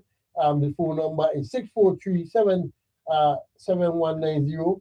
Then you have Sorgy Bell. His phone number, if you want any kind of coquito cake, glaze, and what the other one, baby? Marble. Glaze or marble coquito cake. Yeah. Or one plain, call Sorgy. 340-642-7696. And then you got Grow Hard Garden Shop and Supplies. They're located over there at Mount Pleasant also, across from Grove Place gas station. And then I got this lady give me a way name on a flyer. She wants to sponsor my show. She have a nursing thing coming up. Before you could go and think I have to check her out and tell her come up with that money. Whispers Cafe. They're located on the Frederickson to Wayne Museum, 340-692-4628. Yolanda Beauty Salon. Yolanda coming down there. She located at 109, 113, Suite 7, Castle Coakley, Hess Road. Call her up 340-719-2947. And then, of course, you got, that's it. That's what I got. But don't forget, I always go out and support local sports, okay? And of course, Sorgy gonna tell how the building color. No, get them a week. Sorgy, and we want to go out and look up all the sports people them from the Virgin Islands. We have 3 of them racing today in the NCAA championship for track and field. Okay, look up Michelle Smith and Adeja Hodge, and of course who are Swindell and all of them. Okay?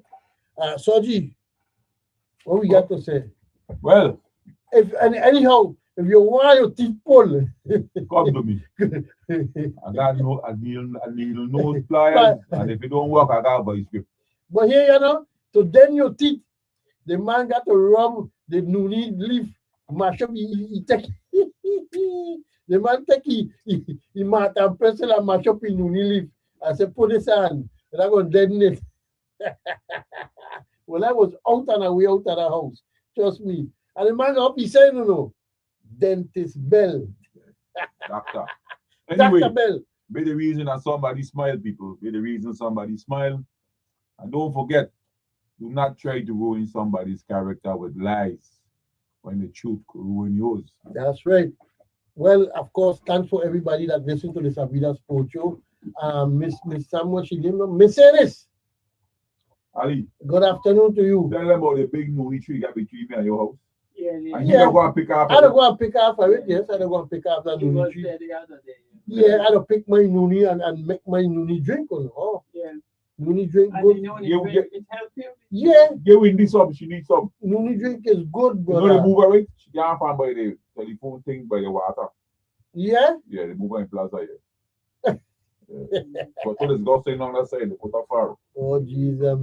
Anyhow, thanks to everybody. I'll just be careful on the road this weekend. In sports, problems never cease. It just daily increase. Have a nice day and a safe weekend.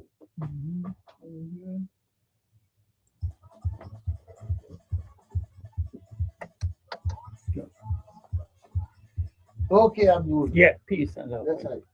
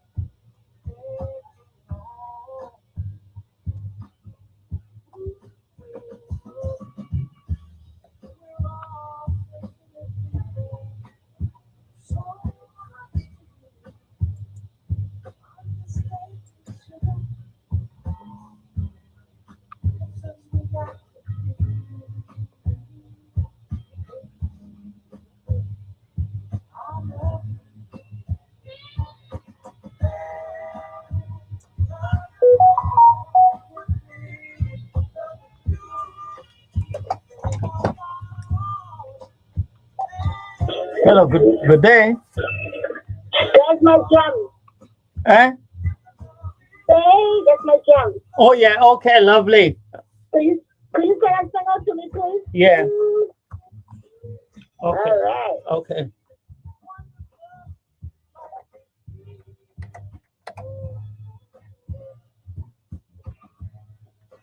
Yes, sir, and that song's going out to the one and only lady. You know what I mean? Annie. Yeah, let's get it on, Annie. 5 minutes after 5, WSTX radio. We're just cooling it down a wee bit, okay?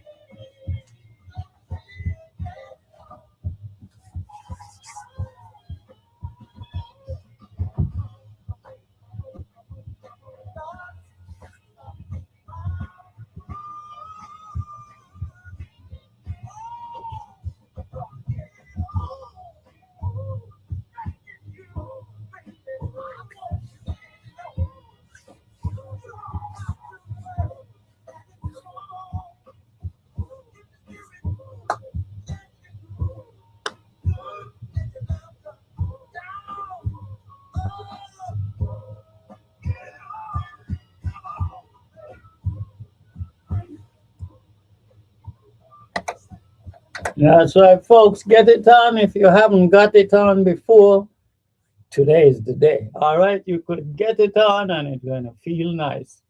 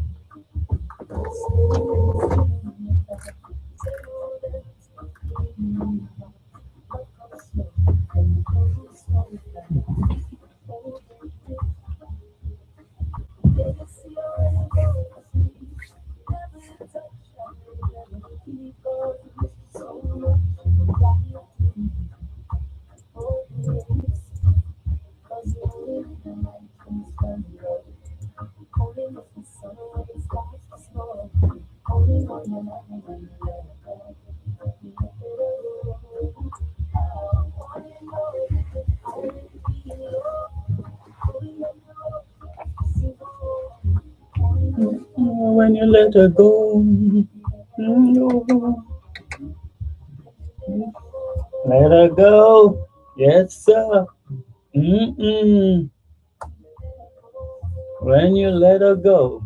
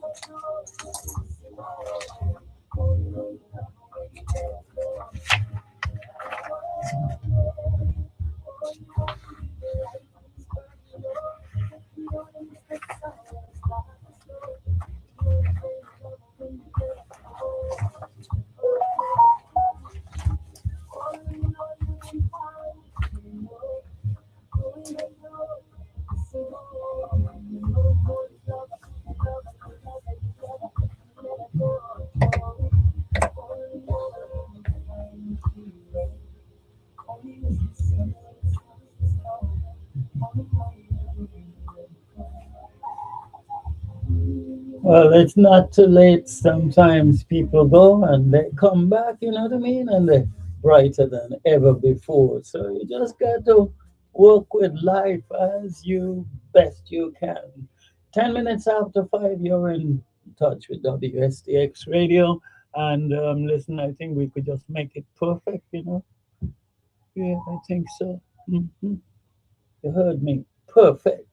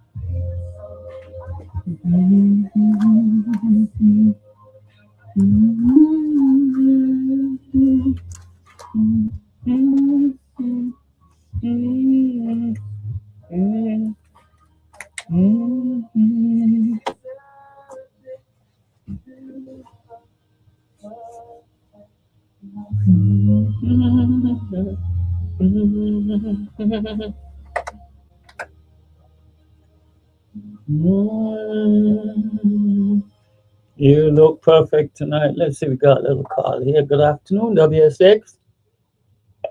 Hello. Yes. Yes. Hello. How are you? I'm alive. Okay.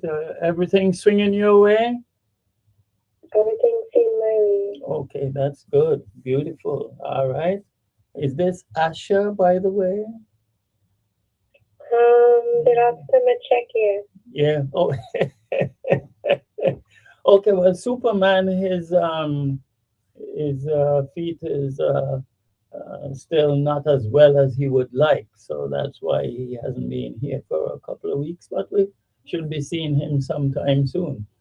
So what's Still not there? No, he's not. And he a co-leader?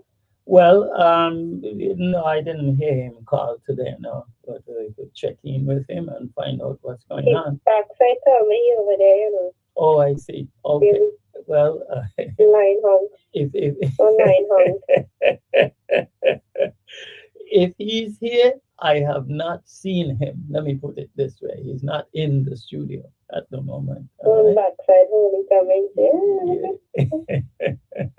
But he is planning, to make some returns as soon as his foot, because he had a little operation on the foot, so that is kind of getting in the way just a little bit. But I'm sure we'll be seeing a lot of him soon again, and just to keep things rolling over.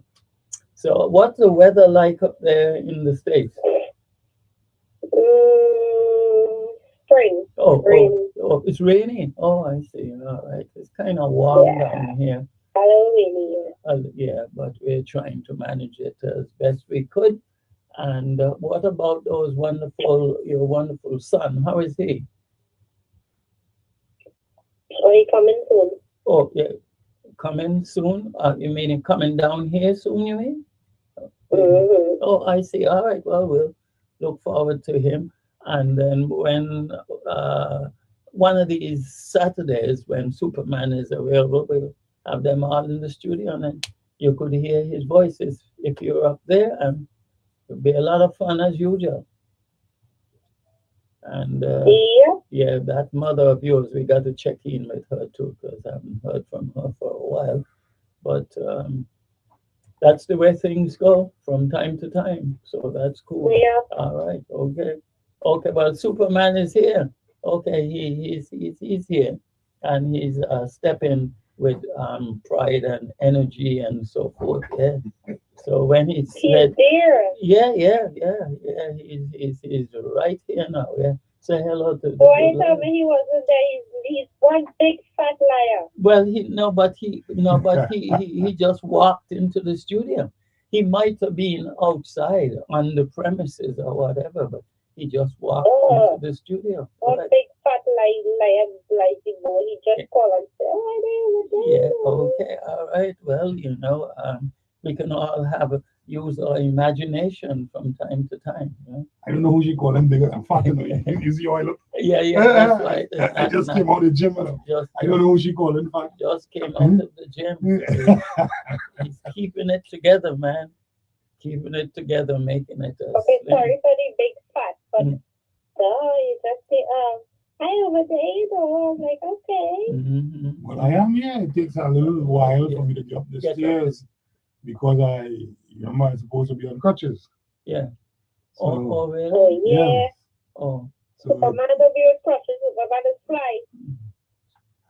Well, the fact that you are able to get up here without the crutches is a good sign. Just don't tell the doctor. No.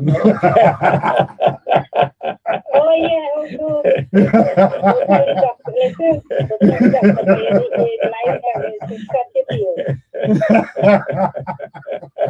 Whatever I do, I will not tell the doctor anything.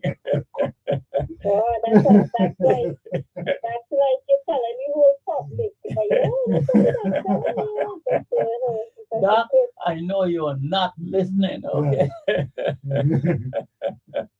What you hear is here, stays here. Right, yes.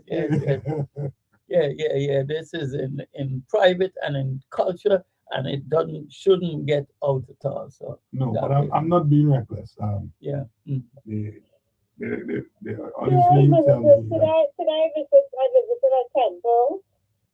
I went to a new temple today, and I visited the ashram. It's 40 minutes away from my home. And over here, it's quite different. It's like, me and the kids who went, and it's like a whole area where you walk in, and, you have like, it's more like India kind of style where, you have ashram and people just come and just visit, and they have a park, it's so many different spots, Well, it's interesting. It's huge. It's interesting to hear you say that because there is an activity going on. The Muslims have begun the annual Hajj, according to this article, sweltering heat against a backdrop of war concerns. That started on Monday. Yeah. A lot of people making the pilgrimage to Mecca. Yeah.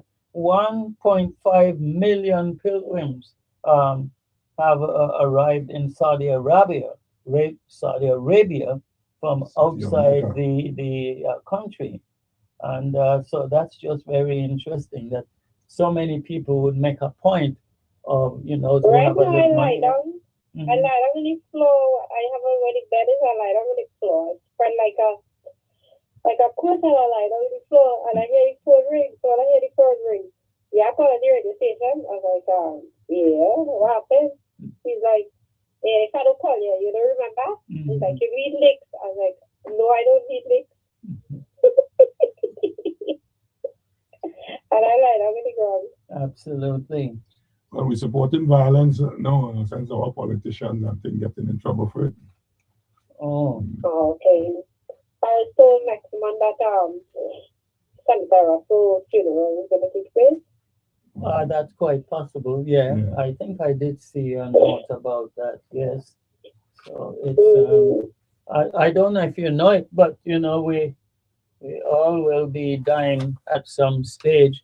And since you are talking about funerals and people dying, I should really. There was a couple of individuals that I saw in the newspaper that it was being said that they're passing on, or they have passed on. Yeah, and the. All you have to do is to Google it and they will find it. Yeah, well, the delegate had mentioned a couple of individuals who passed on recently, and I had said I was going to try to mention them today. So just talk with the lady a bit. Let me see if I could find my paper with that on it. So I was telling you, right? I'm not being reckless by walking, although that's not the doctor's wish. They wish that I don't put pressure on the foot. However, the other one is scheduled for the 10th of next month. That's a week and a half away. So I think since I'll be switching the weight from this to the foot that already had the surgery, I should have some strength in it, prior to that going in. So I'm trying to strengthen it up before putting all my body weight on it. Of course, working hard at reducing some of the body weight as well. And How much you weigh now? boy, I went from 295 and I'm down to like 246. Oh, you're moving on down. Yes, man. What you eat too? Man, I only doing salad, vegetables, and protein, fish mostly. Oh. But my kryptonite is oxtail, and I stopped by a restaurant on the way here to get. We're restarting your first job at this week coming, so my daughter. Yeah. So I bought oxtail. Once in a while. Oxtail. Yeah, that's my kryptonite. Yeah, if it weren't for oxtail, yeah, the girl of people salmon and thing in between. Do they have, you said oxtail, do they have tail ox? I have no idea. No tail ox? Oh, I see. Tail ox is supposed to be good, Yeah, that's kind of opposite. They haven't run side. I love Yeah, chicken breast later. I will season it up and probably cut it in and shove it in the oven. Okay, well, since you mentioned Ronnie Russell, I got a little note here. Congresswoman Delegate Stacey M. Plaskett mourns the loss of Coach Arthur Jimo Jamison. Is that person familiar to you? All right.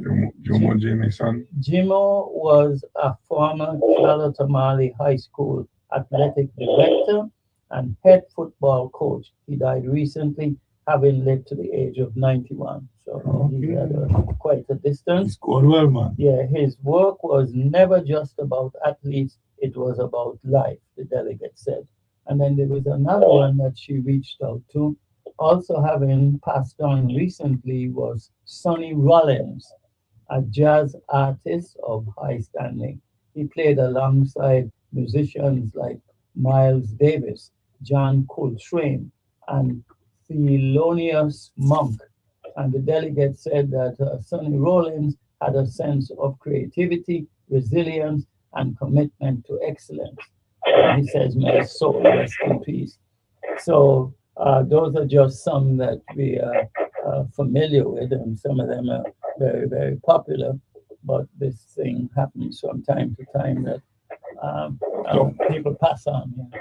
Talking about the delegate, I see things are heating up. Oh, yeah, definitely. Yeah. With the casting of lots. Yeah, they casted the lots here. We got the numbers of the lots here, who's where in what position, and so forth. Well, the few people I spoke to. Well, but this is just for the Democratic Party. Yeah. Right. Well, they seem to think that the results are going to run like the numbers. Oh, yeah? Well, Emmett Hansen is one, Delia Smith, Terry Helen and not that race. Oh, that's the Congress race. That's the Congress race. Okay, well, what about, let me give you the governor and lieutenant governor. Jagenda A. Roach, Nobel Francis, Stacey Plaskett and Milton Potter, Donna Fred Gregory, and Rodney Moorhead. That's the well, that's what I'm telling you. That's what the people called me up and told me. They said that. Oh, I see. They already settled it 1, 2, and 3. Well, listen to me. But let me tell you something, which you may agree or disagree with it.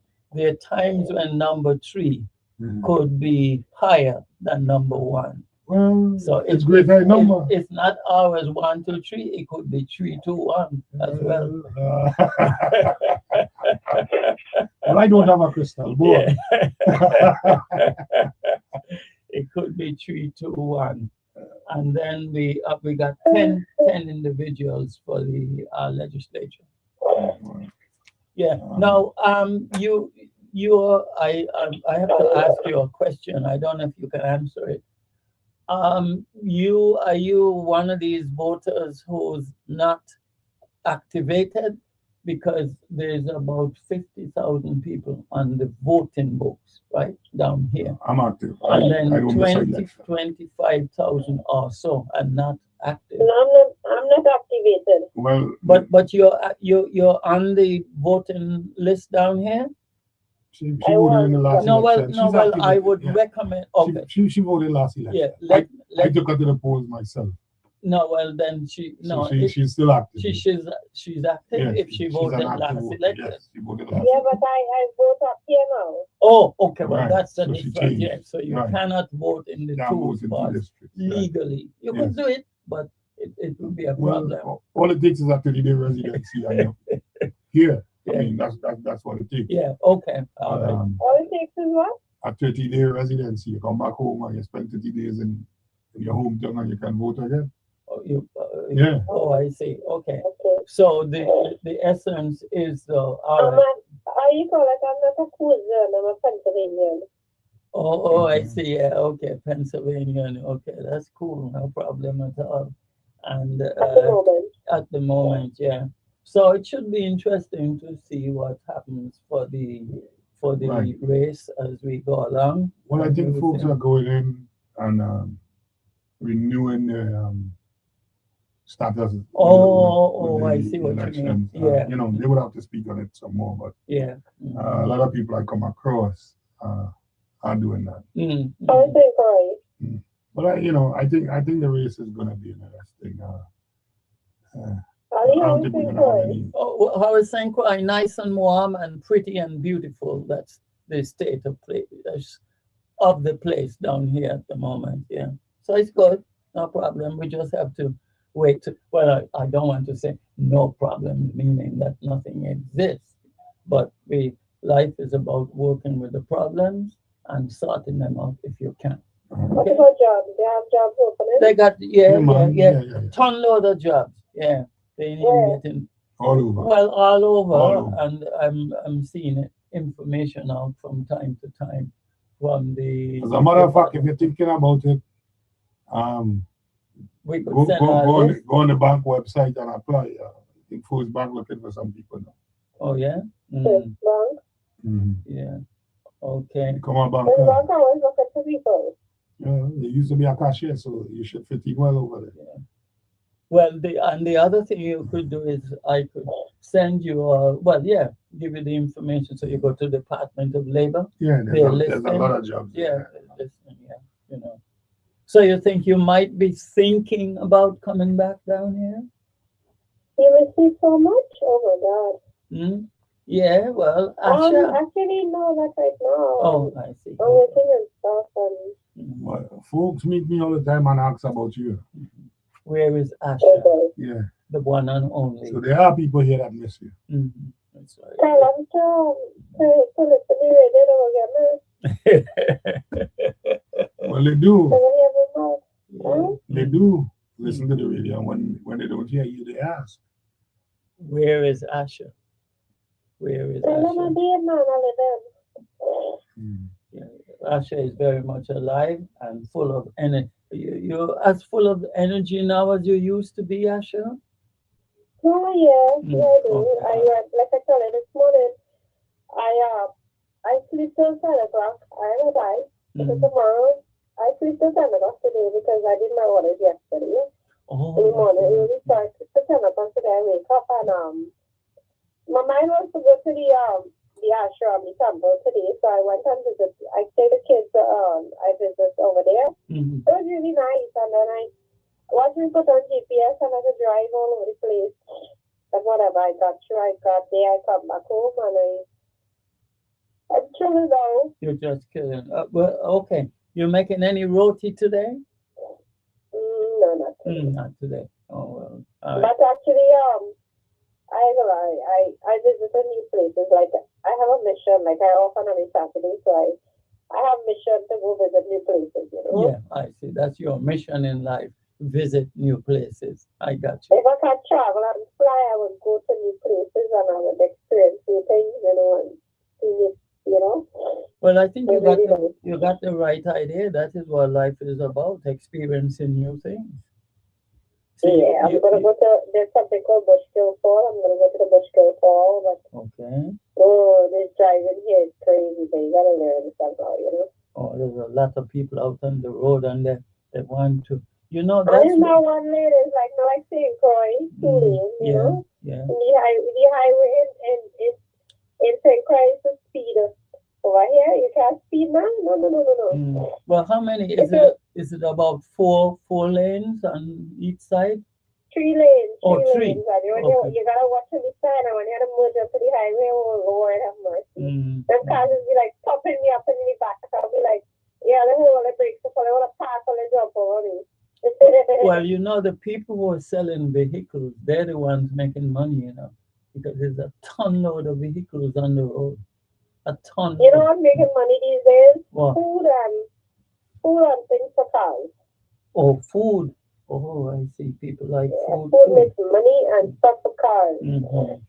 Oh, I think the people, the oil barons are making. Oh yeah, the oil. Because we had Mr. Carl Knight on earlier, and he was talking about it from the. Showing your wallet get that now? My wallet? Yeah. No, I home holding on to my crutches and things. Oh, I mean, why? Man comes still saying that enough. Well, I'm for the first surgery they scheduled me to go back August. But how we do? Not August. But how we do a GoFundMe? Send a picture and we go send a do a GoFundMe. So you have people go to the GoFundMe until they go back out to work. July 15th. Yes, that's the date I'm scheduled. What do you think about that?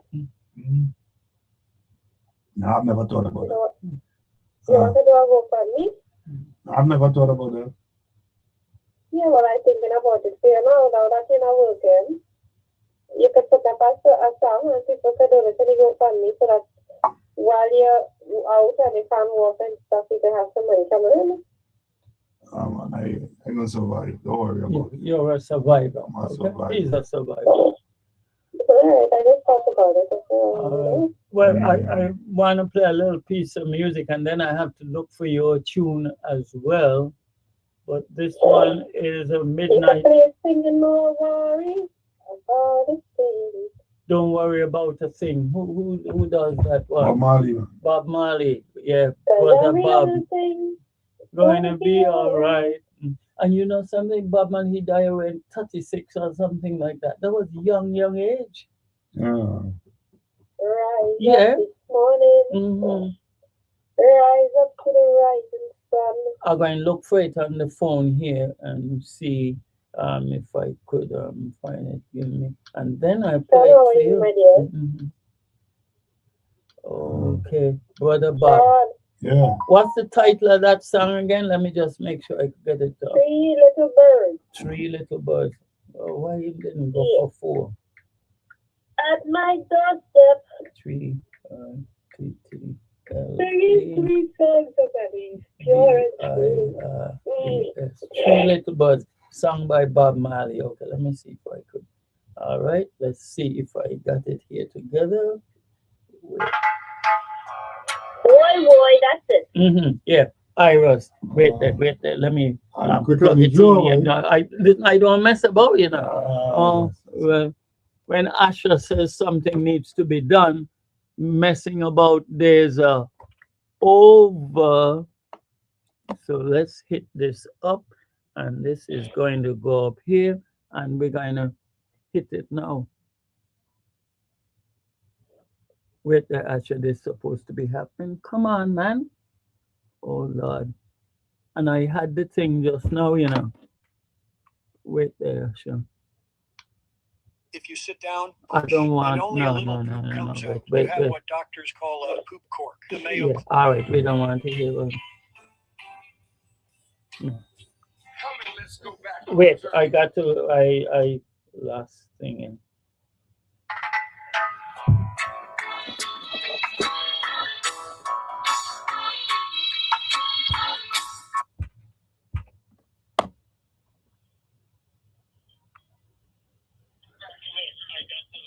Okay, we're having a little problem here. I just had the thing together and I'm hearing it. Yeah, but I wanted to keep going from here.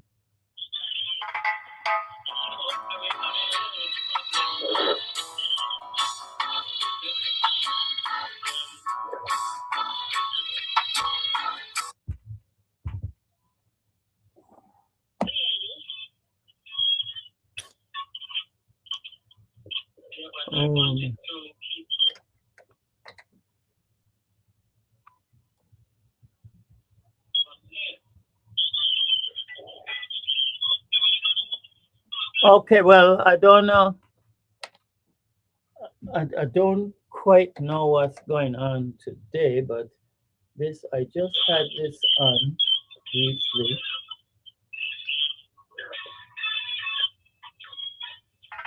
I tried to listen to the other phone.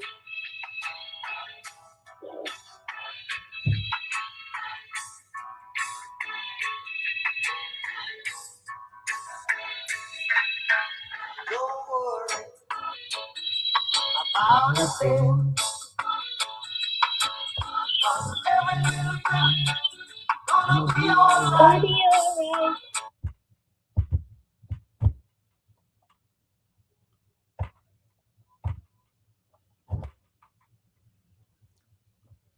Let's see.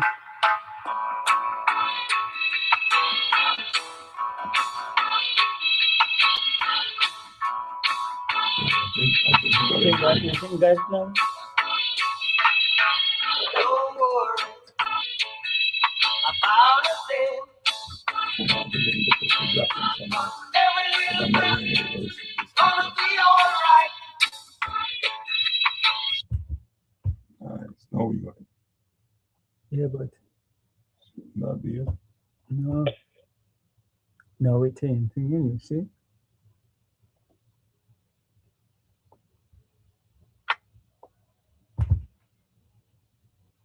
Okay, we got some kind of problem with it. Some technical difficulty. Yes, some technical difficulty.